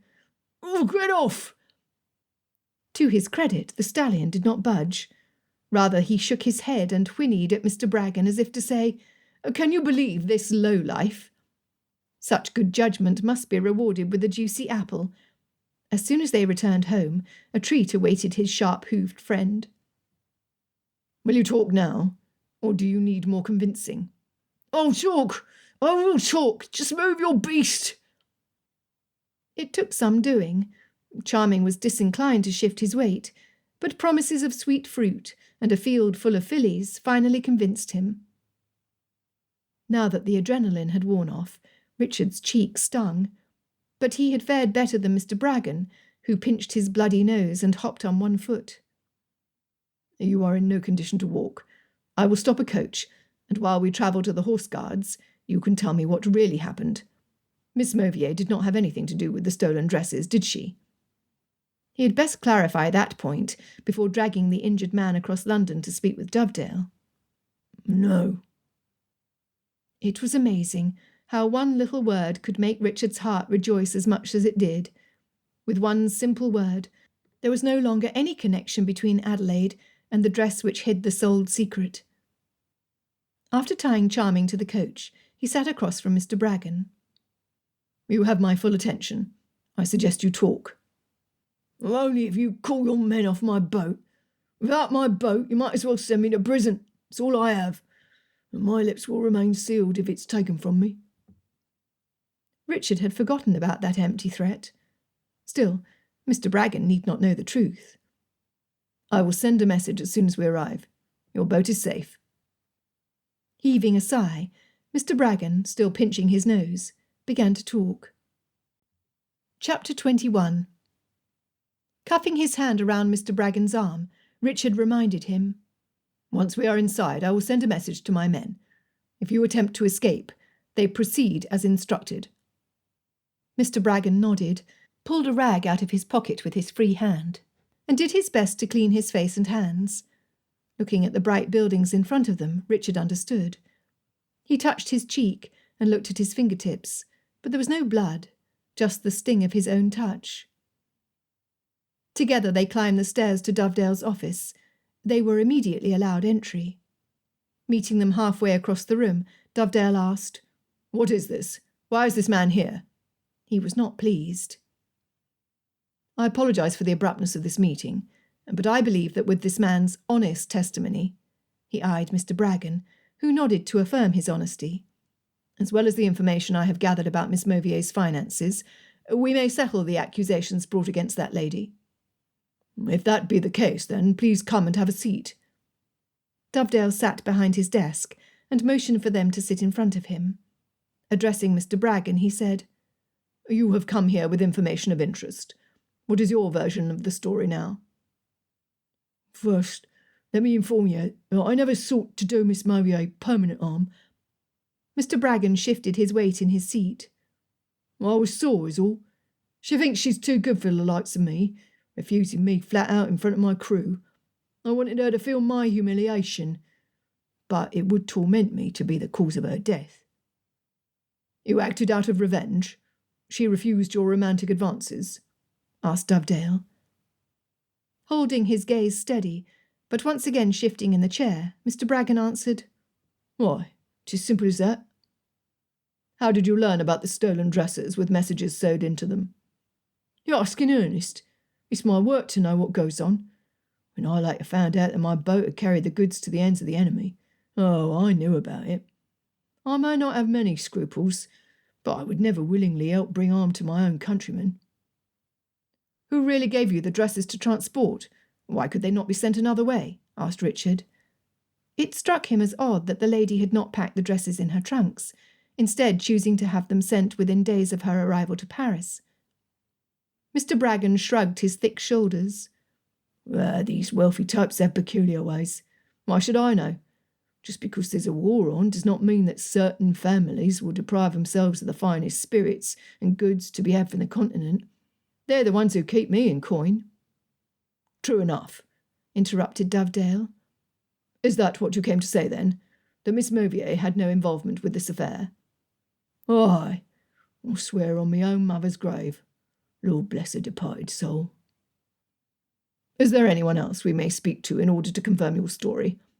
Do understand, we will have to prove the veracity of this new account, considering your less than honest history. Well, any of the men on my boat, as well as half a dozen other people on the docks, would tell you the same. I imagine Miss Mauvier would also have plenty to say on the subject. Dovedale handed a coin to Mr. Braggan for his trouble. My boat? He asked, before quitting the room. Richard reassured him. My men will be gone before you even return. I thank you for your cooperation today, sir. The door closed behind Mr. Braggan, and Dovedale returned to his desk. You worked efficiently, Fitzwilliam. Well done. Now, you said you have financial documents? He handed out his hand. Pulling them out of his pocket, Richard handed them over. Dovedale flipped through them, taking in all the details. Finally, he reached the end. Leaning back in his chair, he pulled out his pipe. There is nothing incriminating in those pages. Your source was trustworthy. He was a clerk in the bank office. I gave him no information concerning Miss Mauvier which would cause him to alter the notes. That must have cost. I will see to it that you are recompensed. Tapping his empty pipe against the arm of his chair, he said thoughtfully, I am impressed. You surpass my expectations, and all without an inkling of how these things are done. I admit that I was nervous putting you on this assignment at first, but you have restored my confidence in your abilities. Unable to suppress his smile, Richard said, Thank you, Dovedale, through a giant grin. It is well deserved. In fact, Dovedale tapped his pipe and furrowed his brow, deep in thought. Richard gave him all the time he needed. A promotion would soon be his. Able to support a wife, he would make his way to Adelaide's new shop and ask her if she had a place in her heart for a man like him. They could live like most families do, spending the season in town and leaving for the summer months for their country estate. Lost in his dream, it startled him when Dovedale spoke again. I know I promised a living here, but a man with your talents would be so much more useful to us in Spain. Surrounded by so many foreigners, it is impossible to know whom to trust. You would be a welcome asset over there. The castle Richard built in his mind crumbled down, the stones crashing atop his head and dragging him down to reality. It would only be for a few months, a year at most. That much I can guarantee. So pleased was Dovedale with his decision, he did not notice Richard's downcast face. Before Dovedale could ruin his future plans any further, Richard held his hand up. Would it not be a better use of my talents, as you call them, to find out the origin of the dresses? If Miss Mauvier was not involved, and we have proved beyond a shadow of doubt that she was not, then that leaves the traitor loose. With what I already know, I am in as good a position as any to find this person. Leaning forward, Dovedale said, I will attend to the matter personally. It is to your advantage that you let me apprehend the true criminal, so that there is no question about your promotion. Richard saw how it was. Dovedale wanted full credit for catching the spy. It would make him look good in front of the Duke of York. I would rather not go back to the continent. Richard had to say his piece before he lost his opportunity. I understand, my old friend. However, it is only for a short time. The more I think about it, the more convinced I become that it is for the best, for our nation and for your advancement. Can I not help you here? I would stay in the shadows. It's not glory I seek. In a firmer tone, Dovedale said, That is enough. I have decided. and as your superior, you must follow orders. Or are you content to continue in your current position?" Richard said nothing, distrusting his emotional tongue. What he would like more than anything was to tell Dovedale precisely what he thought of his character. Dovedale was good at making promises. A more honourable man would have kept them. But, like it or not, Richard's promotion rested in Dovedale's hands. His voice softened in sympathy. Dovedale said, "I know this is a disappointment for you, Fitzwilliam. I have to think of the greater good over the comfort of one officer." If Dovedale brought up the security of the country one more time, Richard could not answer to how he might respond. He had already sacrificed more than he thought he ever could for the security of his nation. He had bribed others to seek out information against the woman he wanted to marry, a woman who would never forgive him if she found out why he had arranged to spend so much time in her company. Oh, blast! Adélaïde! If he wanted a future with her, she deserved to know the truth. He prayed she could find it in her to forgive him. "Good work, Fitzwilliam. As soon as I can arrange your transfer, I will send a message. Until then, stay with your family. Enjoy your time with them before you leave." Dovedale's praise felt like a slap across his face, cutting him far worse than the punch he took earlier to the cheek. "Thank you for joining me for a celebratory luncheon. For now, I want you to eat, drink, and be merry. We have all worked very hard, and beginning this afternoon, this will be our new place of business. Is it not lovely?" Adélaïde let her eyes wander lovingly over the shop. "I only wish Yvette could be here with us." She wished the same of Richard, but she could not say so aloud. "Her loss. You told her she could come, but she wanted to stay behind," said Mary. Relations between Yvette and Mary had worsened over the past few days. "Mary, you ought to speak kinder of one who has taught you so much. I think we should bring her a plate, so that she does not feel that we are indifferent. Will you see to that, please?" Mary, ready to please Adélaïde more than continue in the same surly mood, complied. Adélaïde chalked it off to the rain of the morning, rain which had stopped pouring in buckets when the sun hit its peak in the sky. Granted, it still hid behind clouds, but they were not so dark and heavy as the ones it had chased away earlier in the day.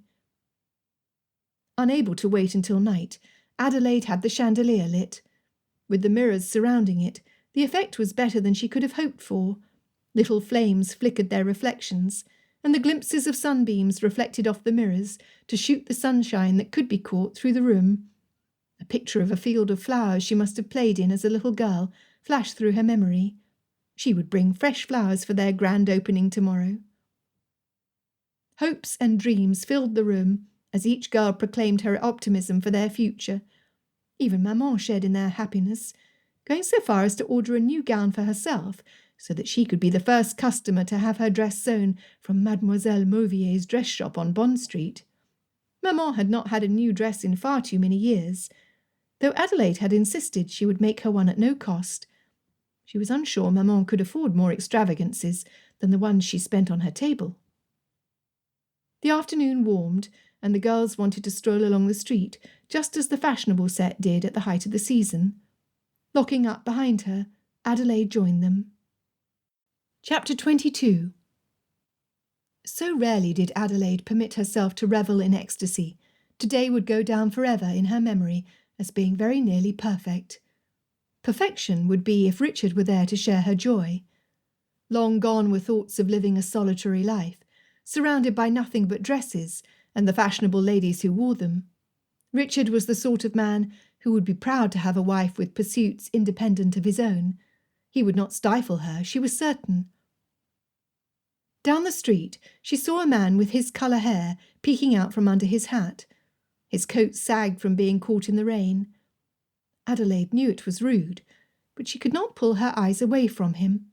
She could not see his face clearly, but her heart beat faster, and not from the quickening of her pace. "Miss, must you walk so fast?" complained Mary, trying to keep up with her shorter legs. Adélaïde ignored the question, intent on the nearing figure in front of them. Had it not been entirely inappropriate, she would have burst into a run, straight into his arms. It was Richard. What a happy sight! The grin on his face did not hide the swollen flesh at his cheek. Adelaide reached out to touch it as she walked nearer, but she had to put her hand down when she remembered that she had no right to do so. Not yet. "Colonel, what a surprise to see you here."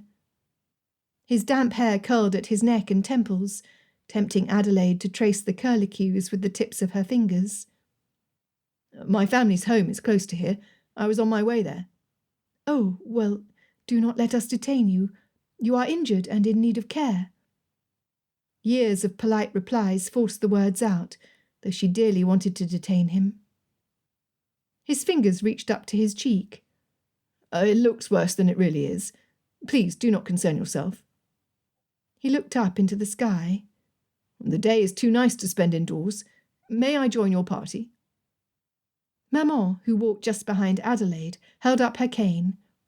"It is time this old woman went home. Might I suggest, if it is not too far out of your way, Colonel, that you accompany us as far as my home? We can see to your wound there. Afterward, the girls need to return to the old shop to pick up the fabric, and I am certain you will ensure the servants pack everything properly." She ordered him about, knowing full well he would not refuse.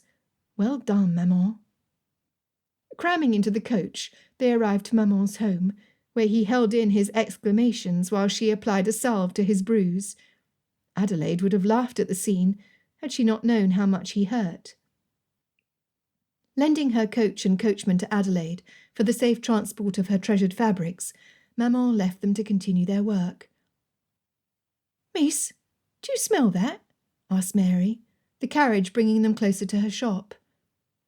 Despite her misgivings in sniffing the poisonous London air, she smelled. There was something odd. Looking out the small window, she saw nothing. The girls looked at each other in alarm. Richard stretched his neck up, smelling the air, and trying to see out the window. It was smoke. "Someone is having the worst day of their life," he commented. "It must be a house." Adelaide shivered. She knew what it was like to have everything you cherished blaze up, reduced to nothing more than ashes. Carts and ponies, carriages and riders rushing in the opposite direction slowed their progress through the busy streets. The smoke thickened. Try as she might to calm her anxieties, Adelaide's nerves increased with the intensity of the smoke. Clenching her hands together, clawing her palms with her fingernails, she breathed through her nose and out her mouth to stop the bile from rising up her throat. A blurred crowd of people stood in front of the shop, not to admire the beautiful dresses in the display window, but to look at the smashed window, where smoke poured out. She reached for the door of the coach, blindly grasping for the handle, but someone pulled her back. She swallowed the bile down. A deep voice said, "Please, Adelaide, you must wait." Hot tears filled her eyes, but she refused to let them spill. She would not let them see her cry or see how much she hurt knowing they had come to take them away from her. "Let me go, Luke. We must do something to save them. They will kill them. Mamma! Papa!" She grasped for the door again, sinking her nails into the hand that tried to stop her. The coach stopped and the door opened. Disoriented, Adelaide ran to her home. The smoke stung her eyes, and it took a moment for her to realise that her parents could not be saved. Bitter disappointment rendered her helpless. People moved around her, shouting. 2 strong arms encircled her. "Adelaide!" Richard scooped her into his arms and ran her back to Aunt Beatrice's coach. The driver held the horses steady, while the other coachmen and seamstresses joined the bucket brigade leading into the house. He could not leave her there alone. "Miss Mary!" He ran over to the line of people passing bucket after bucket from the nearest well. "Miss Mary, Adelaide is not well. I need you to stay with her." Trusting the girl to stay with her, he ran back to the house. Pulling his handkerchief out of his pocket, he tied it around his head to cover his nose and mouth, and went in. Coming down the back stairs with a bucket of water, the butler ran in front of him and tossed it onto the wall of fabric in the shop, where a few flickers remained. Directly to his left was a figure in skirts beating at the wall with a blanket. It was not so hot inside as he had expected it to be. Still, He looked above him at the structure. The back of the house appeared sound, but he could not say the same for the front. Quickly he went over to the woman, her identity clear to him, even under a thick layer of soot. Miss Yvette, you must go outside. You must get out of this smoke. These walls could collapse any moment. As if to prove his point, the ceiling above them groaned. Grabbing the blanket from her, he pushed her toward the window. The hole in it was more than large enough for a person to fit through. Everybody out, he yelled. Another creak from the ceiling, and the sounds of screams as it dropped a few inches in warning. Out! Out! Richard yelled as he crossed through the house to the door, making sure no one got trapped inside. He relaxed as he reached the threshold and the start of the bucket line. A large crack sounded behind him, deafening in its intensity. The man standing with a bucket in hand in front of him stared with his mouth open at what lay behind Richard. Dumbstruck, he did not move when everyone behind him had fled. Spinning his shoulders with a forceful push, Richard kept his hands on the man's back, forcing him forward through the noisy commotion behind them. Reaching the crowd, he let go of the man and turned to view the damage, the blanket still in his hand. "Another second, and the front of the house would have landed on you," said Miss Yvette, the whites of her eyes blindingly bright against the black of her skin and hair. Startled alert by the piercing crack of a rifle, Adélaïde bolted upright. Mary grabbed her hands, stroking them and speaking softly. There, miss. There, miss. You're all right now."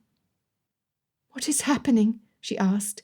At the same time she opened the carriage door to the horrendous sight in front of her. That had not been a rifle. It had been her house. Luke's house. Neighbours, servants and passers-by milled about. "Is it out?" she heard several ask. Richard stood there consulting with her butler, a blanket in his hand, and streaks of black covering the wound Maman had so carefully bathed moments ago. "Mary, how long was I out?" Shame from the tip of her toes to the top of her head filled Adélaïde. She had fainted when she should have been helping. "Not long at all, miss. You spoke strangely right before it happened." Adélaïde nodded numbly, looking at the wreckage before her. Strings of conversation floated past. Such a shame. How fortuitous it did not get our house. Good thing Mr. Mauvier had a fire mark. Yes, the insurance will help with the structure, but the furniture is gone. Oh, she is French after all. She's not one of us, though she gives herself airs. Tears burned Adélaïde's eyes through the smoke. How dare they? How dare they judge her when they knew nothing? Furious, she lit out of the carriage, straight to Richard. Grabbing the blanket from his hands, she marched to a patch of burning embers, near where her fabric would have lined the far wall of what once was her home. She beat at the charred shells with a vengeance she had carried in her since she and Luke had been forced to leave their home, to leave their parents to their fate. Grinding her teeth, she hit the enemy before her time and time again, until she felt a hand rest on her shoulder. Spinning about to see who would dare stop her, she saw Richard. He stood too close to her for her to do much damage to him with her blanket. "The fire is out. You can stop," he said. His hand remained on her shoulder. Adélaïde did not want to stop. She wanted to beat the flames until she was too tired to hurt any more. She wanted the satisfaction of knowing that those closest to her were safe. Yet there she stood, beating out embers instead of seeing to her girls or the household staff. She opened her mouth to ask what he knew. "Everyone is accounted for," he answered before she could voice the question. Calming her emotions, she breathed deeply. "I must see if anyone was hurt," she said. "And I will inquire if these people saw anything noteworthy." Richard spoke through his clenched jaw. It brought comfort to Adélaïde to know that he shared her anger, though for distinct reasons. She stepped aside to let him pass, bringing her face to face with her butler. "Is anyone hurt to your knowledge?" She looked at his face and hands, checking for burns, but he was so covered in smoke it was difficult to see clearly. "I'm well, miss. Everyone upstairs should be unharmed, but I'm still making sure." "Thank you. I must go to Yvette. Then, once I am certain that everyone is safe, we will assess the damage. Perhaps Yvette knows what happened." Adélaïde breathed deeply as she went around the side of the building where the soot thinned. Never in her wildest dreams would she have imagined herself gulping in the putrid London air, but it smelled sweet to her smoke-filled nostrils. She found Yvette standing next to Richard, her hands held out in front of her. Adélaïde hurried her pace as she got close enough to see why. Chapter 23. Angry, red burn marks ran up Yvette's hands and forearms. Adélaïde cupped Yvette's face between her hands, tears springing to her eyes. "We must fetch a surgeon. Oh, you brave, brave woman." Adélaïde looked around her. Richard stood there, but he would not know where to go to find the closest surgeon. Just behind Richard stood Mary. "Mary, please fetch the surgeon up the street for Yvette. Tell him that she has suffered some burns to her hands." Mary ran off, and Adélaïde sought cool, damp cloths to be brought to soothe Yvette's red skin. No small request, since most of her possessions had gone up in flames, and every drop of clean water had been used to put out the fire. Once she had taken care of those more important things, she returned her complete attention to Yvette. Richard, too, stood by, eagerly waiting for any news. "Please, tell me what happened," said Adélaïde, as she led them to the side street and the back stairs where they could sit. "Miss Yvette, please leave nothing out. No detail is too small. We must find the person who did this," said Richard, his eyes level and intense. Yvette closed her eyes and began talking. "I was in the workroom when I heard it.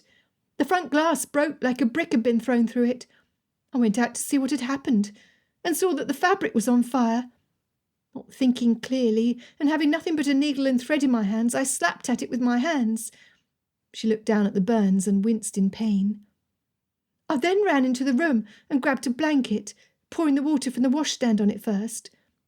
By then, the servants from upstairs had heard the commotion and come down.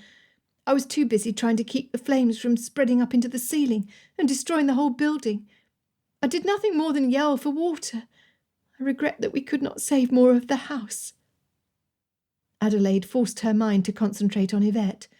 The shop, workroom, the girls' bedchamber, the front stairs, drawing room, and her own bedroom had burned. Even worse, the loss of the fabric meant that she could make no more dresses until she acquired more. With all her money spent, she did not know how she could possibly continue. Luke's home was insured against fire, but only the structure, and who knew how long it would take to rebuild? Until then, the house was uninhabitable. "You saved some of Luke's home, and for that I cannot thank you enough." What would he and Anne think when they returned to find that they could not live in their home? A maid brought a bowl with cool water and clean strips of cloth. Yvette, on seeing the water, dunked her hands into the basin, her breath hissing out of her in both pain and relief. Adélaïde soaked a cloth, squeezing it over Yvette's forearms.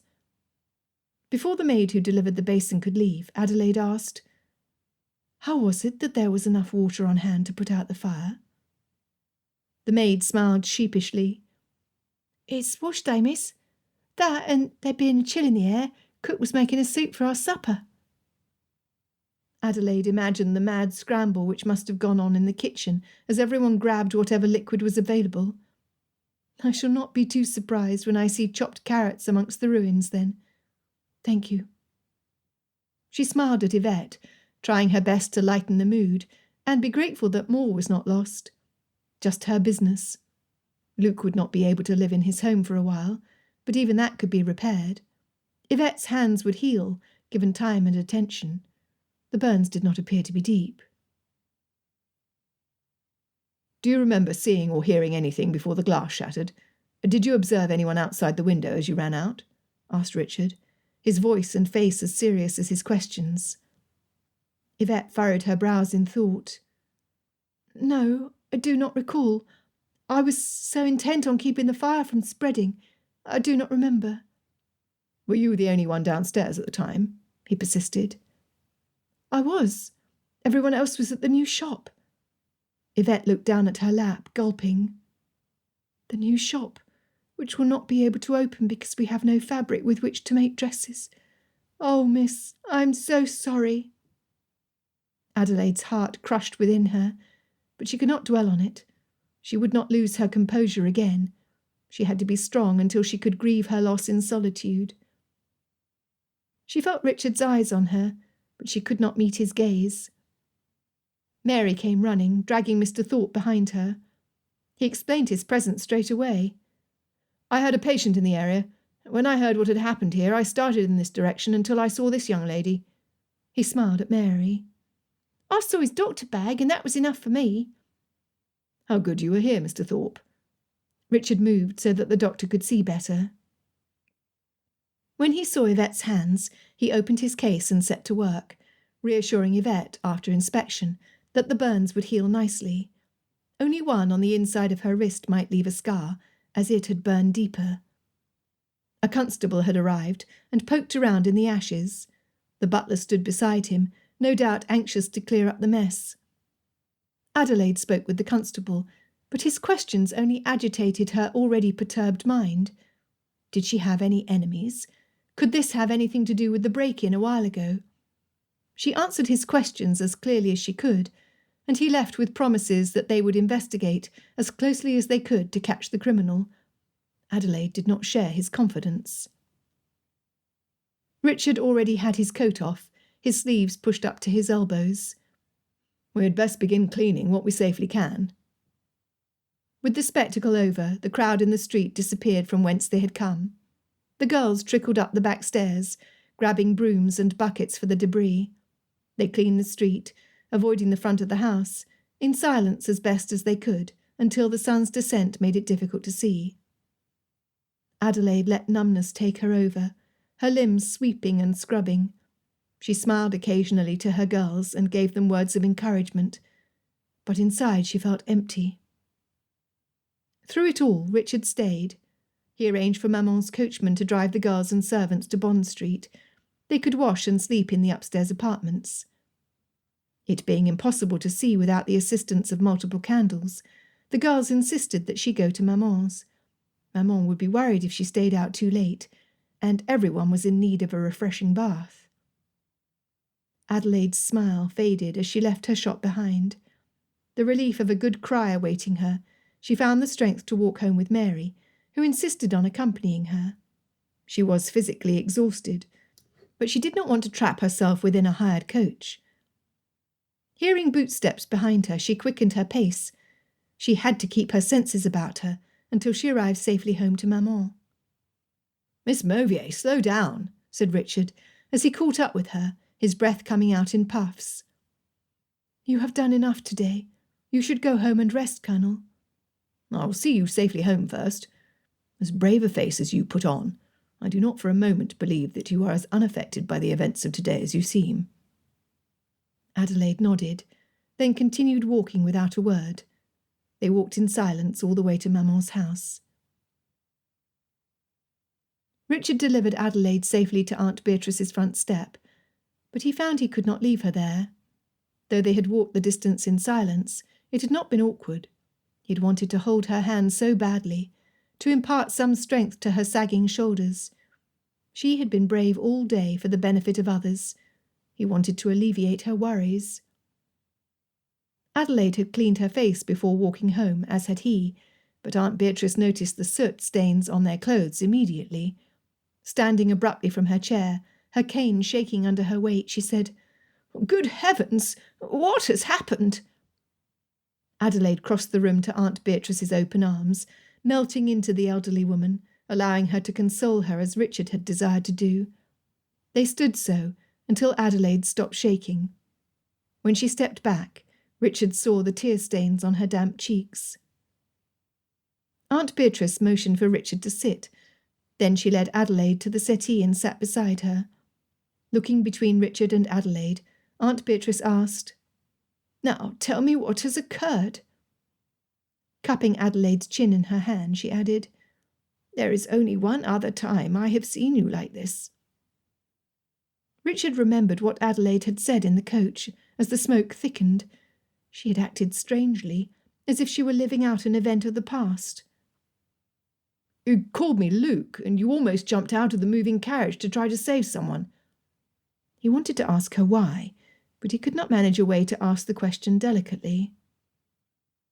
"I cannot expect you to know the details of how I arrived to England." Adelaide closed her eyes and rocked back and forth. The smell of the smoke, the way it stung my eyes, carried me back to France. I clung to my mother's skirts, burying my nose in the silk so that I might smell the comforting scent of her rosewater. Father stood by the door, a sword in his hands. Mother pushed me away from her. I knew why she did it, but I could not bear the thought of them taking her from me. Adelaide's voice cracked. Richard's heart broke for her. Masculinity be hanged. He dabbed his eyes with his coat sleeve. Luke pulled me away, holding my arms at my sides and carrying me down to our hidden cellar. When I heard Father shout and Mother scream, I cried so loudly he had to cover my mouth. It was not enough for them to take our parents. They had to burn our house down as well. The smoke thickened, making us cough, but we had to stay in that damp hole in the ground until Sir Lewis rescued us. Richard was shocked. Sir Lewis? You cannot possibly mean my uncle, Sir Lewis de Bourgh. My Aunt Catherine's husband died at Brighton before Anne was born. Looking to Aunt Beatrice for clarification, he saw Adelaide spread her hands over her face. Patting her knee, Aunt Beatrice said, "There now, it is a difficult secret to keep. I trust that my nephew knows how to keep his mouth shut. Were it known that Lewis spied for the English, his life would be in grave danger." She gave him such a stern look, he felt like he was in the presence of Aunt Catherine. Pieces of the puzzle fell into place, and Richard understood. Adelaide must have been sending letters to him. He was the elderly gentleman she wrote to in France. Sir Francis is Sir Lewis. That was the secret in the letter Anne found. Her father was an English spy. Now that is ironic. He chuckled, but stopped himself short, looking anxiously at Adelaide. Kicking himself for his telling reaction, he looked down at his lap, trying to convince himself that no blunder had been made on his part. "Ironic? I fail to see the irony," said Adelaide. Aunt Beatrice too looked confused. Should he tell her now? He had always meant to, but was now the moment? The day had been a challenge to her, and he did not want to add to her distress. However, only dishonesty could cover his fumble. Was she not deserving of his honesty? Should he do what was right, or what was easy? Coming to a difficult decision, which he still did not trust, he cleared his throat. "What I have to say, I had wished to tell you in different circumstances, better circumstances," as if that would soften the blow. Torturing himself, Richard continued, "You deserve the truth, and I owe you an explanation. You see—" Where were the right words, the words which would take the sting out of it all? "You see, almost as soon as we arrived home from Rosings, I received an assignment." Taking a deep breath, he determined to get the next part out before he needed to breathe again. "Certain evidence had presented itself against you, and I was assigned the task of verifying if it were true or not." There, he had said it. Confusion gave way to another emotion Richard had not seen in Adelaide for some time. Her cheeks turned as red as her lips, and her green eyes flashed in anger. "You thought I was a spy?" "No, I cannot say that I did. But it is good to have such things confirmed, is it not?" His attempt at humour did not supply laughs, more like gasps of horror. Aunt Beatrice raised her hand to press on her temple, a sigh of displeasure escaping her lips. "If you did not think it, then who did?" Adelaide pressed. Richard could practically see the questions forming in her mind, demanding answers. When her nostrils flared and she lifted her chin, he wished he could go back in time and keep his mouth shut. "Is that why I have so often been in your company of late? You were investigating me?" Richard was afraid to answer. It had been his initial motive, but it had long ago ceased being his sole purpose. He liked her company. He could imagine spending years learning new ways to make her smile. Extending his hands out, palms up, he implored, "Please, allow me to explain as much as I can." "So it is true. You admit it." Adélaïde stood up, her expression as cold as ice. Richard could plead with her, but she would not hear him. He had to let her go, though he wished her to stay. He wanted her to understand. "Excuse me, maman. I am very tired, and I wish to retire for the night." Crossing the room without looking back, Richard hated himself for hurting her. He listened to her steps ascending the stairs, and a door shut with more force than necessary. Aunt Beatrice's stare pierced him through, more effective than a sword. "Well, you did a pretty job of that, nephew." Chapter 24. Me and my big mouth. I've hurt her, and she has every right to be angry with me. He squeezed his hands together until it hurt. Of all the days, she had to find out on this one of the worst days of her life. And after what she shared about her parents, could I be a bigger brute? He leaned back against his chair, hands running through his gritty hair. "So it is true, then. You were investigating her?" Aunt Beatrice narrowed her eyes at him and rubbed the top of her cane. Richard nodded, at a loss for the right words to justify his behaviour. Tapping her cane a few times, Aunt Beatrice said, "Without trust there can be no real love. You would have had to tell her anyway. Best get it done now. Granted, you could have done a better job of it, but what is done is done.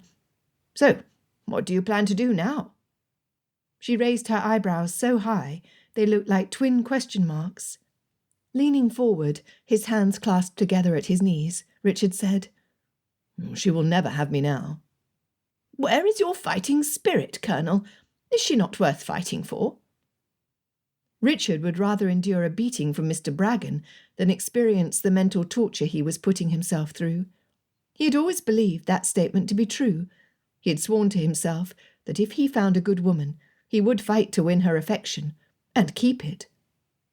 Sitting up straight again, he slapped a hand against his thigh. "Well, you're right. Miss Adélaïde is a good woman, and she's worth the struggle, if she will have me. I know that I do not deserve her, but I would not be able to live with myself if I did not try." "Good. It will not be easy. You have effectively dug yourself into a rather large hole from which you must first extract yourself before you can advance your suit." "I will do what I have to. I will be the man she needs me to be, or die trying." For the 100th time, Richard wished he had his horse. Instead, he cursed the crowded streets that slowed his coach to his club. Aunt Beatrice had been kind enough to allow him to clean up before leaving. So urgent was his need to speak with Dovedale, he could not risk returning home before finding the Lieutenant General. He hopped out of the coach before it came to a complete stop, and hurried inside the thick walls of Brooks. Richard asked the first waiter he saw where Dovedale might be found, and followed the halls until he reached the room used for gambling. At least Dovedale was not in the library. Richard doubted he could have kept his voice down, something difficult for him to do on a normal day, and almost impossible given his level of excitement at that moment. Dovedale shook his head at the dealer, wrote a note, which he handed to the gentleman to his right with a grimace, and stood up to meet Richard. Not a good beginning. By all appearances, Dovedale had lost at cards. Moving to a private room, they walked together in silence until the door closed. "You had better have a good reason for seeking me out so openly." Too exhausted to mince words, Richard said, "Please, sir, I must ask you to reconsider my transfer to Spain. I have valid reasons for staying." "That is what you came here for, to beg me not to send you away." "If I must beg, then I will, if it means you will change your mind." "Have you no concern for the welfare of our nation? Have you become so love-struck that you would put your own interests ahead of your country's?" Taken aback at Dovedale's observation, he said, "Before the events of today I would have sacrificed my happiness, even pleaded with Miss Mauvier to sacrifice her happiness, for the time it took to return. However, today has changed that. I cannot leave her when she has lost everything in the fire which destroyed not only the home she shared with her brother, but her place of business. She is ruined. I believe I can do one woman more good than I can an entire country." Lowering his defences, Dovedale shook his head. I'm sorry for her loss. However, it is a harsh world we live in, and unfortunately these things happen on a daily basis. I pity you, Fitzwilliam. You have fallen for the oldest trick known to man. You were not supposed to fall in love with Miss Mauvier. That you were able to love someone suspected of treason puts your loyalty to question. She is innocent. I realise that. That is not the predicament I find myself in now. How am I to trust your judgment in future assignments? You were fortunate this time, but you must learn to separate your heart from your work. The best spies in the world will use your emotional nature against you. You would put yourself at danger, as well as the ones closest to you. Richard bit his tongue, his breath shaking as he tried to rein in his sentiments. You know that what I say is true. Otherwise you would object. No, Fitzwilliam, I'm doing you a favour. Take the time away from here to analyse what you really want. Separate yourself from Miss Mauvier, and you will see how quickly you forget about her. I dare say she has forgotten you already. Nothing will change your mind. The request has already been sent. It is too late. You leave in 3 days. Adelaide's face was so hot she imagined the steam lifting from it as she splashed cold water over her face. How dare Richard? The maid had begun heating water the moment she saw Adélaïde and Mary enter Maman's house, covered in black and ashes. Peeling off her grimy clothes, Adélaïde slipped into the steaming water, dunking herself completely. If only her problems would wash away just as easily as the soot washed from her body. "Where is Mary?" she asked the maid. "A cook has her in the kitchen." The elderly servants at Maman's had taken an instant liking to Mary. No doubt she too would soak in a soapy bath and fill her stomach with a hearty meal. It would be good for her. She was still too thin. As the maid scrubbed her hair, digging her strong fingers into Adelaide's thick locks, the rhythmic massaging relaxed Adélaïde enough that she determined to focus on the silver lining in her black cloud. She thought of her beautiful new shop. She thought of her loyal friends. She tried not to, but she thought of Richard. The way the sweat trickled down his temple to his wide jaw, where it soaked onto his white shirt. That was until he became covered in soot, just like everyone else. Adélaïde sighed, and the maid chose that moment to douse her head with fresh water, scrubbing to get the soap out. That was when Adélaïde remembered the dress and pelisse. She had finished it that morning before leaving for her new shop, and it would fetch a goodly sum. How grateful she was that it rested safely in her room at Maman's. She would sell it, no longer able to give it as a gift to the ambassador's stylish wife. She dressed for dinner, ready to face the scoldings she was sure to receive from Maman. Arriving at the table, Adélaïde readied herself for it. "It has been a trying day for you, Adélaïde. I think a hearty meal and a good night's rest will do wonders. Do not concern yourself with Mary. Cook is taking care of her. Tomorrow we will think of a plan to set everything right." She stabbed a cooked carrot on her plate and slid it into her mouth, chewing deliberately. "You are not upset with me for being so rude to the Colonel?" "I thought he rather deserved the reaction you gave him." She took another bite, then a swallow of wine. Glass still in hand, she continued. "Though I wonder if you would have had him keep the truth from you.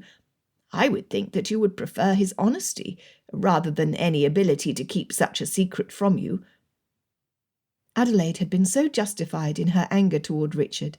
She had not considered that the very quality she most admired about him was the very quality which had put him in her contempt. "It is true, but he should never have agreed to the scheme in the first place." "You would rather someone else rummage through your life, looking for a reason to accuse you of treason? No, Adélaïde, I think the more important question here is, who has accused you of espionage? Do you not realise the consequences?" The worry in Maman's eyes shook Adélaïde. Would she suffer the same fate as her parents? Pushing her plate away, she stared into her untouched wineglass. "You must eat, dear. Fitzwilliam did not give cause for concern, but I have a feeling that your problems have only begun. You will need your strength for whatever is to come." Adélaïde looked at Maman in disbelief. How could she possibly eat when the bile in her stomach threatened to choke her? They heard the door knocker, and they looked at each other in panic. Had the authorities already come to take Adélaïde? Adélaïde would not go down without a fight. Lifting her head, she squared her shoulders and placed her hands firmly on the table, like a queen ruling in her court. "Steady, girl," said Maman, who sat in a similar posture to her own. With a stiff nod, both ladies focused on the door. Chapter 25. Though the day had been long, it was not over. After a bath and a fresh change of clothes, Richard found a way to make the best use of the 3 days he had left. If he had to go, at least his conscience would be at peace, knowing he had done everything he could to stay. He would solve this puzzle. Richard had hurried back to Aunt Beatrice's house as quickly as he could. Time was of the essence. He cared not what observers thought as he arrived alone, after calling hours, at Aunt Beatrice's house, and Adélaïde. The smell of roast beef wafted over him as the butler led him into the drawing-room, reminding him that it was dinner-time. So intent was he had forgotten. After a few moments he was led into the dining-room, where an extra place was set out for him. "I do apologise for my untimely arrival," he said, bowing. Aunt Beatrice waved him off. "Nonsense. Our girl is in serious difficulties, and we need your help." Richard's heart stuck in his throat when he looked at Adélaïde. She looked vulnerable, and he wished he could hold her in his arms, stroke her silky hair, and whisper that everything would be all right. In a flash the look was gone, and in its place a bold determination that, in turn, made him think that in the end the situation they found themselves in really would turn out for the best. Aunt Beatrice motioned for him to sit. "First, let us eat. No good thinking was ever done on an empty stomach." Richard obliged her, his appetite awakened with the aromas coming out of the kitchen. After some silence, where the only noise heard was the clinking of the silver against the china plates, Aunt Beatrice said, "Well, just because we must eat does not forbid conversation. Perhaps we might share what we each know, so that we can get to the bottom of this mess. Is our girl in danger?" Richard needed no further encouragement. He had already told Adélaïde that he was investigating her. Now it was time to come clean. "No, there is no danger to you immediately. My assignment was to prove your innocence or your guilt. After some poking around into your finances and a discussion with Mr. Braggan, it was easy enough to clear your name," he said to Adélaïde. He could not read her expression. "I do not know what to say. I feel betrayed that you would snoop behind my back and look into my private matters. At the same time, I am in your debt. You defended me when I did not know I needed defending." That Richard could understand. Too many times he too had suffered conflicting emotions. "I'm ill-suited to this type of work. I've had to act deceitfully when I would be honest, and though it was for a good cause, I hate myself for it." Aunt Beatrice clucked her tongue. "Do not be so hard on yourself, nephew. What is your plan? I'm guessing that your presence here tonight means that you have one." "Yes, the Lieutenant General who assigned me to this task now wants to send me to Spain." A whispered "No" escaped Adélaïde's lips. I need to stay here. My hope is that if I find out who really sent the messages, he will not make me go.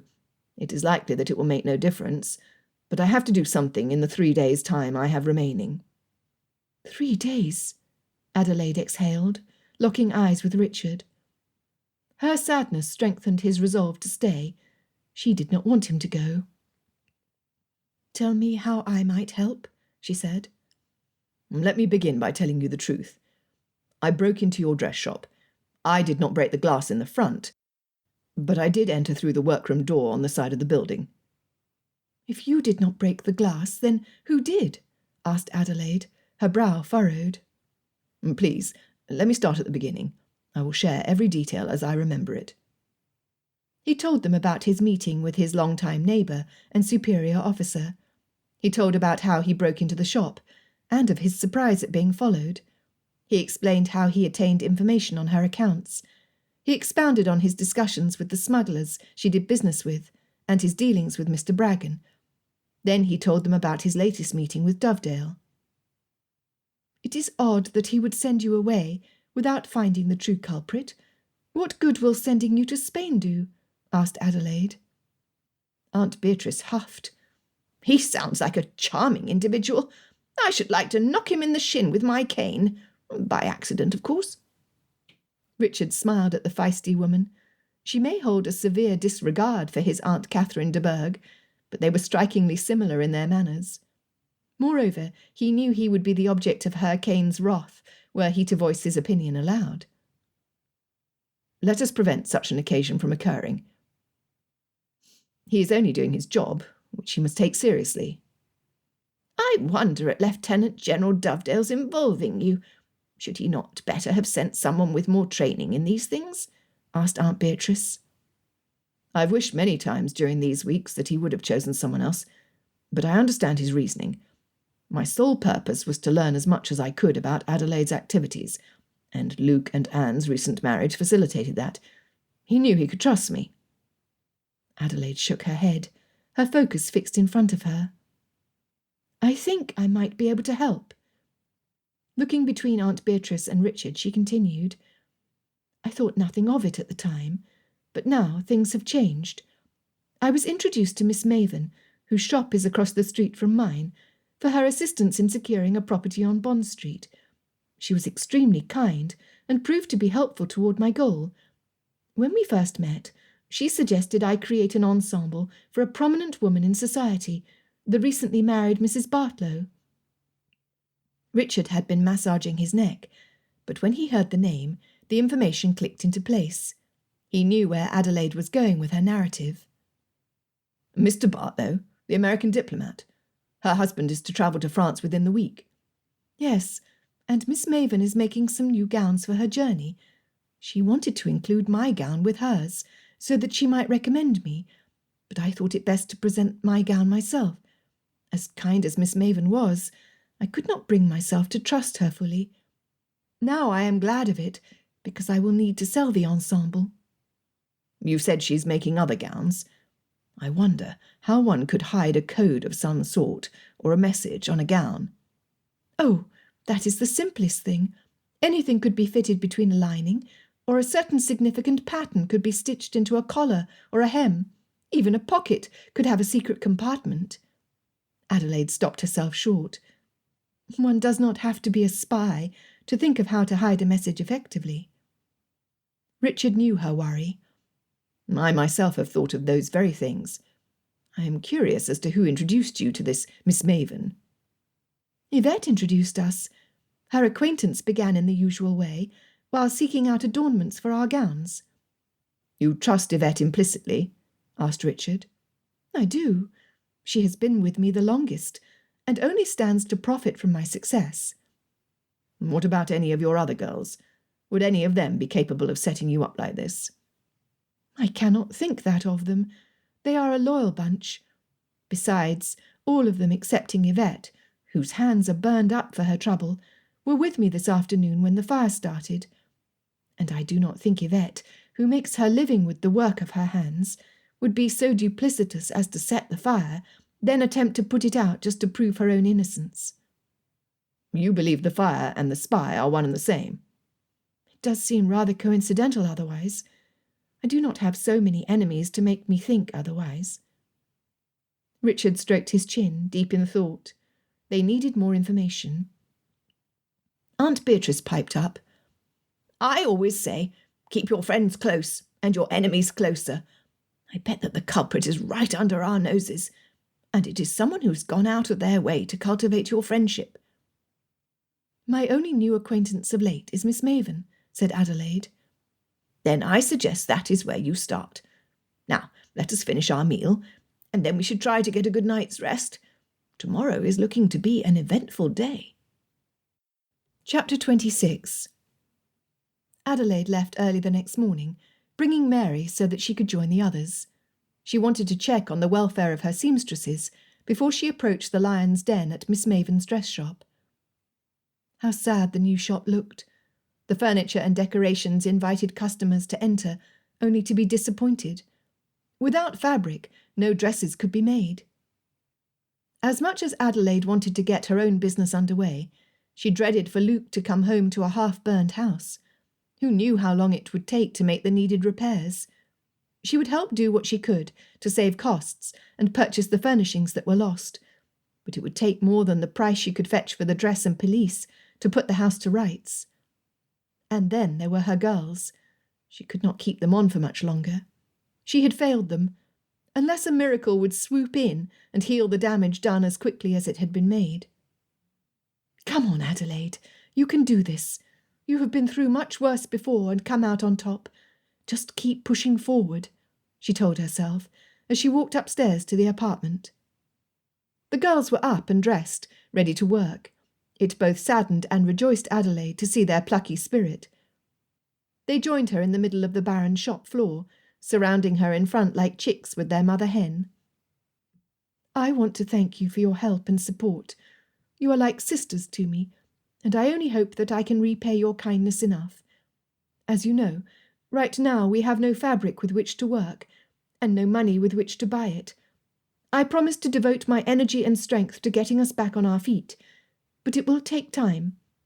This being the case, I will happily help those of you who wish it to find employment with other dressmakers who will treat you fairly and be able to pay you." Shame made her look down, though she knew she should hold her head high.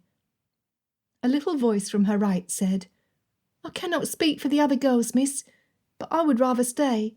This is just temporary, and everything will be all right in the end." "Thank you for your faith, Mary, but do you not realise that I will not be able to pay you, nor feed you?" Mary jutted out her chin and crossed her arms. "I will take my chances."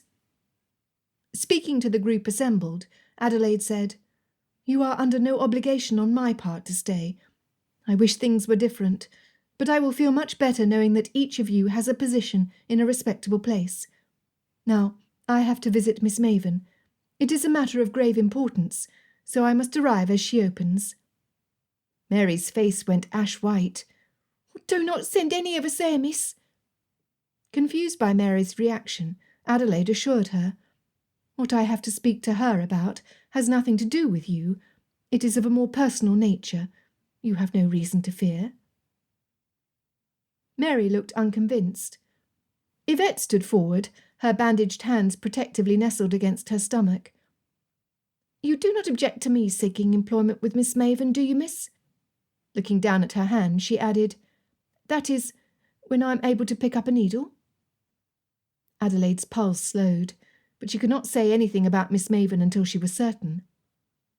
"You would be a real asset to her, Yvette. I wish you the best, although you know you are welcome to stay here until your hands heal." Yvette smiled, and Mary glared at her. "What are you asking permission for, all nice-like, when you've been working for Miss Maven on the side for these past 2 months now? And stop holding your hands like a cripple. I heard the doctor, and he said that your burns are nothing but superficial. You should be just as you were before in a matter of a couple of weeks."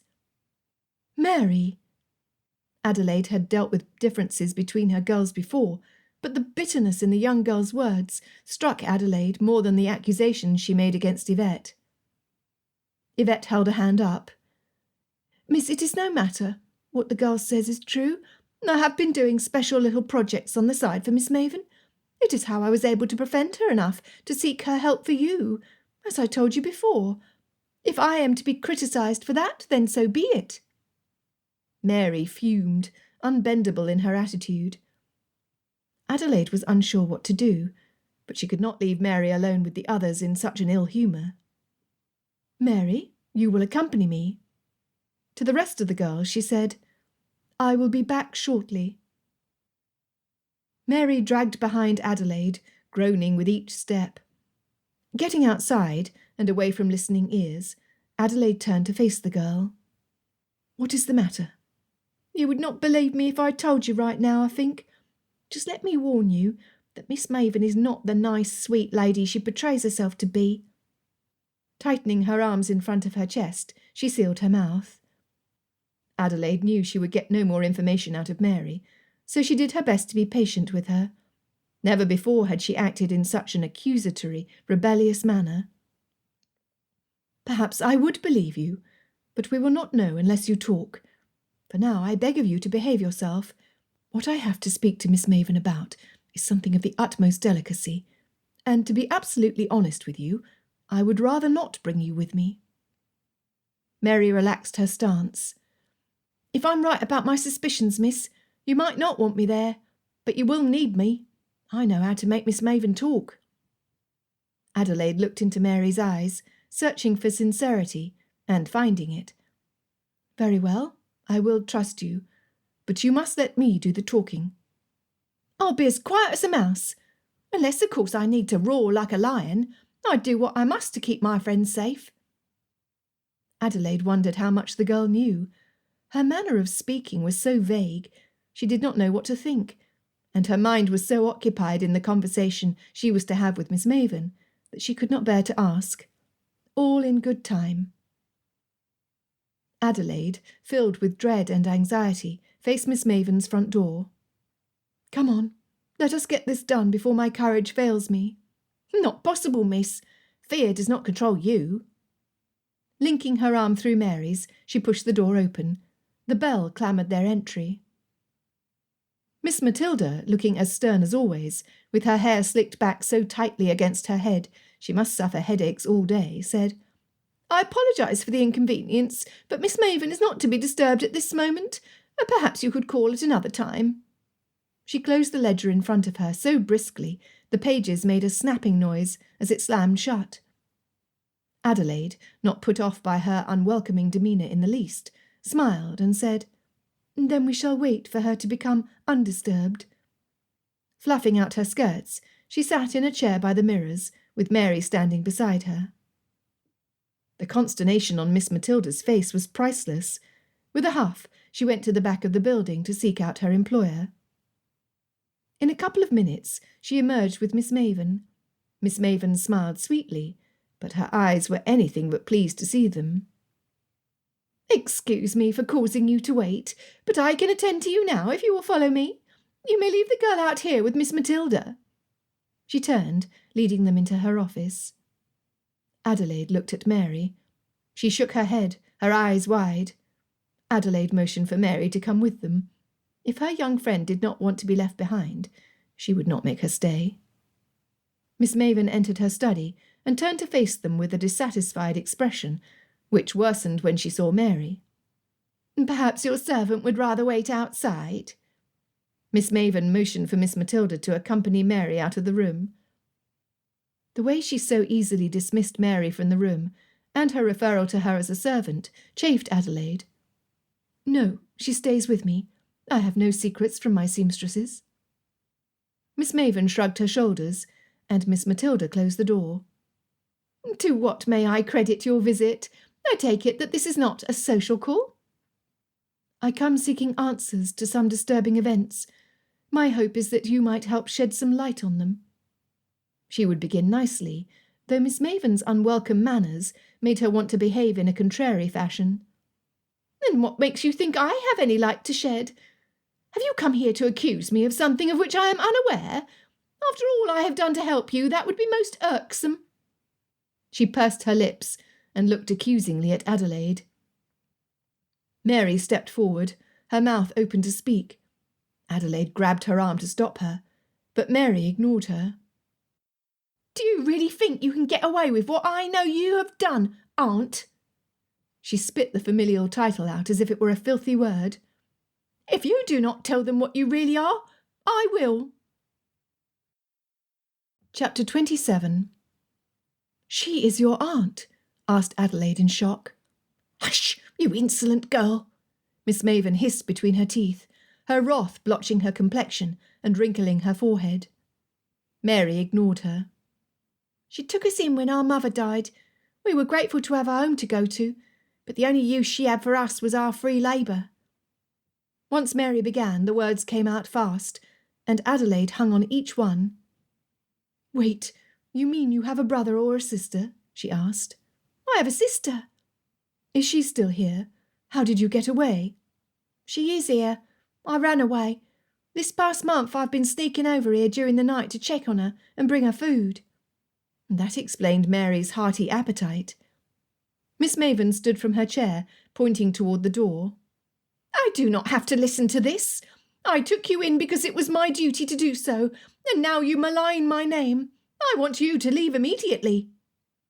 Adelaide clutched the sides of her chair, stood slowly, and took a step toward the woman. "You should have taken your own nieces in out of love, not obligation." Turning her shoulder on Adelaide, Miss Maven said, "I did what I had to. Success is not for the faint of heart. You give yourself airs because you take these filthy girls off the street.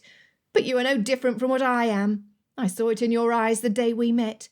You will stop at nothing before your name is known throughout England as the best dressmaker in the country. Do not pretend you are more virtuous than I." "I am nothing like you. Now sit down and listen to your niece's accusations against you before I call a constable." Miss Maven lifted her chin with a grand huff, but she sat. Her regal air gone, she looked like an old woman who was finally being called out for her inhumane crimes. "It was you who set the fire in my shop, was it not?" Adelaide asked. Miss Maven did not answer, but rather shuffled uncomfortably in her chair. "Why did you do it? Why did you go out of your way to help me, only to ensure that I could not work?" "I'd heard about you and saw you as a threat. Your designs are unique, and I knew I could not compete with that for long. So I decided that since it was only a matter of time before you acquired a place on Bond Street, it had better be in a place where I could keep a watchful eye on you." "You were successful on your own merit. You need not have gone to such extremes." "I am successful, and this is how I keep my position on top." In a bragging tone, she said, "Why do you think so many dress shops have failed at your current address?" "You have put them out of business?" asked Adelaide in disbelief. Her anger rising, she said, "Had you put as much of your destructive energy into the progress of your own business, you would have fared better. Now I have every inclination of shutting you down." "I have too many friends in high places for you to do so." She sat straighter, haughtier. "Not when I tell them that you are a traitor." Adelaide watched Miss Maven's reaction closely. She was convinced of her involvement. Any woman who could deal so treacherously in her business dealings was fully capable of sending secrets to the enemy, so long as there was a profit in it. "I am not a traitor," she denied, without hesitation. Adelaide had expected to see fear or guilt, but there was none, just a flat refusal. "Why did you suggest I create a dress for Mrs. Bartlow? Why her?" "Your own seamstress Yvette went to great lengths to secure her business. It was her suggestion." It had been easy to defend Yvette when Richard mentioned her, but this was the second time her name had come up in association with the secret messages. Adelaide had never questioned her girl's motives, but now she had to wonder. "What do you offer Yvette for working with you?" Miss Maven scoffed. "She does not want to work for you forever. Like you and me, she wants a shop of her own, but lacks the means to acquire it. So I may have mentioned that I am looking for a successor." She believed that. "People too easily believe what they want to hear." She shrugged her shoulders. "Why do you play these wicked games, leading on the hopes of those who would look to you for advice, only to crush them under your watch? Is it a sick kind of entertainment for you?" "I do what I must. You will soon learn to do the same if you plan to succeed here." Adelaide refused to share Miss Maven's dark views. Mary spoke up. "How do you send messages in your dresses? You have been found out." Leaning forward on her desk, Miss Maven was fierce in denial. "I have nothing to do with that, and I thank you not to say such despicable things in my shop. I may be a bit unscrupulous in my dealings with my competition, but I would never stoop so low as to betray my homeland." Nothing in her appearance suggested a lack of sincerity. Adelaide started to believe the woman. But if Miss Maven was not selling secrets, the traitor had to be someone else close to her. As the evidence mounted, and the meaning of previous actions became clearer, One figure stood out above all the others. Only Adelaide so badly did not want to believe it. Standing up, Adelaide said, "Summon your sister, Mary. She leaves with us." To Miss Maven she said, "This is not our last discussion. There is the matter of destroyed property which must be put right." "It's your word against mine. I will deny it before a constable," said Miss Maven, her glare daring Adelaide to put her to the test. "Yes, and we know what your word is worth. I am not concerned." Before anything more could be said, Adelaide left the room, Mary and her sister following her. Miss Maven followed them to the door, no doubt to ensure their departure. "We have unfinished business, Miss Maven. Rest assured that I will call later," Adelaide said, before closing the door behind her. As her feet pounded the paved sidewalk, her thoughts soon left Miss Maven to ponder a much bigger problem. Yvette. Richard had wanted to accompany Adelaide to Miss Maven's. Waiting while Adelaide faced her adversary alone increased his anxiety so much that he could not sit or stand still. He needed to do something, to act. Pondering how best to proceed, given Miss Maven's reaction, he started walking towards St. James, in the direction of Aunt Beatrice's house. So wrapped up in his thoughts, he was caught by surprise when 3 blocks toward the direction of Aunt Beatrice's house, Mr. Thorpe fell into step beside him.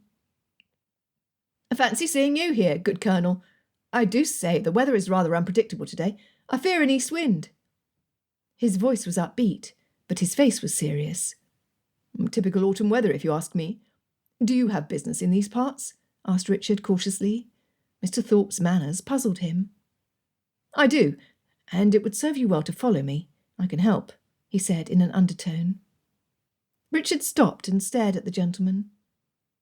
In a louder voice, Mr. Thorpe said, "Since we are going the same direction, what say you to sharing a hackney coach?"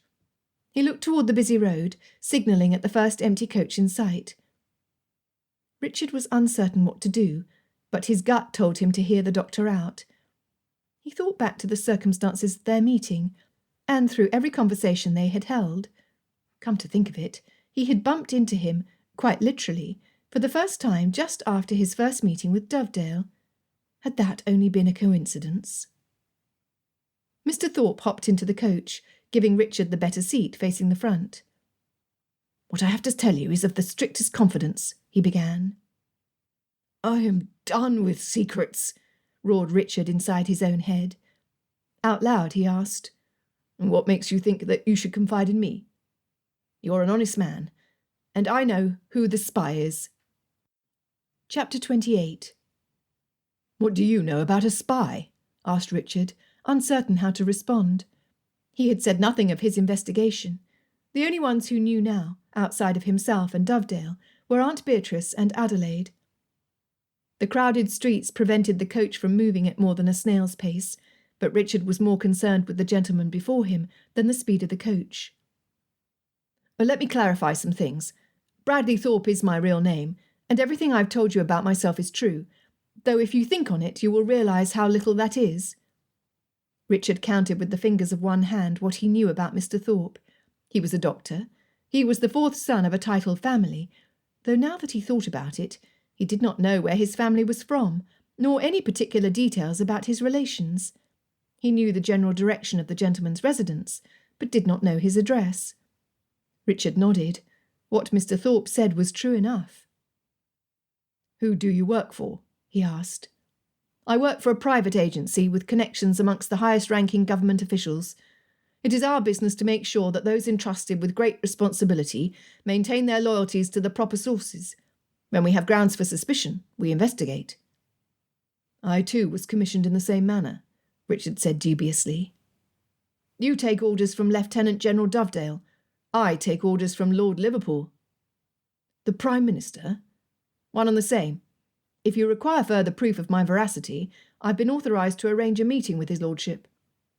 Richard was taken aback. "You do not question my loyalty, do you?" "No. It took no time at all to clear your name, though I did have to look into you. It is unfortunate how things look from the outside. It has made you a target." Richard was shocked. He had been assigned to find who was leaking information, not be put under investigation for being the traitor himself. What made me appear to be a target? Your family connection with Miss Mauvier. She has the ability to move information around without drawing suspicion, and recently you have been spending a good deal more time with her than you have in the past. The evidence is damning against you. Richard's face felt warm. Miss Mauvier is not involved in the least.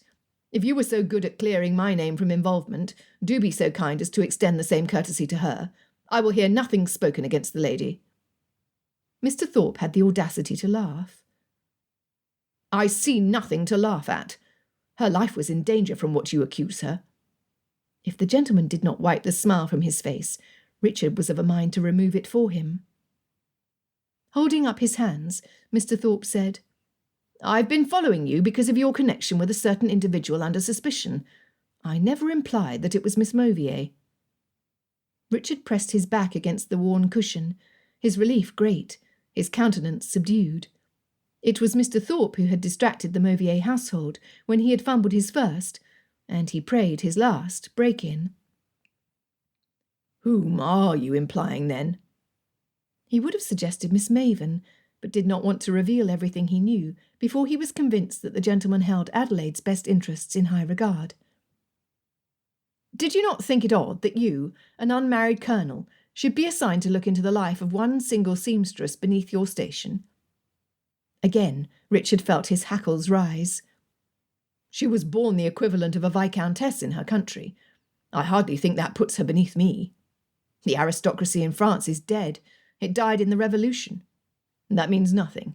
A lady is as a lady does, and Miss Mauvier is a lady through and through. I suspected that you thought highly of the lady, so I looked into her as much as I could. To Mr. Thorpe's benefit, he spoke in a kindly manner. Otherwise, Richard might have regretted his reaction. Richard sat forward in his seat. And you found?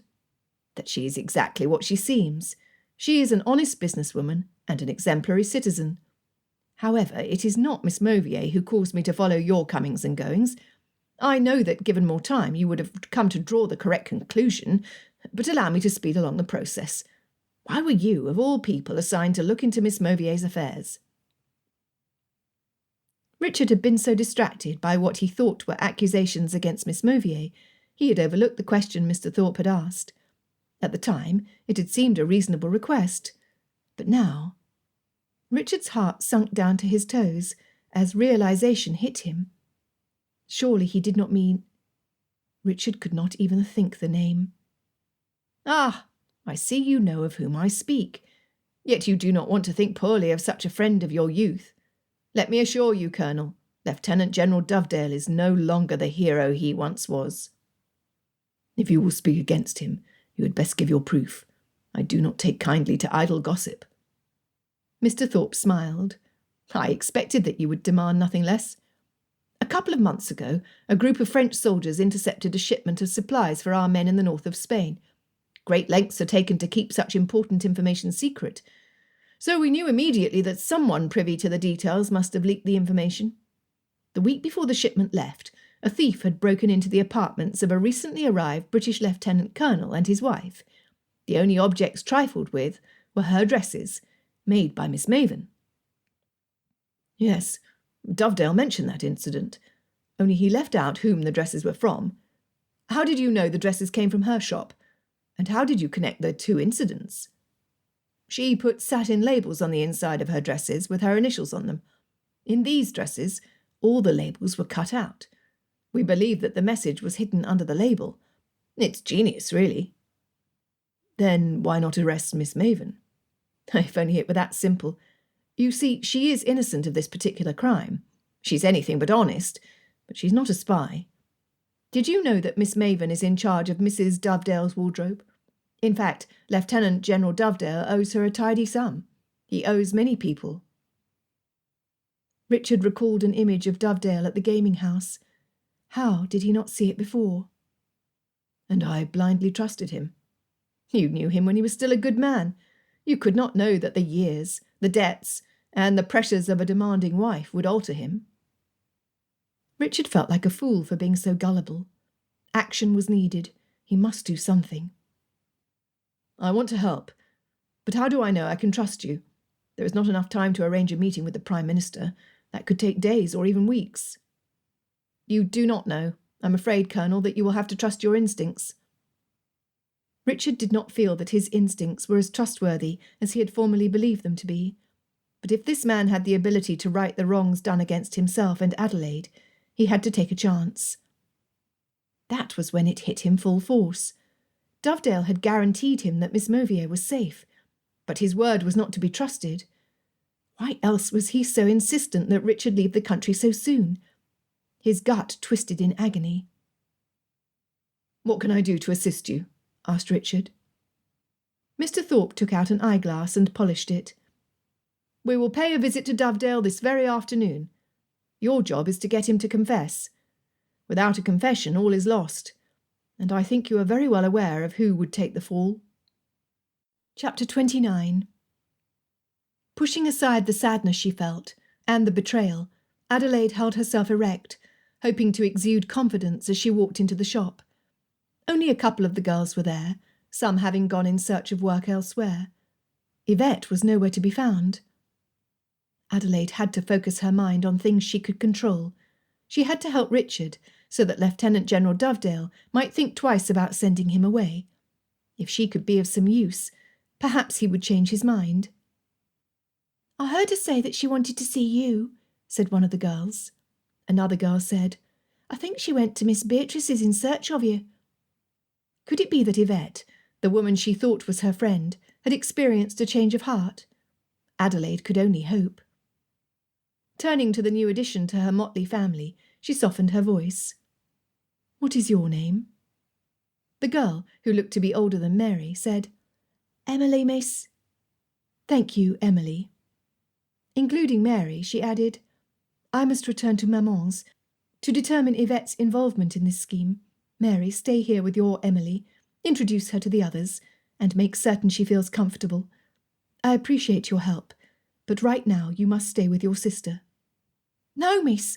I will see you safely to Miss Beatrice's house. Even I know that a lady should never venture out unchaperoned, especially a lady who's been accused of being a spy. The girls gasped, staring at Adélaïde.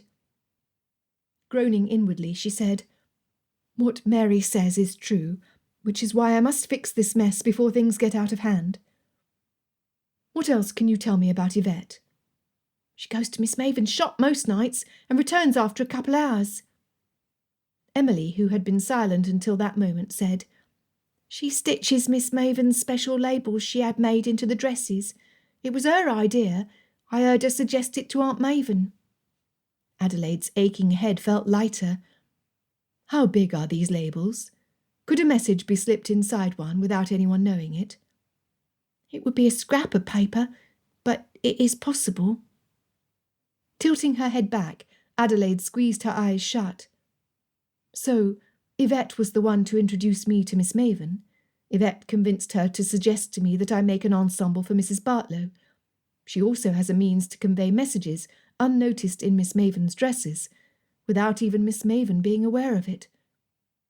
Opening her eyes, she took a deep breath. What do you plan? Asked Mary. We must get Yvette and take her to Dovedale directly. If I can get her to talk, I can leverage a trade, her confession for Richard's reassignment to London. Mary's face lit up. If it goes well, you should ask for his promotion so you can marry. One thing at a time, Mary, though I will not deny that the thought had occurred to me. Emily said, Mary's right, miss. She should go with you. She clung so tightly to her sister's side, Adélaïde could not see how she could separate the girls. She would have to bring Emily with them as far as Maman's. Mary introduced the girls, who stood stupefied in place, while Adélaïde ran upstairs to her old room for a coat for Emily to wear. The sisters stood by the door when she returned. She would have preferred to walk so that she had time to think about how to confront Yvette. Plus, with the congested streets, it was often quicker to travel on foot. But one look at weak Emily changed her mind. Let us take a carriage to Maman's. I hope Yvette's still there, or else how will we know where to find her? We could cross paths dozens of times all day, said Mary. Let us pray she is there. It is all we can do now. Mary held her sister's hands all the way home to Maman's.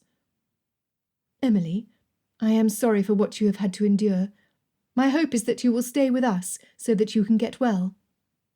Adelaide knew she had no right to extend hospitality to anyone. She had no money, and no means to get any. But she trusted that she would find a way to provide for herself and the ones she held dear. Thank you, miss, she said, in a voice so soft it was difficult to hear her over the sound of the coach wheels on the cobblestones. Emily's light-coloured eyes were surrounded by circles so dark they looked like bruises. Her thin dress did little to hide her bony frame. She sat hugging her arms. Miss, I have a confession to make, said Mary. Adelaide braced herself. The morning had been full of so many surprises. What was one more? What is your confession, Mary? If it helps shed some light on this whole mess, I will be glad to hear it. Mary twisted her mouth. I do not think so. If anything, it only complicates things. She looked at her sister, then back to Adelaide. You had best tell me anyway. Please do not be too upset with me, miss, but I did it because I thought to protect you. From what I was uncertain, I think I understand better now, though I'm not sure. What do you mean, Mary? Adelaide's temples ached, and she wished for some answers. To anything. It was I who stole your dress and pelisse. She looked with wide eyes at Adelaide. Reaching up to massage her pulsing forehead, Adelaide gasped. I did not even know it was gone. When did you manage this? Only yesterday. I had hoped you would not notice until I could return it safely, but I was afraid it would fall into the hands of Miss Maven, or worse. Why did you do it? After the break-in, I started watching everyone more closely. Perhaps I have a distrusting nature, but after that I paid more attention than ever to the other girls. I'd already been sneaking out at night to give Emily some of my food, but I followed Yvette a few times when she did the same. I never have liked her, you know. Well aware of Mary's sentiments toward Yvette, Adelaide asked, Why did you not think to tell me about this before? The more Adelaide learned about Yvette, the more her head ached. I did think about it, miss, but I did not think you'd believe me. I'm aware of my place, and why should you believe me when you've known and trusted her for much longer? I would have found myself without work or a home. Mary, I would never just cast you off. I would have found a good situation for you. Ha! So you admit it, miss. I know a good situation when I see one, and like it or not, you will not be rid of me so easily. Maybe I am a pest sometimes, but I will prove my worth to you. I'm determined. Adelaide stifled a chuckle, while tears prickled her eyes. The girl's loyalty overwhelmed her. You owe me nothing, Mary. You are learning to do a trade well, so that you can be your own mistress, and answer to nobody but yourself should you wish it. But tell me, did you learn anything from your observations? First, I should probably tell you that I saw who broke into the shop the first time. I've not told you before, because I did not want you to think less of him. Colonel Fitzwilliam? Mary looked up in surprise. Yeah, how'd you know? He told me himself. I knew he would. He's a real gentleman. I liked him for the first moment he booted that hoity-toity man out of the shop and made him pay to fix your chair. How strange that Mary should implicitly trust Richard when she distrusted everyone else. You have good instincts, Mary. The Colonel is the best of men. Oh, how glad I am to hear you say that. He's sweet on you too, and I cannot marry him. I think you should. Adelaide could not keep herself from smiling, though her stomach tied in knots. If only it were that simple. The Colonel is a good man, but he must marry a lady with money. I have nothing to offer him besides myself. Is that not enough? He's responsible. He would find a way. In the world of dreams it would be enough. But in the real world, couples who marry without means have been known to die of despair when they realise that it is neither reasonable nor practical to live off their love. It only becomes more complicated when children are added. This is nothing you do not know, Mary. Mary hung her head. I know it. I've been a victim of it. But I have to hope that others might find happiness where my own mother never did. Had I not just lost everything, I might employ my plan to use my feminine persuasions on him. But he is to leave for the continent in just 2 days. How am I to dig myself out of the hole I am in and return to how things were before he leaves? It was a question she had mulled over and over since she had learned of his reassignment the previous evening. I still have the dress. Cook let me hide it in her room. In fact, I added a fancy satin label with your initials stitched on it, just like I saw Yvette do for my aunt's dresses. Could it fetch enough? You are a dear girl, but I will have to use that money for our food. What about your brother? He would help you if he were here. I cannot bring myself to impose on Luke, especially given the current state of his house. I have burdened him before he even returns from his wedding holiday. He will not mind, surely. I do not know him well, but everyone speaks so highly of him. Luke has been generous with me my whole life, but now he has his own family to think of. I will not impose on him unnecessarily. Besides, until he returns, what can he do? They arrived in decent time to Maman's, each lady consumed with her own thoughts. Chapter 30. Maman, Adélaïde said, as she ran into the sitting-room where she hoped she would see her. Maman had a firm grasp on her cane and was halfway out of her chair when Adélaïde entered the room. "Whatever is the matter, child?" she asked, one hand clutching her breast. Yvette sat on the settee across from Maman, concern on her face as well. "I do apologise for giving you a scare. It feels like I have been awake for ages with everything I have seen to this morning. Please sit down, Maman. I am sorry." Mary, her arm anchored in Emily's arm, stood behind Yvette on the settee, her expression anything but friendly. "What is this about?" insisted Maman. "We have taken this girl under our protection. Her name is Emily, and she happens to be Mary's sister. She has left the employ of her aunt, Miss Maven." Yvette's pinched face and rising colour signalled that she knew exactly who the girl was, and her relation to Miss Maven. Why had she not said anything? Maman looked closer at Emily. Hand over her heart, she declared, "Why, she is as thin as paper." Calling a maid over, she instructed her to take the girl to the kitchen immediately. "Tell cook to feed her whatever she has on hand." Encouraging her with a nod, Mary handed Emily over to the elderly maid. With Emily taken care of, Adélaïde focused her attention on Yvette. Slowly she walked over to the settee and sat beside Yvette. Picking up her hands, which were now free of all but one bandage, Adélaïde said, "Why would you go to such great lengths to save my store, when it was you who betrayed me?" Yvette pulled her hands back abruptly. "It is a lie. You deny that you have been working with Miss Maven these past months. You deny that you stitch messages behind her satin labels. You deny that you sought to imply me in your traitorous acts." The colour in Yvette's face drained. "You have no proof." Mary spoke. "Ha! So you admit it." Facing Adélaïde, Yvette said, "I admit to nothing. It is true that I have been of some assistance to Miss Maven, but I only did that to promote your interests. Is this how I am to be thanked? After all the years I have worked with you, I had thought that we were friends." Though her words stung, Adélaïde stuck to her resolve.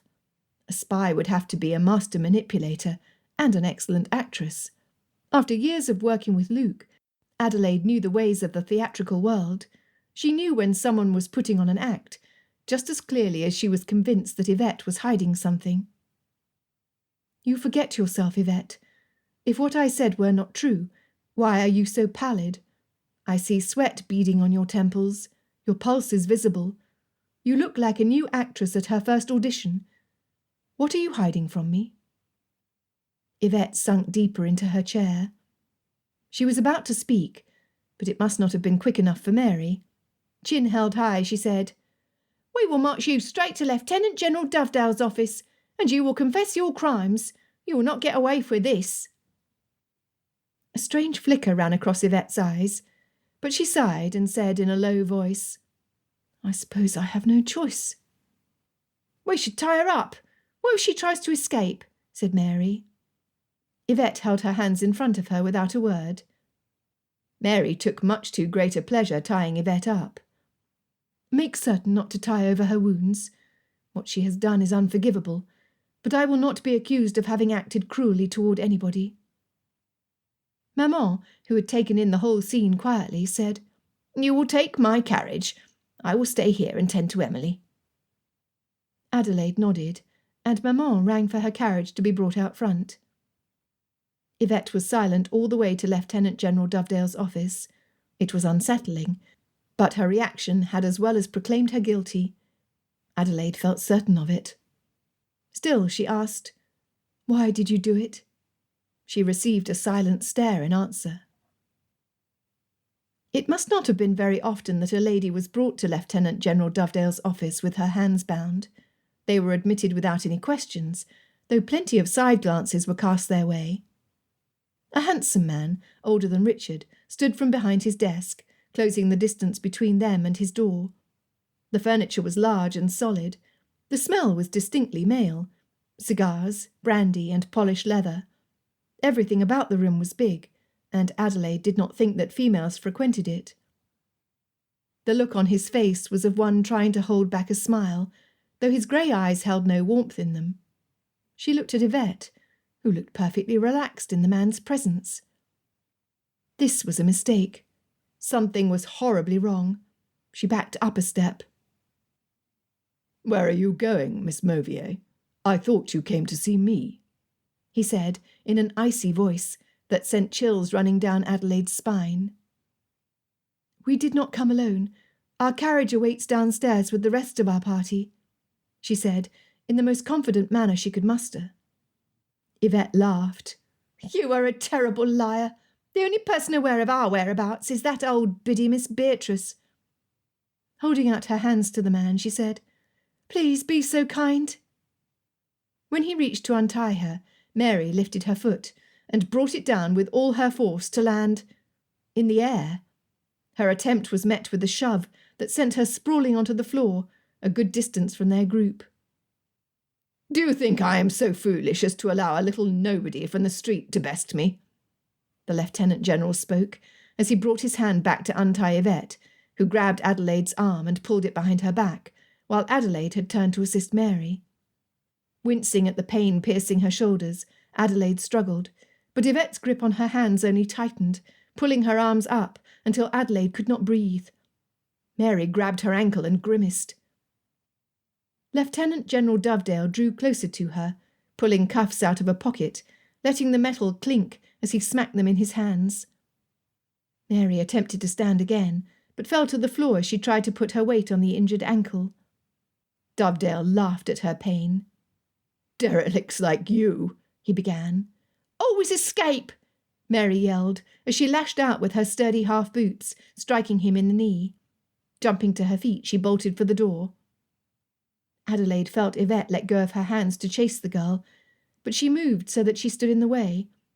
It was like some sick dance, swaying back and forth, but she had the satisfaction of seeing Mary leave unharmed, as Yvette tripped over Adelaide's feet.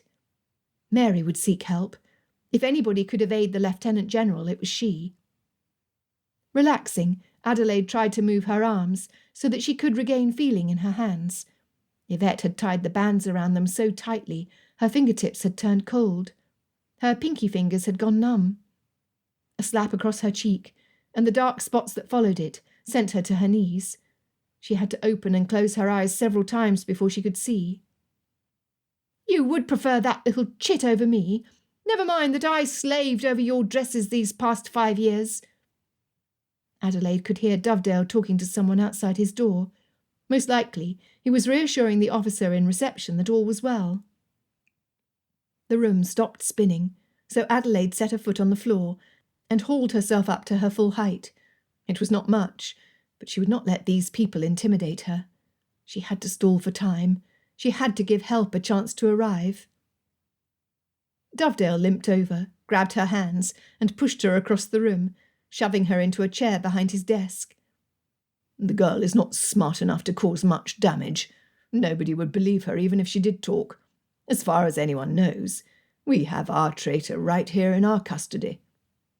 He looked at Adélaïde, who could not help but think that Mary was smarter than he gave her credit for. Had she not managed to escape by faking an injury? Dovedale still walked with a limp. Adélaïde wanted some answers. "Why have you betrayed me, Yvette?" Now that the spots had cleared from her vision, she saw red. Whether it was her anger or the swollen cheek visible in front of her eye, she did not care. She now understood the twinkle in Yvette's eyes when she had suggested that they go to Dovedale, and Adélaïde realised how futile it would be to attempt to negotiate Richard's reassignment now. Yvette sneered. "You think you are the only woman with ambitions, the only woman expert with a needle. I've worked to make you the success you are today, and what will I have to show for it in another 10 years? What? Miss Maven offered to let me take over her shop in exchange for your designs 2 years hence." "You have been stealing my designs? How long has this been going on?"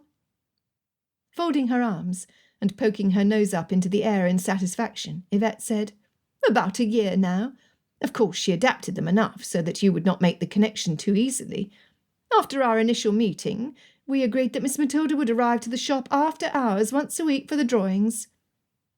Adélaïde had not noticed anything missing. "Which drawings did you take?" "Oh, I'm not all bad. If my venture with Miss Maven did not work out, I wanted to maintain the trust with you I had worked so hard to cultivate. I only took from your discarded ideas. They are still very good, you know." The cold calculation with which Yvette had been manipulating her was devastating. It was much how Richard would feel when he learned about Lieutenant General Dovedale, a man he had been neighbours with and looked up to as a hero. Stalling for time and seeking more answers so long as they would talk, Adélaïde asked, "How did you come to work together?" Yvette looked to Dovedale.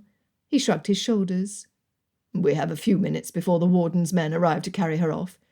If she is to anguish in a slimy cell until she hangs from the end of a rope, at least you can clear your conscience with her before she's taken away. Think of it as a sort of confession." He chuckled. Adélaïde wished she could spit like a man. She would aim for his face.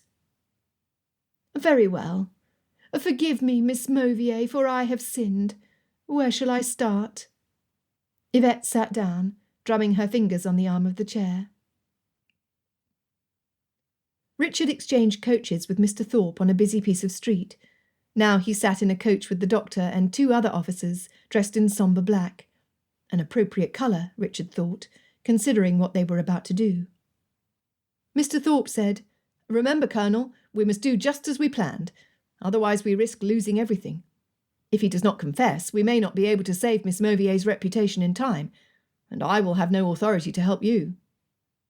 Richard nodded. He had never felt more serious in his whole life than he did at that moment. With one more block to pass before they arrived to the open space of the Horse Guards and Dovedale's office, Richard looked out the window to calm his taut nerves.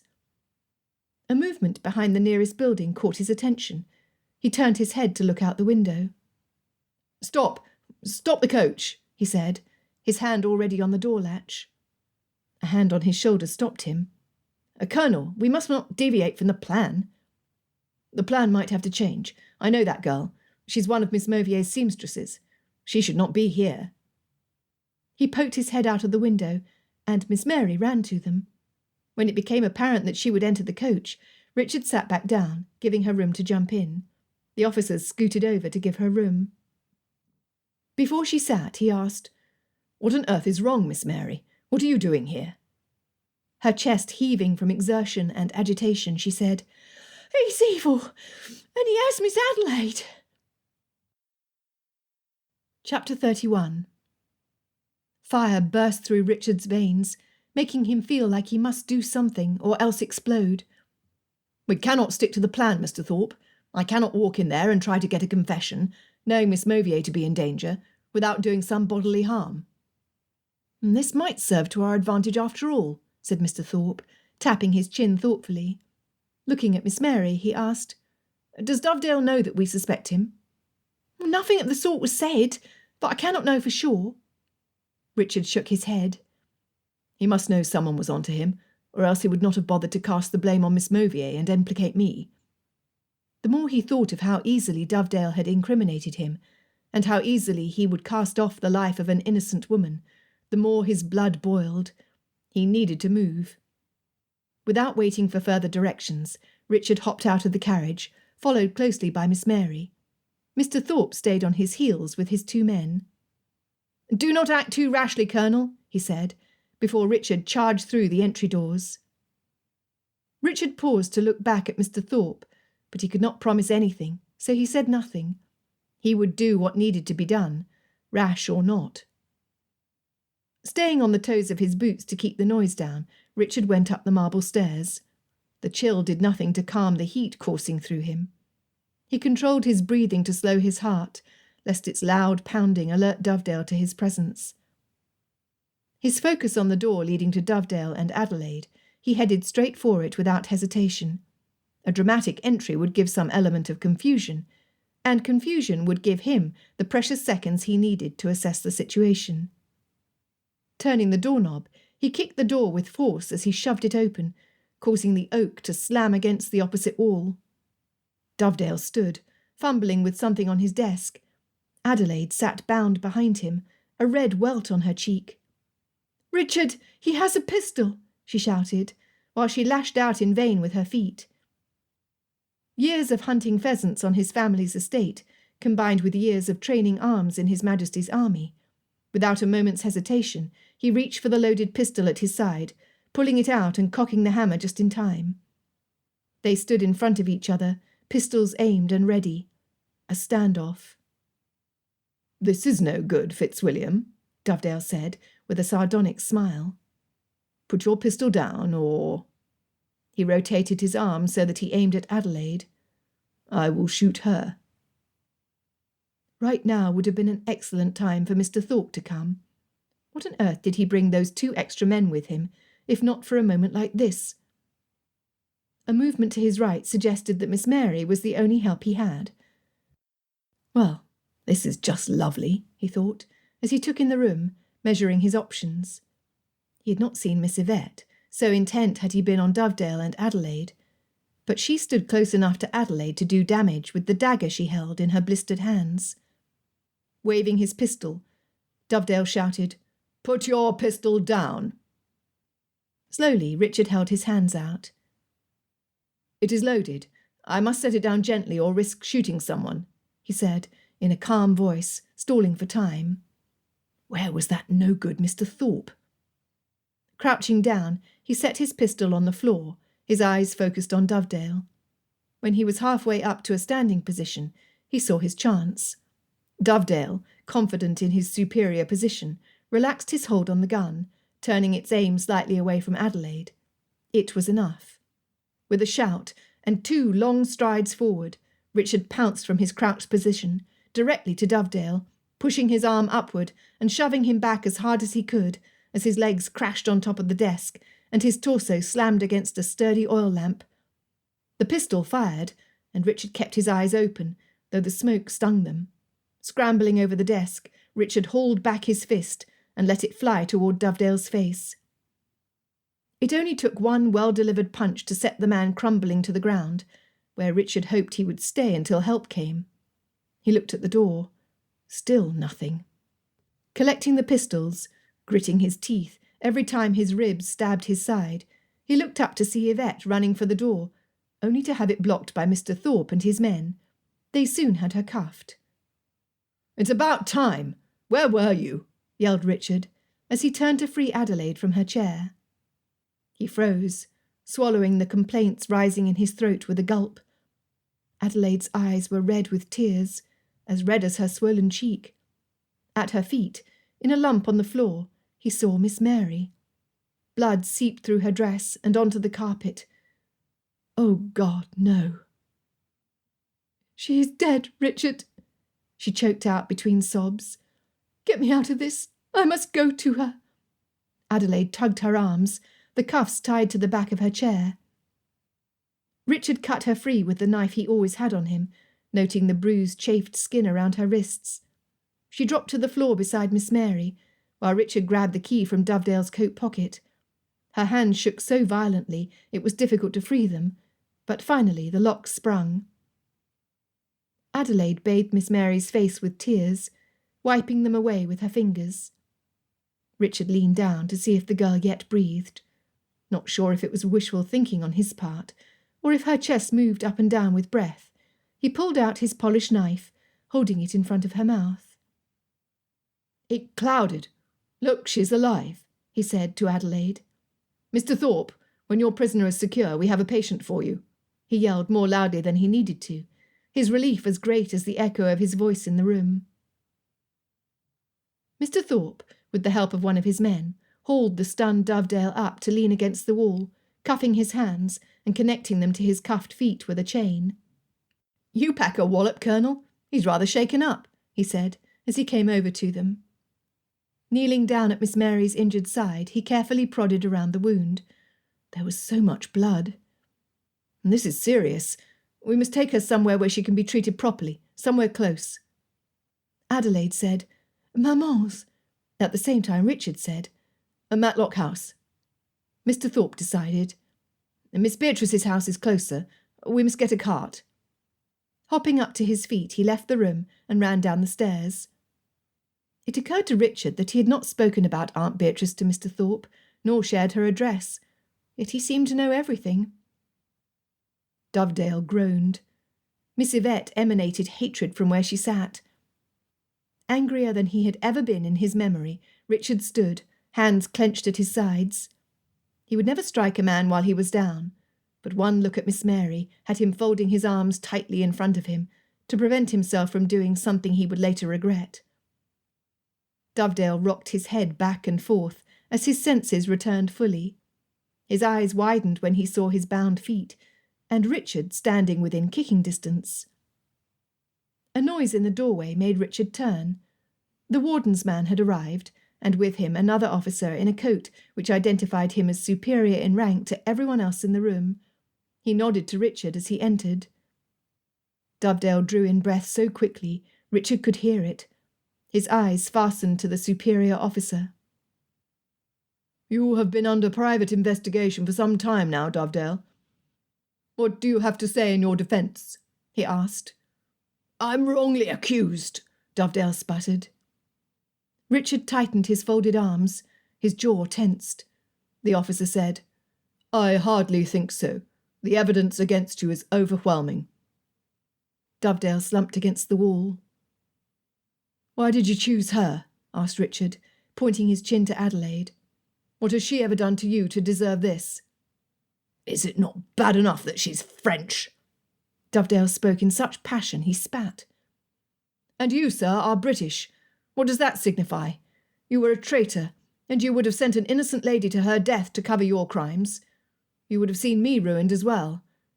We are what our actions prove us to be. Birth has nothing to do with a person's character, or in your case, lack of it." Some of the tension in Richard's frame eased as he spoke. Pulling up a chair, the officer said, "Well said, Colonel Fitzwilliam. Yes, I know who you are. You should not be surprised. It was I who had Mr. Thorpe follow you under the Prime Minister's direction." Turning back to Dovedale, he said, "Now is as good a time as any to hear your confession. Do not waste my time, sir. I shall be rather cross if I have to return to Newgate when I can take care of this here." Miss Yvette hissed from across the room, "Say nothing." She strained against the men who held her fast. Dovedale laughed, an empty laugh full of bitterness. "We shall hang either way. I would rather die with a clear conscience." As interested as Richard was to hear the rest of his story, his eyes were drawn to Miss Mary on the floor. Adélaïde stroked her hair and hummed gently to her. Sitting up against the wall, Dovedale began. "My wife has me in a constant state of debt. I needed money. It is a shame that I, a hero of war, should have to grovel for money, to beg for more time to pay what I owe. With the trade of one secret, I was offered enough to cover those debts and clear my name. In the end, it was much too easy. My wife's dressmaker was to make dresses for a lady who I knew would later travel with her husband to Spain. I found out when they would leave, and it corresponded with the shipment of supplies to our men so perfectly, it would have been impossible for me not to see the opportunity which had been set before me. I noticed a seamstress hovering around Miss Mavens, and recognised the cold-blooded ambition I needed in her. It helped when I learned that her mistress was a Frenchwoman. "You tricked me! I had no idea the message was illegal," shouted Miss Yvette. Ignoring her, Dovedale continued. With a nod in her direction, he said, Miss Yvette was to gain the confidence of Miss Maven, a woman she was cultivating a business relationship with to serve her own purposes. Her task was to find a way to hide one small message on one of the dresses. On the dress's arrival to Spain, I only had to reveal the lady's name. They took care of the rest. "Why did you involve me?" asked Richard. "You are so gullible. You believe that everyone is your friend. When I learned of your connection to Miss Mauvier through the marriage of her brother to your cousin, I could not believe my luck. Your constant association with the lady who would take the fall would imply you in her treachery, thus misleading everyone into believing that you were the traitor the whole time." The high-ranking officer shook his head. "A rushed plan at best, Dovedale. Desperation has clouded your judgment." Rising, he said, "Take him away. I've heard enough." Mr. Thorpe hurried into the room. "I got a cart. We must carry the girl downstairs." Richard took off his coat, pressing it against the fabric Adélaïde already held at Miss Mary's side. Slowly he slid his arms under the girl's shoulders and knees and lifted her up gently. She was as light as a small child. Her skin was so pale, and Richard moved swiftly and smoothly across the room and down the stairs, lest she shatter in his arms. He settled next to Miss Mary in the cart. "I will go ahead of you in Maman's carriage," said Adélaïde as the cart jolted forward. "Easy now," he yelled at the driver. To Adélaïde he said, "Good idea. Ensure there is plenty of clean linen and water, as well as a space for the doctor to work." Adélaïde wasted no time returning to her waiting coach, it taking off at a speed the horses were unaccustomed to. As the cart followed, at the pace of a decrepit nag, he saw Dovedale and Miss Yvette enter the barred carriage which would take them to their new home. The high official and Mr. Thorpe spoke together off to the side. Dismissed with a nod, Mr. Thorpe ran to catch up to the cart. Jumping in, he sat on the other side of Miss Mary. Chapter 32. Adélaïde wished she was sitting in the cart next to Mary, but she felt better knowing that Richard was with her. The coachman expertly wove through the busy streets, urging the horses on so that they arrived to Maman's home in short time. Adélaïde hopped out of the carriage before one of the servants could assist her, running up the steps where the butler already had the door open. Maman waited in the entry hall. "I thought you would not be gone long. I've been busy while you were away, but first you must answer some questions for me." "Maman, there is no time. Mary is hurt. Please ask your housekeeper to ready a room for Mary. She was stabbed with a dagger, and the doctor is coming here to treat her." Maman barked orders, and the housekeeper set to. Placing her hands on Adélaïde's shoulders, Maman said, "Now, what I have to ask concerns your future. Lord and Lady Matlock are in my sitting room as we speak." "Why are they here?" Adélaïde was confused. "I sent for them. They have no idea what their son has been up to, and I wanted to appease myself on a few points of which only they could offer reassurance." Rubbing her cane, as she always did when in deep thought, Maman asked, "What are your feelings toward Fitzwilliam? Do you love him?" Adélaïde felt hot tears spill down her cheeks, stinging the cut across her cheek. She could not speak, so she nodded. He was lost to her. "I thought so. It is a hopeless situation, though. He must marry money, and right now you are on the brink of ruin." Adélaïde bit her quivering lip. How could Maman be so tactless? Granted what she said was true, but need she voice it out loud at this moment, which was quite possibly the worst of Adélaïde's life? Hating herself for being so weak, Adélaïde sniffed back her tears. Dabbing her face dry with a handkerchief, she set to composing herself.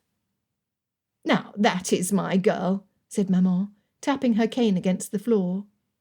"Life has dealt you some harsh blows, but I have a feeling that all will turn out right in the end. Now, I know Fitzwilliam to be too responsible to propose marriage to a lady before he can provide for her. Do you suppose £30,000 would suffice as a dowry?" Adelaide snapped her head up to look at Maman. "Where am I to get such a large dowry? Maman, you live in a half-furnished house with servants as old as Methuselah.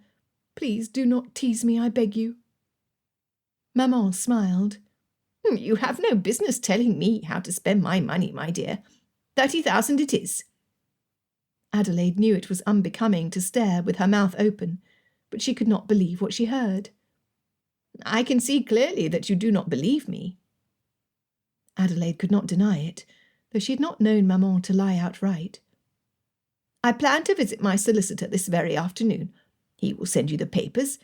He has invested wisely for me over the years, and it would be a shame not to put the money to good use." Adelaide gasped, trying to catch her breath. A glimmer of hope around the black cloud which had hovered above her appeared, and with it an image of Richard. "Maman, are you certain of this? I mean, the last thing I want to do is change your mind, but are you sure?" Maman chuckled and pinched Adelaide's chin between her fingers, forcing her to look her in the eye. "I have never felt more strongly about anything than I do about this. You are a daughter to me. It has always been my plan to will my money to you and Luke. I see now that I can do more good by giving you a dowry now, rather than waiting until I pass for you to inherit. Call me a selfish old woman, but I want to know that when you marry Fitzwilliam, it is because I made it possible."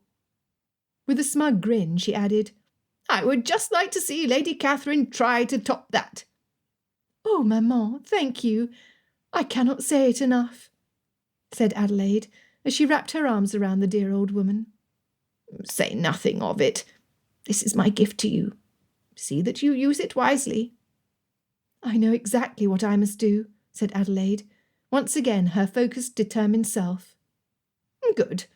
Let us wait with the matlocks in the sitting-room." 2 footmen carried a long table past them into the empty room, followed by the housekeeper, with her arms full of linens, and a maid with a basin of clean water. Adelaide received them at the door. "You can lay her down in the parlour.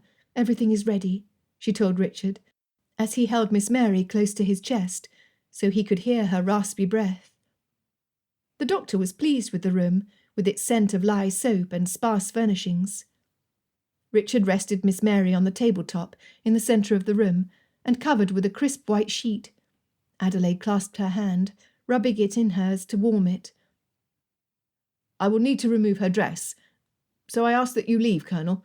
One of the maids may stay with me to act as a nurse," said Mr. Thorpe directly to Adelaide. Already rolling up his sleeves to the elbow, he washed his hands in the wash-basin. With a squeeze to her hand and a kiss on her forehead, Adelaide left Miss Mary. She stood in the doorway until a maid slipped past her and closed the door. Richard rested his hand on her shoulder. "She is in good hands." She reached up to hold his hand and rested her soft cheek against it. Adelaide seemed to gather strength from his touch. After a minute, she lifted her head, straightened her shoulders, and said, "We ought to join the others in the sitting-room." "Others?" "Maman called Lord and Lady Matlock." Richard had hardly passed any time at home during the past week, allowing them to believe that he spent most of his time at his club or with friends. It would come as a shock for them to learn what he had really been up to. "How is Mary?" asked Aunt Beatrice anxiously. "She's in good hands, but we will not know until Mr. Thorpe gives a report." "I want him to look at Adelaide's arms and cheek once he has done his best for little Mary." Richard had thought the same. "How are your hands, dear?" Adelaide turned them, and Mother gasped at the red welts and raw skin surrounding her delicate wrists. "What happened to cause such an awful injury?" She stood beside Adelaide, searching for cuts and bruises. "Your cheek has a cut. It is not deep, but we should clean it." Asking Aunt Beatrice if she had a list of items available, Mother added, I am thankful now that I had boys, and am familiar with how to treat these things. I could write a book full of the horrors my boys put their father and me through." Aunt Beatrice called her housekeeper, who brought what the lady required in a matter of minutes. Mother took Adélaïde over to sit beside her and tend to her wounds. Once they were seated, Father said, "You have a lot of explaining to do, Richard. You had best begin." Richard explained everything in as few words as possible, which was to say that many details were added, and his hindsight did much to add to the story. On repeating the events, it amazed him how easily he had made it for Dovedale to play him like a chess pawn. Mother, full of indignation toward Dovedale, said, "You just wait until I speak with his mother. She will get a piece of my mind, you can count on that. And what is this business of his sending you to Spain? Does that still stand?" She huffed in her ladylike manner. "After all you did, it is abominable that you be treated in this fashion." "Must you still go?" asked Adélaïde under her breath. "As far as I know, the orders were sent. I have no reason to doubt his sending them." The disappointment on her face pierced his soul. Perhaps it was for the best. He could not afford to take a wife without a dowry, and any hope of a promotion had been carted away to Newgate prison, along with Dovedale. To marry now would be an irresponsible act, and one he would grow to hate himself for in the end, no matter how difficult it was to deny himself her love at that moment. The butler entered the room, going directly to Aunt Beatrice. His tone was too low to overhear. Aunt Beatrice looked at Richard, then said, "See him in. We will receive the officer here." Richard went to sit by Father, while their mysterious guest was brought in. It was the Adjutant General, the man directly below the Duke of York in command. Richard stood when he entered. "Please sit, Colonel. I came here directly from Newgate, after parting company with the officer who met you in Dovedale's office. I wanted to make sure the criminals were put under lock and key myself. After hearing his account of what transpired, I have a matter I would like to discuss with you. It is good news, which I do not think you will mind your family and friends hearing, unless you wish for me to speak with you privately." "Please, General. I've had too many secrets lately. I prefer not to have any more. You may say anything you like here and now." The General smiled. "It gives me great pleasure to offer you a better position within His Majesty's army. You see, Lieutenant General Dovedale had a great deal of responsibility, which for obvious reasons he is no longer able to attend to. I want to offer his position, with all of the benefits attached to it, to you. We need an honest man to fill his role, and the field office agreed that you are the man for the job. What do you say, Colonel?" Richard could not believe this happy turn of events.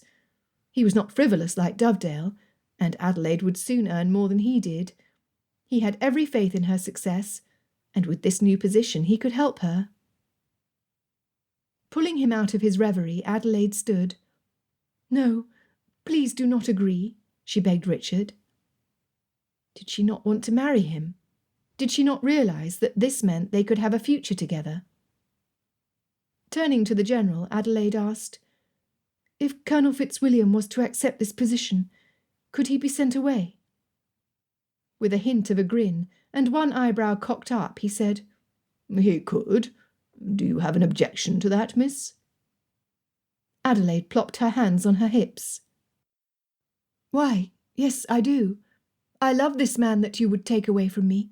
I could not bear for him to be sent away, and am not in a position to leave Mary or the girls who have stood by my side here so that I could go with him.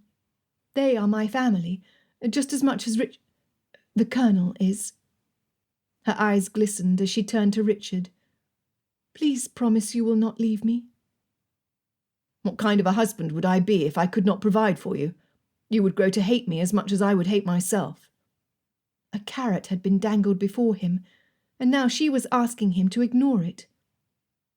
"Trust me," was all she said. He would lose her if he did not take a chance, and that was a loss he could not bear. Addressing the General, he said, "I thank you for your offer. However, I am unable to accept." Turning to the General, Adélaïde said, "Sir, do you not agree that after the courageous service Colonel Fitzwilliam has performed, he should not be made to leave for Spain?" You do bring up a good point, miss, one that I will take it upon myself to grant. The General bowed. If that is decided, then I bid you good day, Colonel Fitzwilliam. I wish you well in your future endeavours. With a sideways grin on his face, he dismissed himself and left the room. Richard collapsed into the chair next to father, nauseated. He tried to sit forward, but his ribs stabbed him. Instead, he closed his eyes and breathed deeply, trying to come to terms with what he had given up. When he opened his eyes, Adélaïde stood before him, radiating happiness. He wished he could share her emotion, but he was half agony, half hope.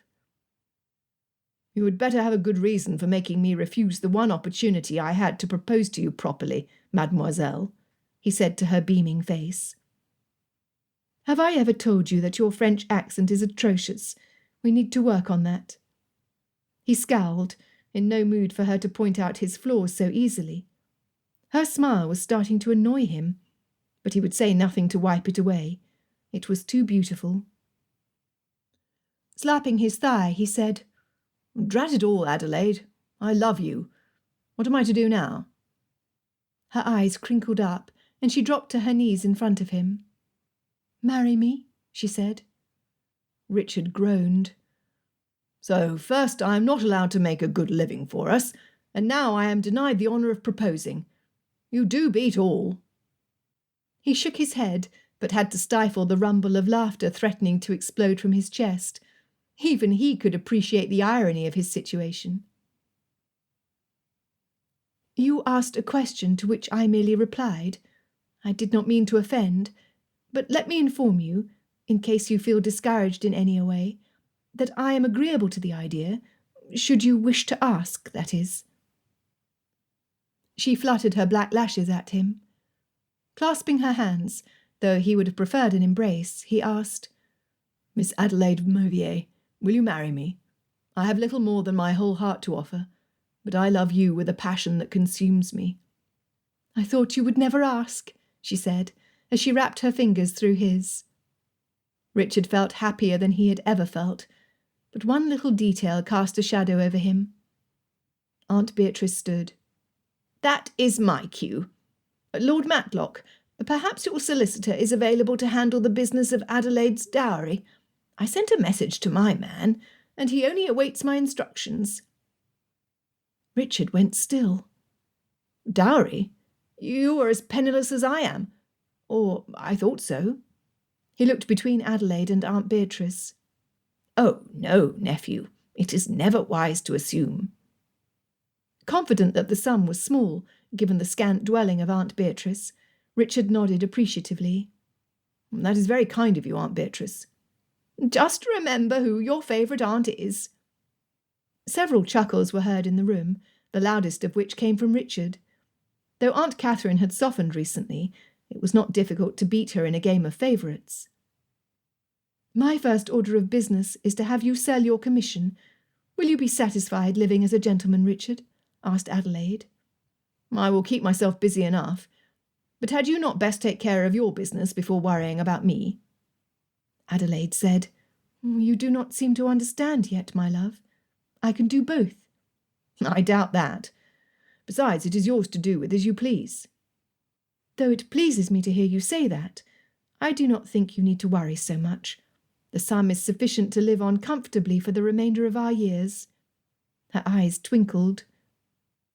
Richard could not express his doubts of that with so many listeners in the room. On that point I will have to blindly trust you. She shrugged. Unless you do not think £30,000 sufficient. Father coughed, Mother exclaimed, and Richard wanted to strangle his bride-to-be. Why did you not say so earlier? I've been wrestling between passion and responsibility these past few minutes, and you could have put me out of my misery. Adélaïde raised her eyebrow coyly. I wanted to make certain that the passion won. The more Richard thought about it, the more he warmed to the idea. Chapter 33. They married early that winter. Aunt Catherine, after hearing about her nemesis's generous offering of a dowry, insisted that the wedding be held at Rosings. However, Mother felt it more appropriate that the lady who inspired the design of her front parlour should be married in it. In the end, Mother won, and Richard's entire family, and all of Adelaide's, joined them for the ceremony. The first snow of the season sprinkled down in white, glistening flakes. Icicles strung from the trees and bushes outside the front parlour windows. Everything looked bright and full of hope. Surrounded by family, Richard's heart was complete as his eyes rested on his beautiful wife. She wore the very dress she had toiled over, the dress which had made him suspicious and caused him to spend so much time in her company. Both Mrs. Darcy and Anne wore gowns which flowed suspiciously over where their waists should have been. It made Richard happy to see how attentive Darcy was to his Elizabeth. She had made him a complete man. They would stay in town during her confinement, at the insistence of Mr. Darcy, who glowed at the prospect of finally having a grandchild to grace the grounds of Pemberley. Where he wished for an heir to be born, Georgiana made no secret of her preference for a girl. Darcy was too happy to care one way or the other. Luke, true to his theatrical origins, spared no comforts toward his wife, and could be observed speaking to Anne's hidden belly several times during the course of the day. Aunt Catherine had done her best to convince them to stay at Rosings, but instead found herself residing with them in their newly rebuilt and furnished townhouse above Anne's art school. Richard's respect for Luke increased on observing how masterfully he kept peace and order in his household, without losing his patience or his sanity. Miss Mary stood next to Adelaide. The stab wound had been nothing compared to the feisty girl's tenacity and will to live. Fighting off infection and weakness from loss of blood, she had not parted from their side since. Her sister Emily had done much to secure fabric upon her removal from Miss Maven's. After news had spread of Miss Maven's treatment of her own family and her underhanded dealings with her competition, she did not have much use for fabric anyway. She had retired to the coast, where she would no doubt try to re-establish herself. So long as Miss Maven left his girls alone, Richard did not care. Aunt Beatrice and Sir Francis were there to celebrate the joyous occasion. Richard would be eternally grateful to his uncle. It was he who had arranged for Richard to accompany Adelaide and his sister in their coach from Rosings, thus affording Richard time with his green-eyed temptress.